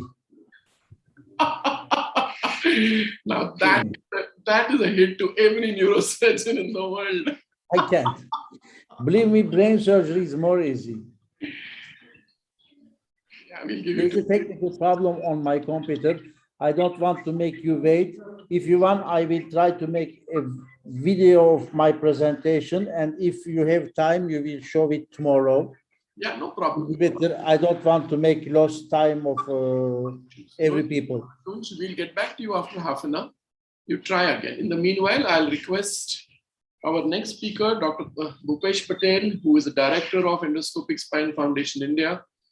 He's our young blood. He's our next to be chairman, announced for the year 22-23. And I invite Dr. Bhupesh, an excellent and a competent endoscopic spine surgeon trained in India by the best and trained abroad in Korea also by the best. Dr. Bhupesh Patel, the stage is yours. Please share your screen, sir.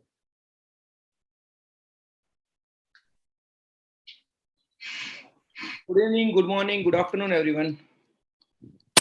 So today our topic is pathology-oriented approach in spine endoscopy. So we have a different kind of endoscopic technique. We have transforaminal, we have sacral epiduroscopic, we have interlaminar, we have UBE, and etc. etc. So how to choose the particular technique for particular pathology? So we will discuss today in detail in our this talk. To begin with, how we start our spine practice and establish ourselves as an endoscopic spine surgeon. This is a tremendous job. So once you are in the market, or once you are in your town, so you have to establish yourselves as an endospine surgeon, because there's lots of competition surrounding you, lots of senior, lots of colleague, lots of junior surgeon are coming out. So how you compete? So you have to have thorough knowledge of your technique, especially endoscopic spine surgery. First, any patient came to you, you have to have detailed anatomical orientation of your pathology, like L4-5 disc, L4-5 stenosis, or instability. You have to correlate everything with MRI, CT scan, an X-ray, and patient's complaint. If there is other instability or calcification is there or not. You have to select the best possible approach for your particular patient. And more importantly, you have proper optics and instrument. If you don't have proper optics, then you may discourage with your technique and you opt some other, you try and error different technique. So your optics and instruments are up to the mark. Most important, the resistance among senior fraternity. The senior fraternity in our town they are used to with all the kind of open surgery. So you have to develop the trust among the fraternity that you are a good endoscopic spine surgeon. So even your patient goes to them, they can refer back to you. this guy can do good endoscopic surgery. And you have your high level of motivation for yourselves that you can do. Even many times you got failed initially, 4, 5 case or 10, 100 case, you remain to do the open surgery. You have to convert to the open surgery. But again, you have to climb up slowly and give your highest level of best endoscopic spine surgeon. So for me particular, how I select my patient for particular technique, I do transforaminal, I do interluminous, means stenoscopic endoscopy, I do UBE, I do endofusion or MIS TLIF, but I choose each and every approach for my patient. For me, transforaminal and its modification. I don't only just talking about traditional transforaminal approach. I also talk about modification for migrated herniation, foraminal, extraforaminal herniation. So it's best suited for me from disc L4-5 to till D12-L1. I'm not very comfortable with transforaminal endoscopy in L5-S1 disc. So I choose for L5-S1 interminor approach because here you just need to split 5 mm ligamentum flavum. You can directly enter inside the epidural space on the axilla or shoulder of S1 root, and you can easily remove the disc without damaging natural structure. UBE I reserved for lateral recess stenosis or central canal stenosis. Again, transforaminal best is suited for foraminal and extraforaminal stenosis because the herniation is just ahead of your, it's on the way to your approach. So transforaminal for foraminal extraforaminal is very good. MIS TLIF for endofusion for symptomatic instability. Hernia, cervical disc herniation, if it's central paracentral, anterior cervical is best approach because you can, here again, you can do minimal damage to the natural tissue and you can easily remove the disc, and it can done under local anesthesia. For foraminal disc, posterior approach, either uniportal or biportal is best for according which is your mastery. Again, foraminal disc posterior approach, I rather choose uniportal approach because again, uniportal you have to go directly drill the facet, part of the facet and lamina, and without damaging without making two port or without damaging any muscular tissue, you can easily remove the foraminal disc. But yes, stenosis, cervical or lumbar, posterior cervical stenosis with myelopathy, I prefer biportal endoscopy. For thoracic, below D7 to D12-11 transforaminal modification with reaming of rib head and pedicle or superior facet is very good approach.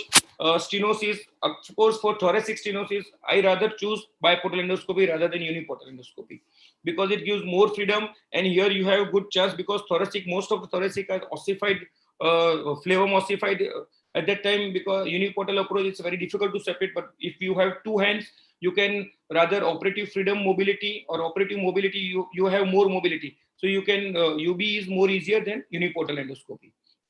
Again, just introduction, how different approach, extraforaminal disc. Extraforaminal approach is far lateral disc. To sum up, transforaminal approach, we can deal foraminal, superior migrated, inferior migrated, paracentral, central disc. And L5-S1 disc, we can do interlaminar approach. These are the herniation we can deal with transforaminal endoscopy. So we have to, in the basic about transforaminal endoscopy, we have to tackle we need to decompress the two route, exiting route or traversing route. If disc is far lateral, foraminal or superior migrate, we have to decompress and target the exiting route. If disc is paracentral, central or inferior migrated, you have to target the traversing route. You need to decompress the traversing route. For a transforaminal endoscopy, you need to know everything about intervertebral foramen because it is the most important structure for any successful transforaminal endoscopic surgery. You must know the boundary of Cambian triangles and which is the safe zone for the landing, your cannular landing and needle landing, medial pedicular line, posterior vertebral line. And the modification, if you are beginner, so inside out is better because you go inside the disc, get oriented yourself and remove the herniation according to location. You may go to epidural afterward once you land inside the disc. Outside in approach is more mature approach. Here you directly land in epidural space according to the location of herniation, and it is easy to remove the disc, but lots of bleeding and you may damage the neural tissue. So once you are very well versed with a transforaminal endoscopy, you go for outside in approach.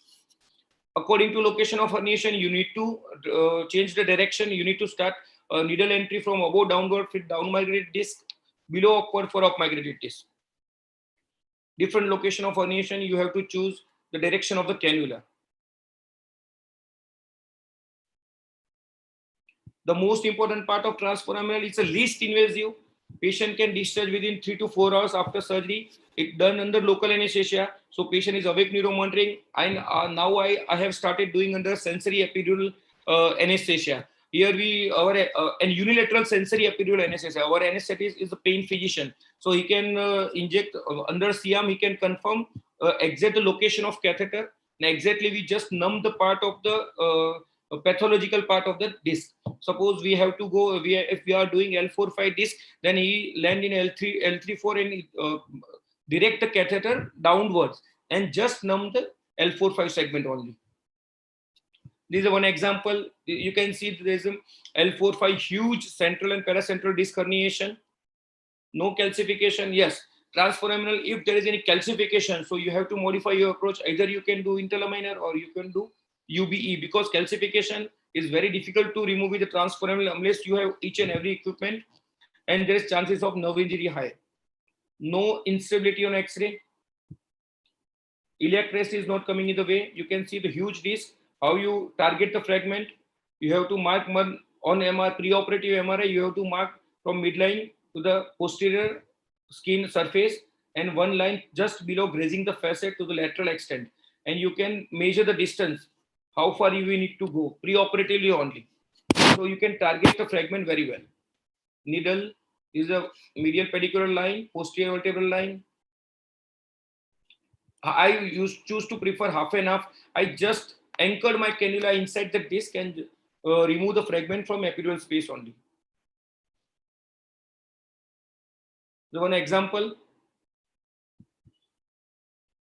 you can see we stained the disc fragment with indigo carmine dye. Initial days when you are not very much used to with the herniated fragment or anatomy is not that clear, you may use the indigo carmine to get more clear anatomy. Once you are very used to it, day-to-day practice, if you are doing routine surgery, then you target the disc without staining the fragment.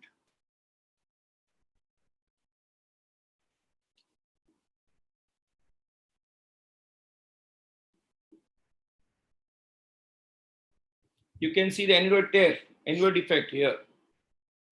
Now we just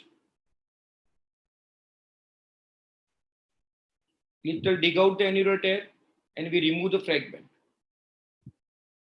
And you have to compare the preoperative MRI with intraoperative fragment removal. If you compare the fragment removal during the intraoperative surgery, then you can say whether you are not missing any fragment or any missed fragment, you are inside the epidural space or incomplete surgery. So you have to compare during the surgery whether my post-operative fragment will match with the preoperative MRI.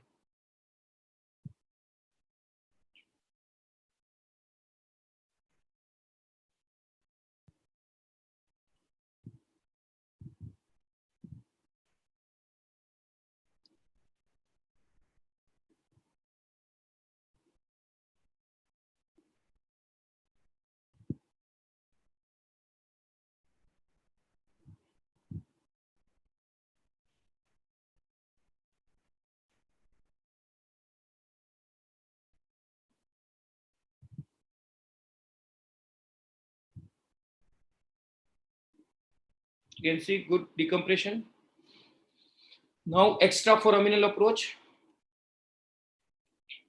Here you go more steeper angle than traditional transforaminal approach, because our herniation is more steeper than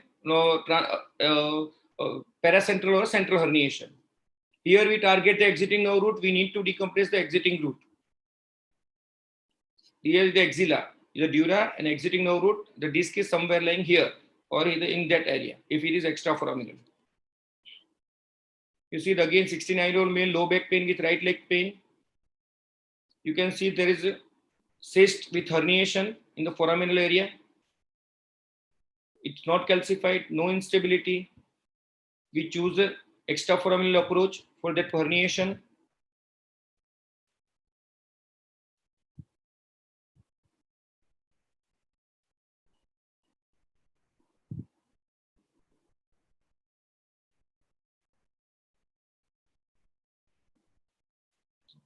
This is exiting nerve root and traversing nerve root.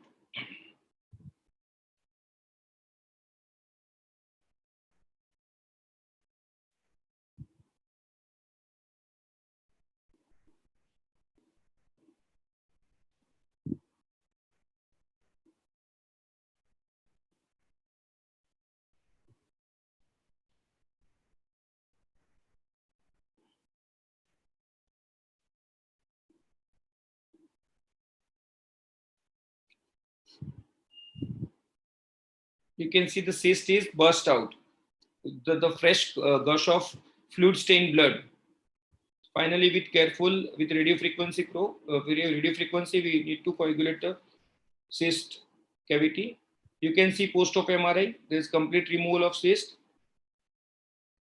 Now interlaminar approach, we have to segregate our approach. That the above two case was L4-5. So for me, transforaminal is very good. But again, I came to when it comes to L5-S1, I'm not happy with interlaminar transforaminal approach because sometimes iliac crest comes in the way, larger L5-S1 facet, so you invariably end up in the center, more anterior. So that sometimes target is not that good.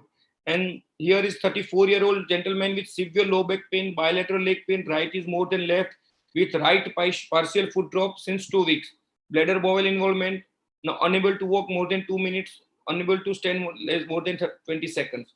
You can see the disc, huge L5-S1 disc herniation, up and down, everywhere disc is migrated.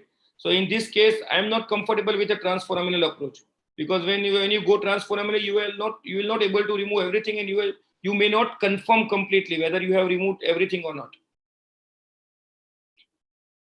I have removed separate 4 or 5 fragments for this particular patient. You can see just 3 to 4 mm flaval window, and you can remove the disc.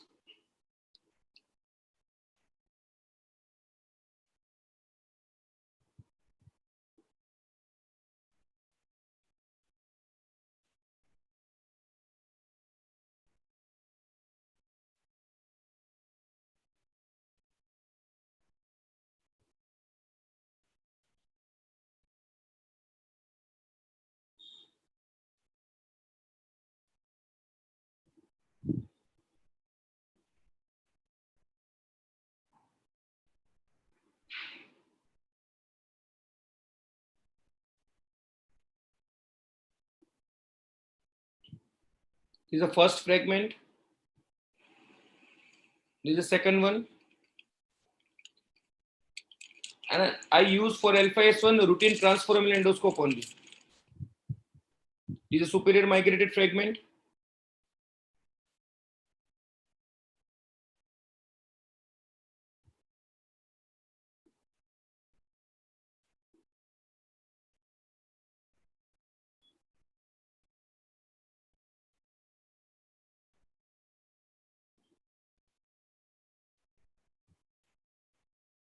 This is the final picture.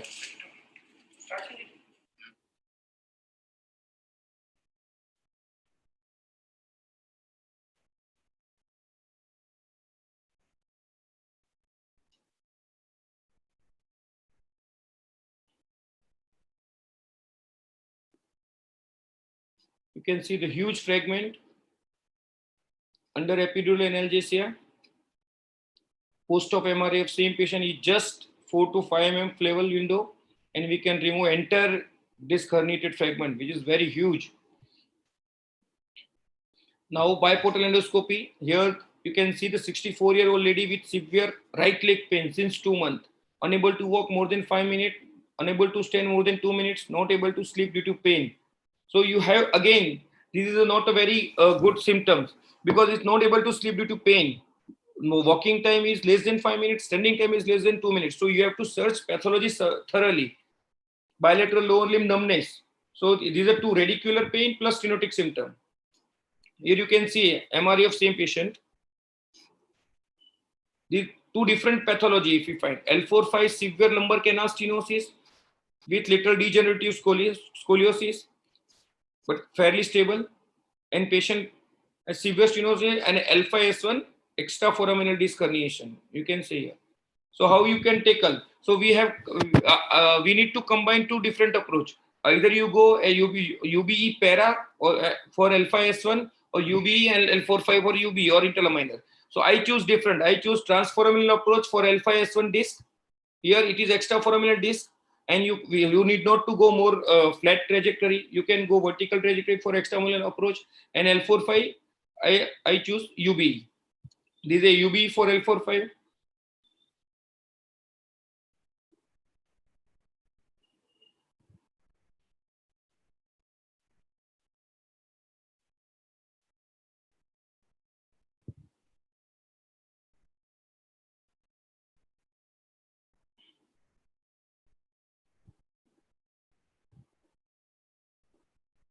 Contralateral, ipsilateral.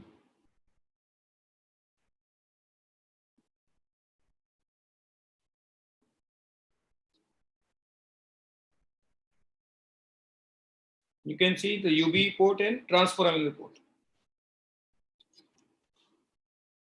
I do UB and transforaminal both under epidural analgesia. So immediately post-op, you can confirm the limb movement of the patient, and whether you have not damage. Intra-op, you can also monitor the nerve injury. So what are the modification of this different kind of endoscopic approach? First, you need to transpericular approach for highly down migrated disc, suprapericular approach for moderately down migrated disc, transiliac approach for L5S1 disc, whether when your interlaminar approach is not suitable, laminotomy, interlaminar approach here, when the disc down migrated or highly up migrated, you just do the only laminotomy and target just go lateral to the root and lateral to the dural sleeve, and you remove the disc, and paraspinal for UBE and interlaminar. So what are the carry home message or taking point concluding? Steep learning curve, consistency is more important. If you fail, you have to improvise yourself every next surgery, and always listen to your master. Learn from their experiences, which will shorten your curve. This is the most important statement.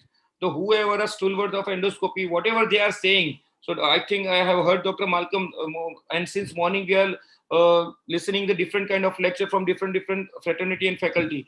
They are saying something new every time. They are saying don't do this. So they have failed 4 or 5 times and they improvise themselves. So always listen to them and take every improvement message from them. Never give up. All the best.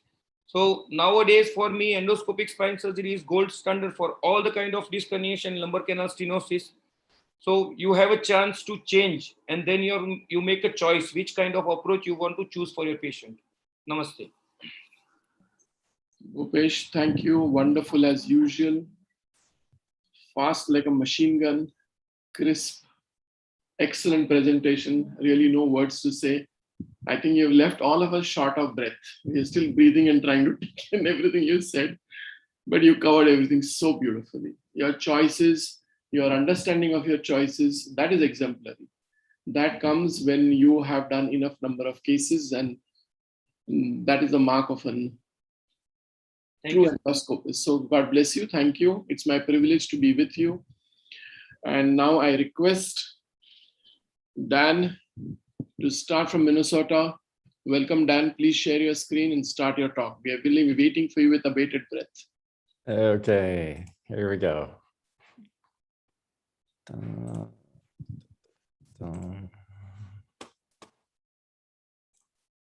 So what I thought would be important for me is to, let me reduce this.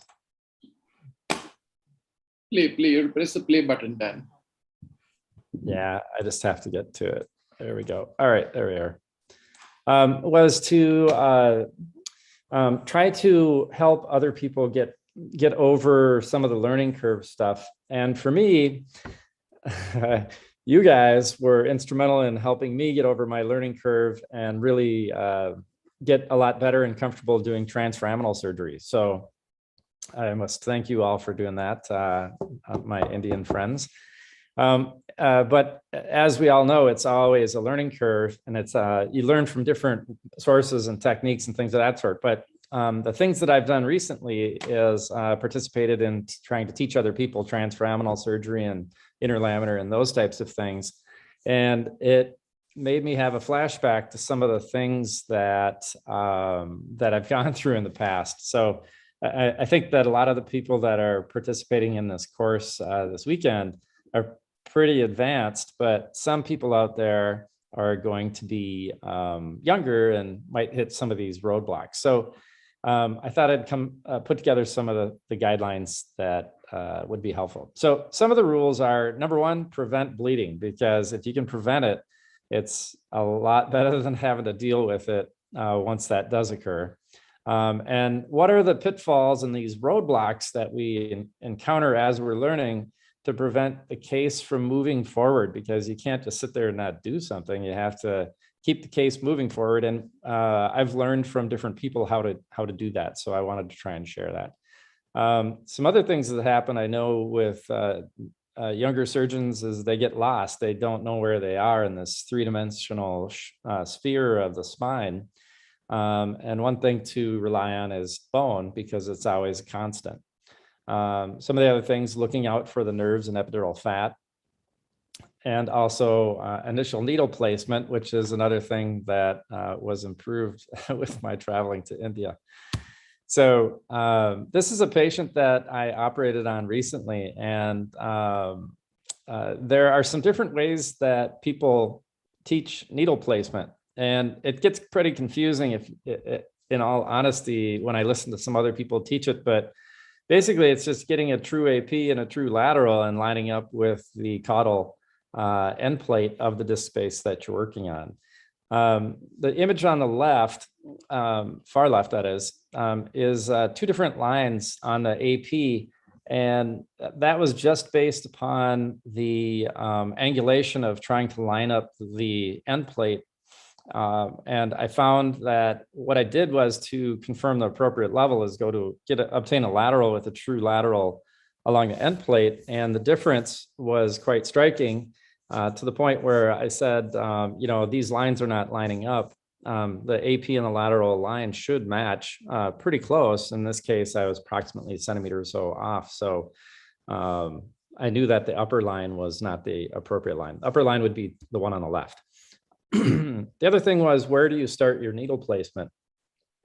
It seems like Americans tend to be quite a bit bigger than Indians and some of the Asian people, but generally, at least 2 to 3 centimeters more medial from the lateral line where the AP and the lateral intersect.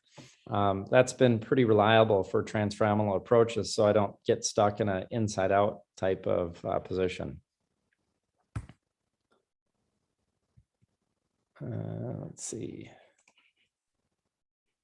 Okay, some other things are avoiding exiting nerve root injury.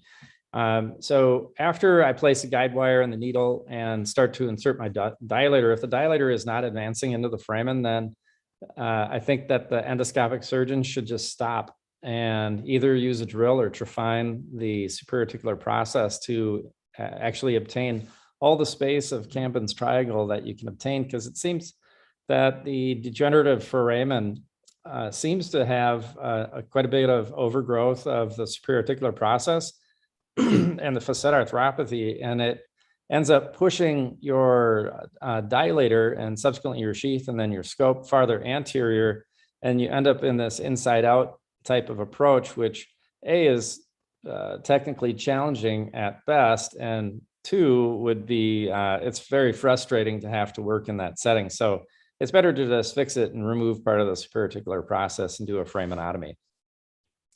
And some people like to use trephines and other people like to drill. I'm more of a drilling type of person. I like to see what's going on, and I think it's a fairly easy technique to perform once you're used to doing it. The other thing is that it allows you to treat multiple things. You can treat foraminal stenosis, posterior lateral recess stenosis, ligamentum flavum hypertrophy, and things of that sort. As Bhupesh mentioned, you can't use the same technique to treat everything, but you can use it to treat quite a few things.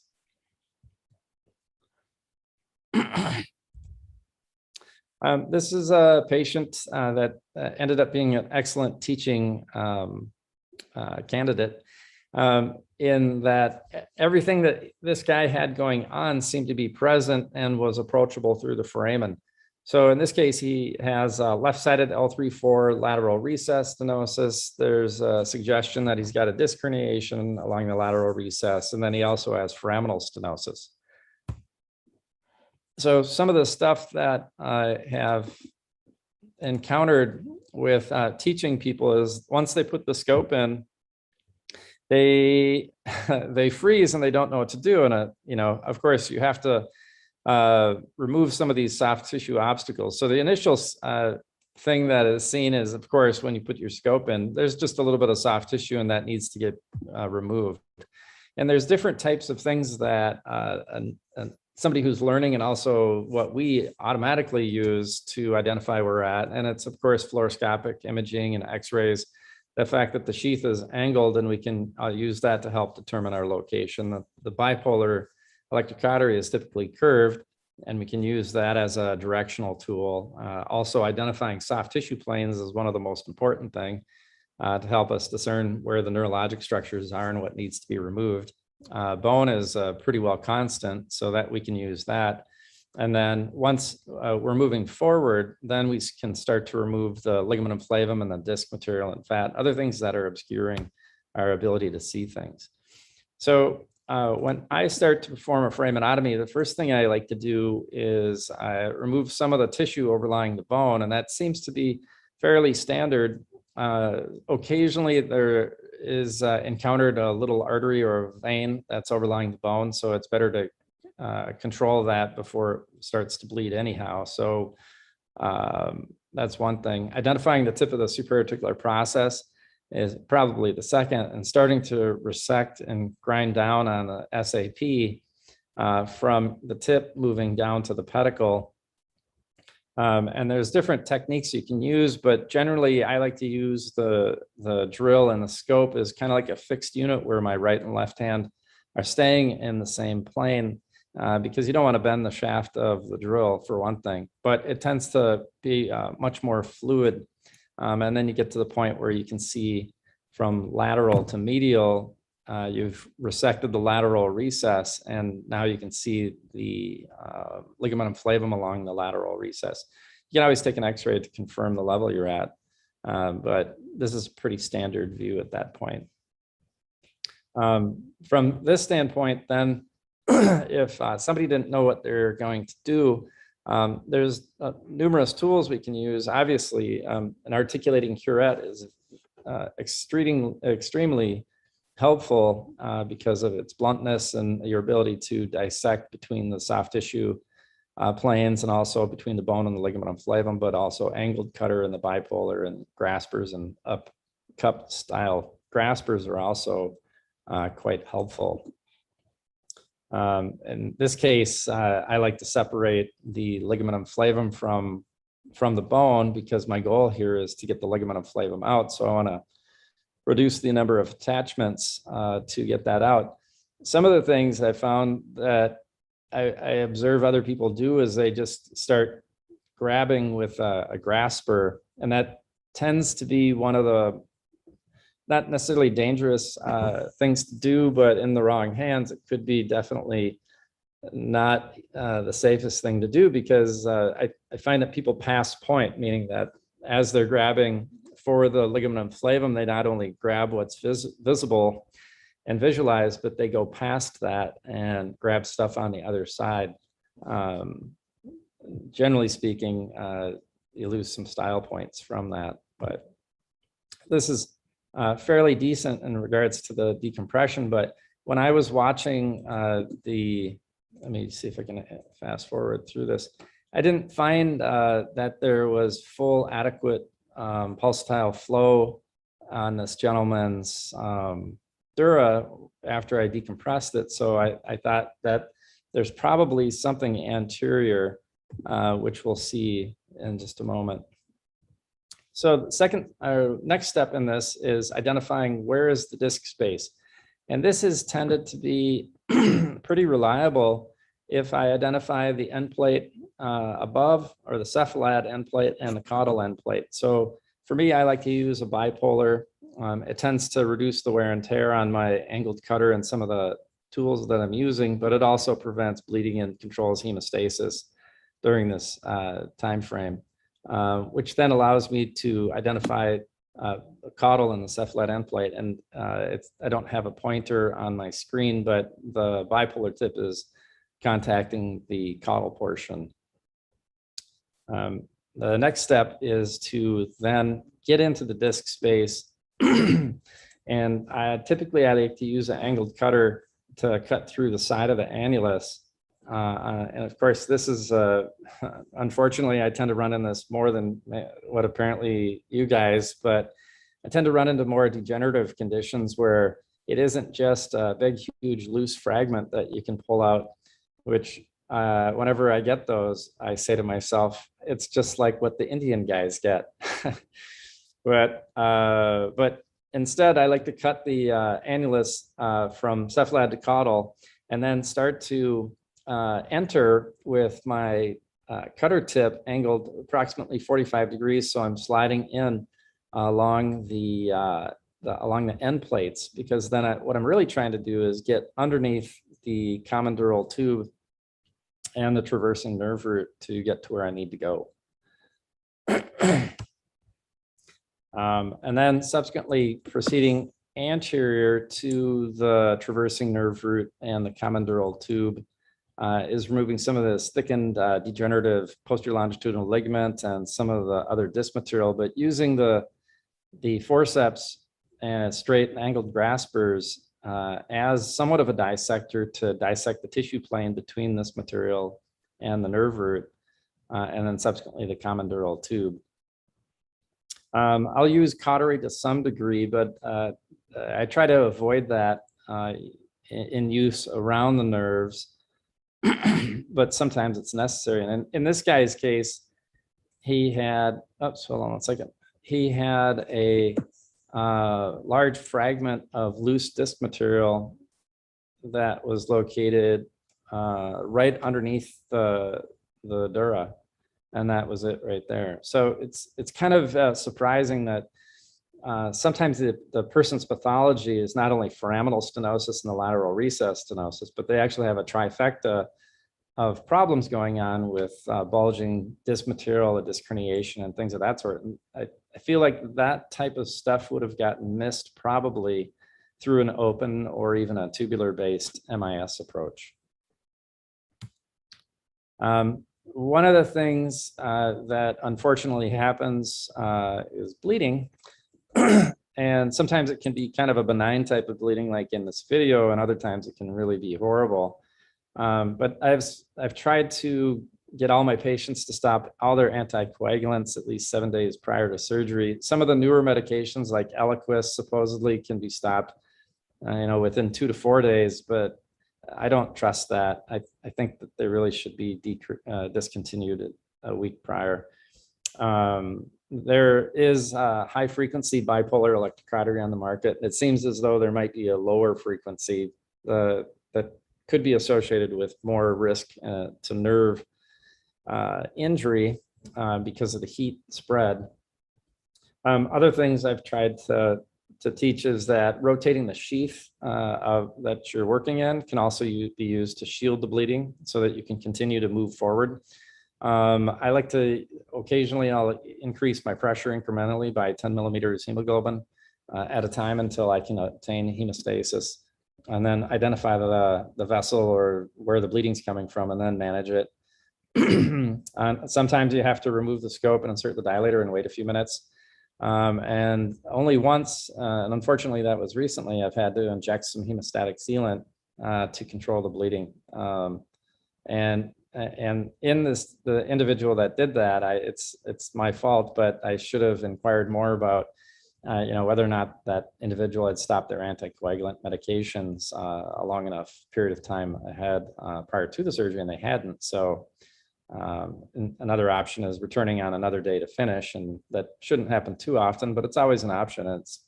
It's better to return on a different day than to continue in a setting of not being able to see what you're doing. So in conclusion, there's several keys to success, but of course, we all have a certain set of abilities, and every patient has a technical complexity that they bring to us. And identifying these types of things I guess that's part of the learning curve that we all approach, but as we get better, we can definitely tackle more problems. Other endoscopic surgeons should always be in our back pocket and be available to help, whether it's digitally or by the phone or, just running something by somebody. It's always helpful to do that. And watching what other surgeons do, because we all are troubleshooters. We're kind of like mechanics, and we work on different types of things, but we have all a lot of pearls to teach. And some of the stuff that I've learned from people that are just learning has been crucial and incremental, and to me progressing forward to be a better endoscopic surgeon. So thank you. Thank you, Dan. On behalf of myself, Anand, and I think Bhupesh, we three rats miss you. It was nice having you in India way back in, I think, 2018. We had, we had a great time then. And the world has moved on so much after that. It's been a pleasure having you. And now I request our next speaker, Dr. PC Day. Have you joined us, sir? Has Dr. PC Day joined us? Then can we move to Dr. Carlo? Dr. Carlo, are you there with us? Yeah, I'm right here. Thank you. Dr. Carlo, can you please start your presentation? Just a second, please.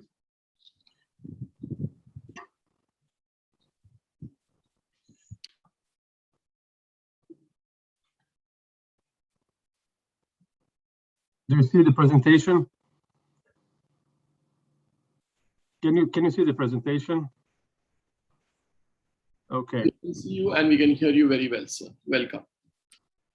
Good afternoon, everybody. So it is my pleasure to be here with you today. I thank organizing committee for having me here.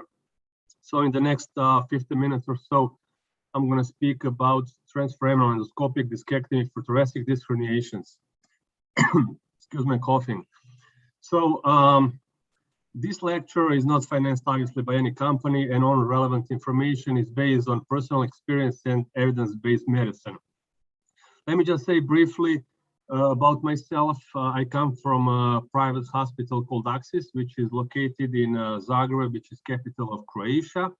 We're a small private hospital. We do roughly 500 surgeries per year, and most of them are minimally invasive. In order to present surgical technique of endoscopic transforaminal discectomy, I'm going to give you first the illustrative case. So this was 25 years old female patient. She had a 2 years history of moderate mid-thoracic pain, and then more than several months of history of severe thoracic pain. Conservative treatment was unsuccessful. She had no neurological deficit, and MRI, as you will see, showed 2 disc herniations at TH6 and TH8-9 level. In here you see the preoperative MRI scans, so sagittal and axial, showing big disc herniations, which we addressed transforaminally endoscopically. First of all, I want to say that all our patients are operated in prone position, in local anesthesia with sedation, obviously, which is same with which most of you use in your daily practice. So we use a local anesthetic, 1% lidocaine. We put the spinal needle and try to anesthetize all the anatomical structures in our way. The end of the needle is in a med pad line in AP view, and it should be just at the entrance of the disc in a lateral view, as I've seen most of you use. So if you go further, like in this case, then be sure to be in the disc and not in the spinal canal. After we anesthetize so the fascia, the muscles, and the facet joints, we give some also anesthetic into the disc. After that, we perform discography. For discography, we use iodine contrast material, but we also use indigo carmine, which I've seen most of you also use in order to stain the disc blue. I would stress that this is maybe most important for beginners to see the difference between the disc and other soft tissue, and it's really important if you're doing reoperation endoscopic surgery. Since, in my opinion, you cannot establish working channel or your trajectory only with the spinal needle, you need to use a Tomshiri needle, which is a stronger metal instrument that we use for establishing trajectory.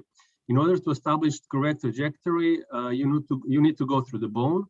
So you need to go through SAP, or you need to go through the head of the rib, and that's why we use Tomshiri. The final position of Toshidi would be similar or same as with spinal needle, which means in AP view you should be not too medial from medped line, and then in lateral view you should be just at the entrance of the disc. Tomshiri needle has two parts, so here you see the sharp part of Tomshiri needle.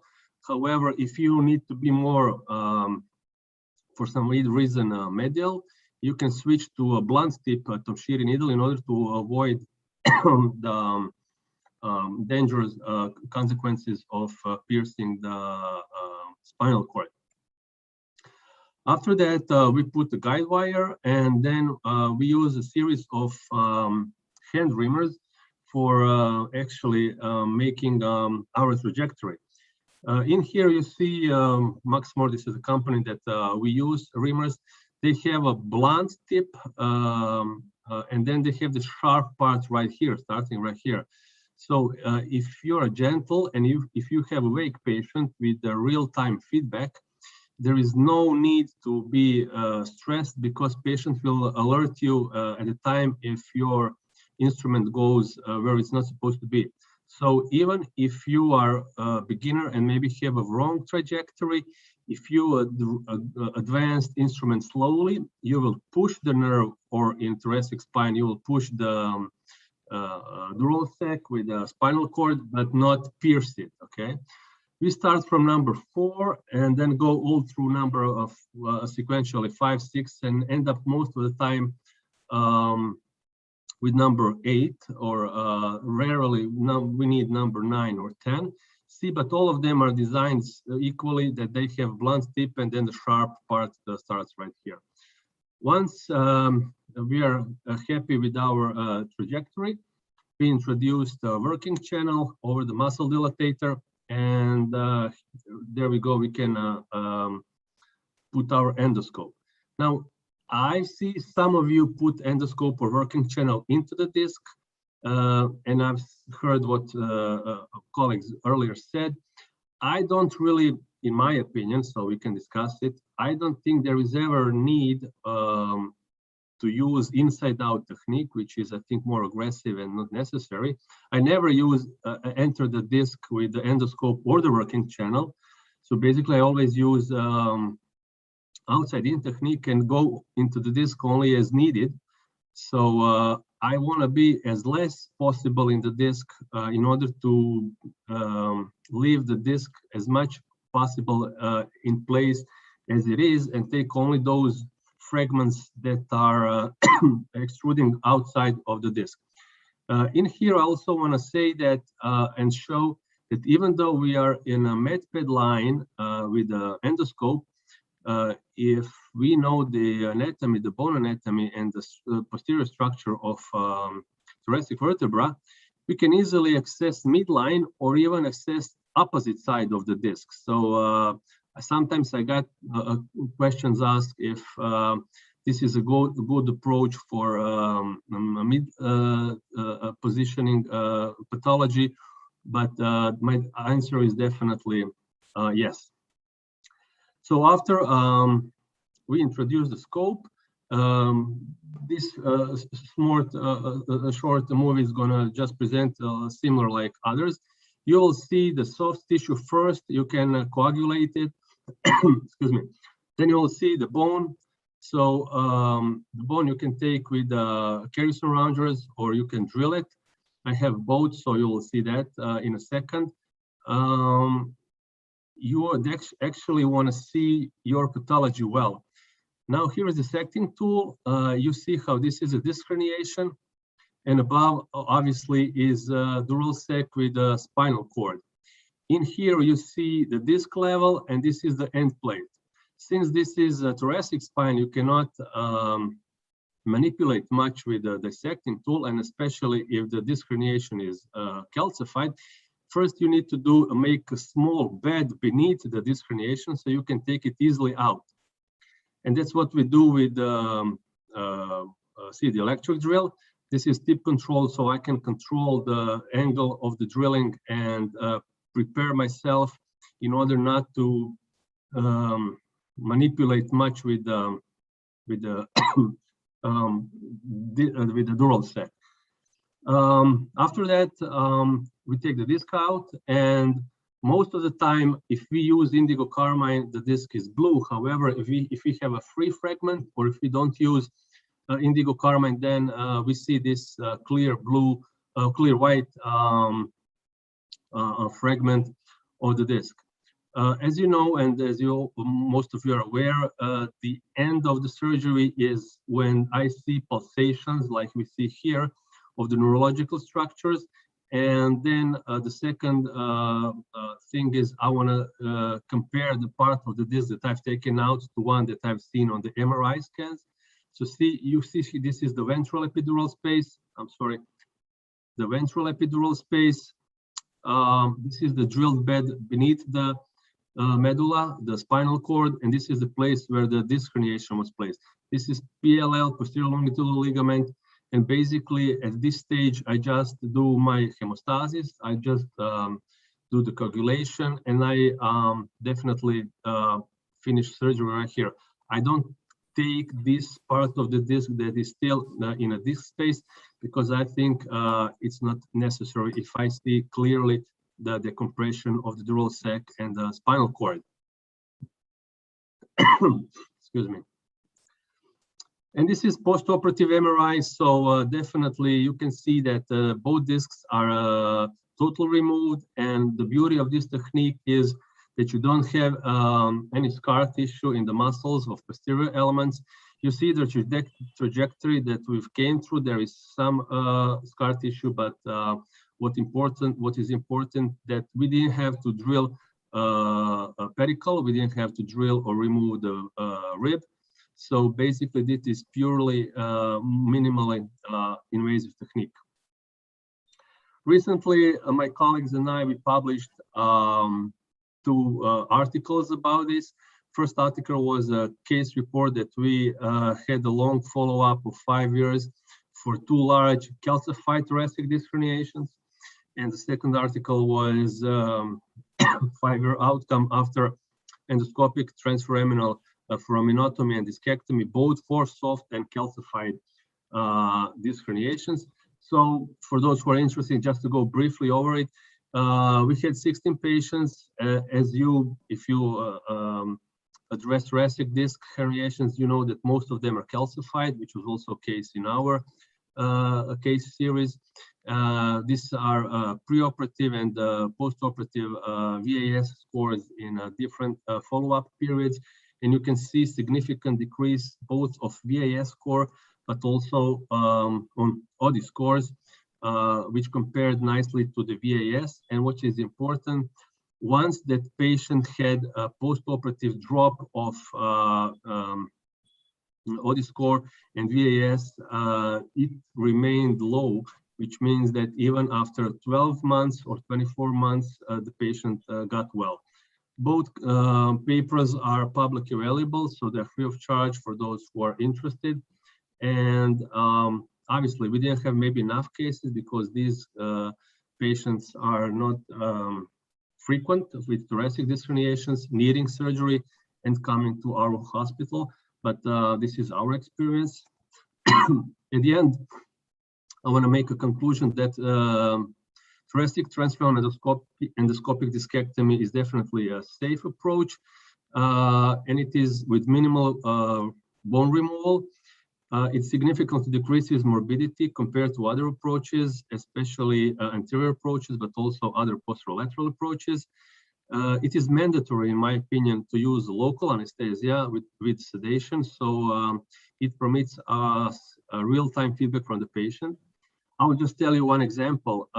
So once during surgery, the patient was obviously awake, and in part of surgery where we tried to establish trajectory, we hammered the Tomshiri needle through the bone.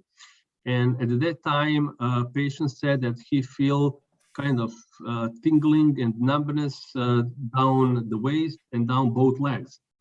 So we stopped the procedure for a second, and after several minutes, this numbness and tingling went away. This was obviously a mild concussion of spinal cord that we caused with hammering of the Tomshiri needle in thoracic spine.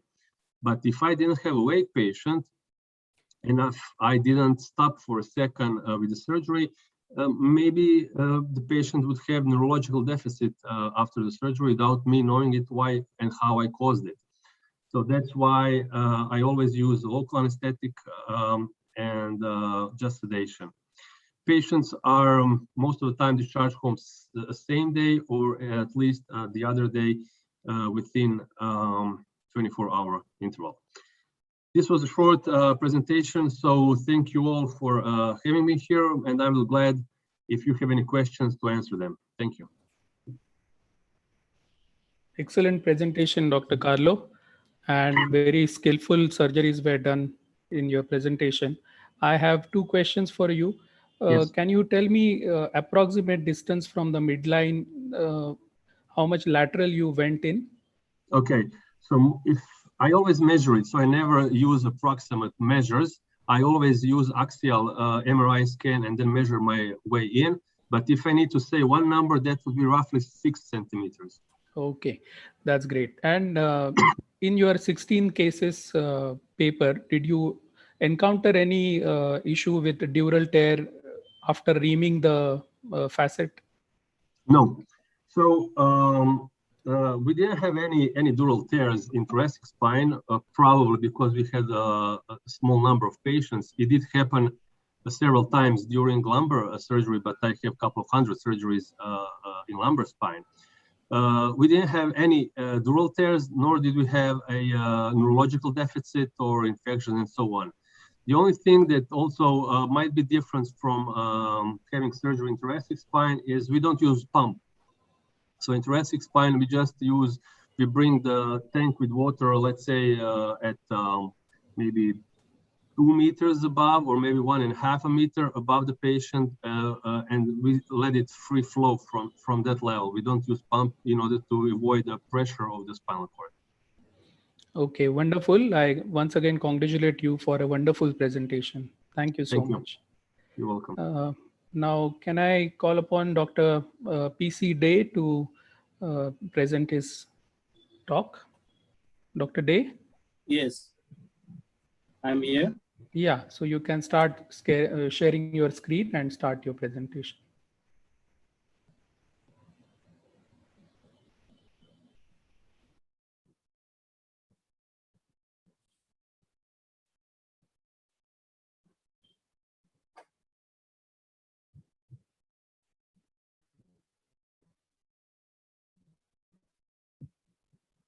Visible?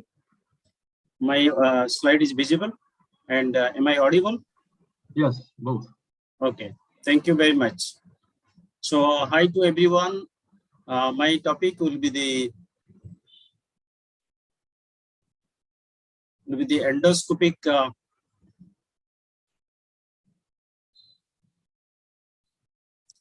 not clear. I don't know what is overlapping. Something is overlapping. Just give me a moment. Okay. So endoscopic decompression in the lumbar canal stenosis is a simplified approach by the Destined technique. And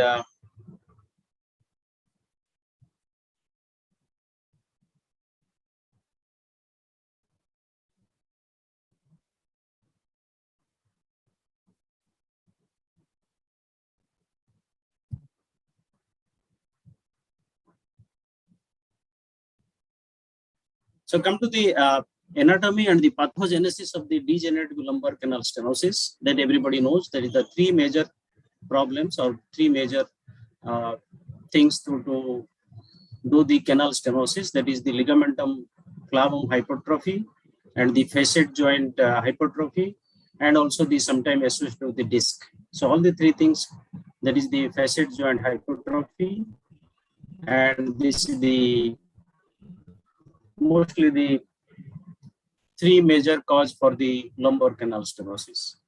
What we are doing is the functional spinal surgery by Destined technique.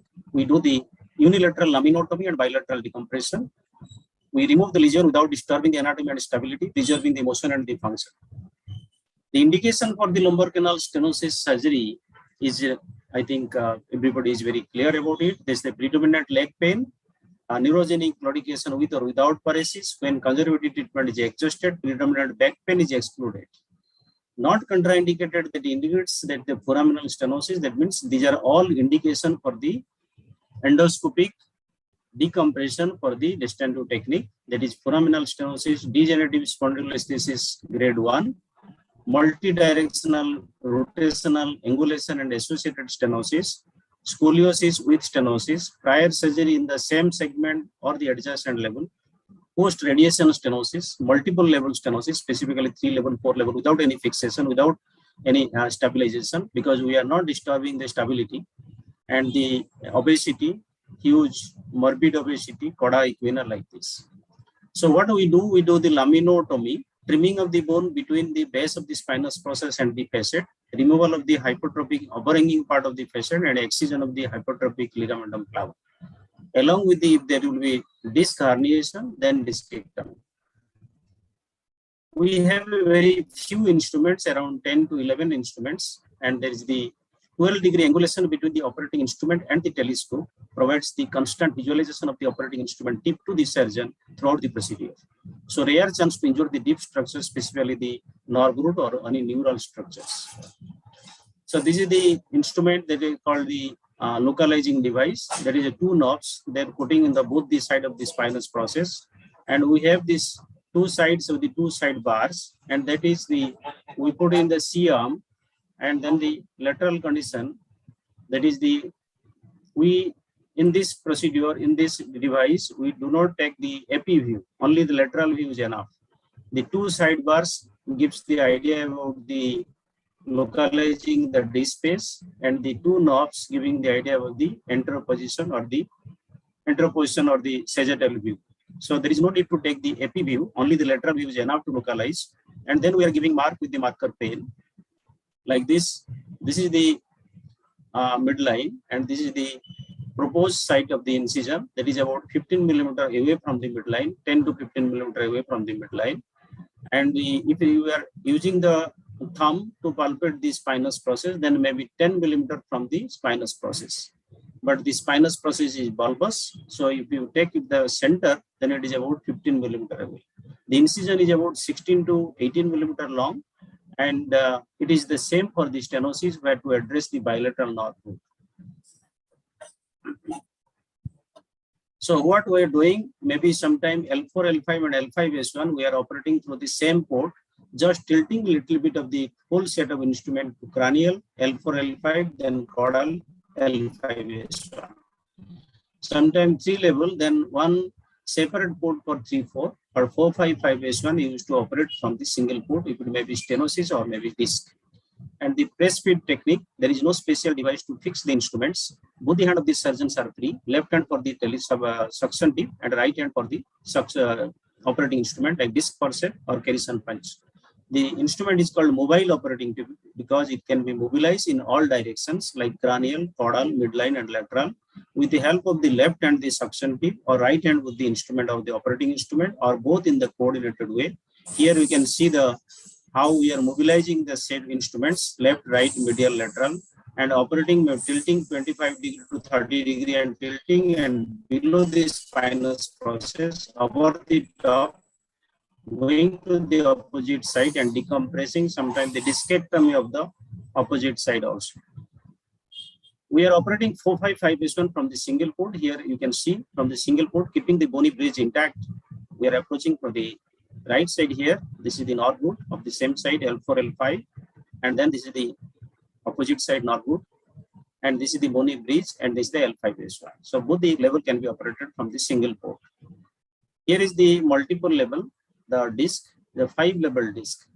So 1, 2, 2, 3, 3, 4, 4, 5, 5S1. This is the left side and these 3 are the right side approach. So the endospine is an elliptical instrument like this, and it can sit in the elliptical way like this in the anatomy and fitting to the anatomy, not like other instruments. This is the advantage of the endospine system. So here is an example of the patient. This is the LCS with the L4, L5 disc herniation, and this is the axial view. This is the bilateral involvement, bilateral radiculopathy. And this is the L4, L5 stenosis with the disc. And here is a short video. You can enjoy this video. So this is the left approach, and this is the cranial, caudal, midline, and lateral. So cranial is the left hand of the ears. I'm removing a little bit of the cranial lamina here so that the ligamentum flavum will be detached. This is L4, L5. So this is the L4 lamina, and L5 lamina is here. Spinous process is there at midline, and laterally this is the facet. I'm using the 3 millimeter Kerrison punch. This is 45 degree to remove the bone and 90 degree for the soft tissue. So only 2 Kerrison punch come in the set. This is 3 millimeter disc for set. I'm removing the soft tissue from the inferior lamina, that is L5 lamina here, and my pet is protecting the dura. And now this is the inferior lamina. As everybody knows, there's no need to remove the much of the bone from the inferior lamina. It is attached to the in the border, the ligamentum flavum or yellow ligament. So only trimming of the bone is enough to detach the ligamentum flavum. I'm using a flap like this. Sometimes we are using the 90 degree Kerrison punch to cut the pieces like a piecemeal. Here it is a flap. So this is left approach, L4, L5. This is the midline. The same 45 degree Kerrison punch I am using to remove the ligamentum flavum. This is to shrink the soft tissue at the midline, and this is the overhanging facet at lateral aspect. Same 45 degree Kerrison punch. This is the lateral aspect at the shoulder of the nerve root. The nerve root is now visible clearly. The cranial, I have given cranial one petty and caudal another petty, so that the nerve root will be pushed a little bit with the help of the nerve root retractor. Get a good space laterally to approach the disc, and this is the discectomy.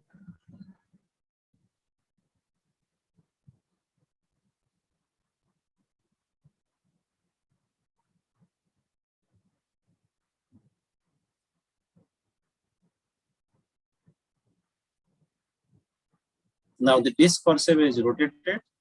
The mouth is towards the lateral aspect. If there will be any free fragment in the lateral aspect, then irrigation with the normal saline will be refined. If there will be any free fragment, that will also come out. And then remove the cranial petty. And this is the caudal petty. I just kept it there to reduce the bleeding or stoppage of any. And then this is the petty I have given in the cranially at the midline, and then slowly going to the opposite side by removing the ligamentum flavum and also overhanging spinous process. So a little bit of the enter aspect of the spinous process, and then slowly moving caudally, and these are all thickened ligamentum flavum along with a chunk of bone from the inferior aspect of the inferior lamina. Then we are going to the opposite side by undercutting of the bone, and this is the opposite side nerve root. My petty is protecting the dura, the dural sac, and this is the nerve root, and this is the disc. So this is the opposite side disc. It is a left approach. So this is a right side disc. This is a nerve root of the opposite side. This is a right side nerve root. And I'm putting a petty to protect the nerve root, that is caudally. And this is the cranial petty. So this is the disc of the opposite side. But it is very, very rare you will get the disc of both sides. So discectomy from the opposite side, complete decompression of the nerve up to the foramen, and adequate decompression at the central level, bilateral nerve root, This is the opposite side nerve root, and this is the same side nerve root decompressed up to the foramen. So this is the discectomy from both sides and also the decompression of the nerve root of the both sides. So primary principle of this surgery is the same for all upon microscopic, microendoscopic or endoscopic technique. But in endoscopic technique, sufficient work done within the spinal canal and its neighbor structures under excellent visual conditions. Technology evolving and indication are expanding and growing. Possible in obese, osteoporosis, multiple level, complication like dural tear, neural injury and infections are less. Complication following the dural tear less, as no dead space after the removal of the tube.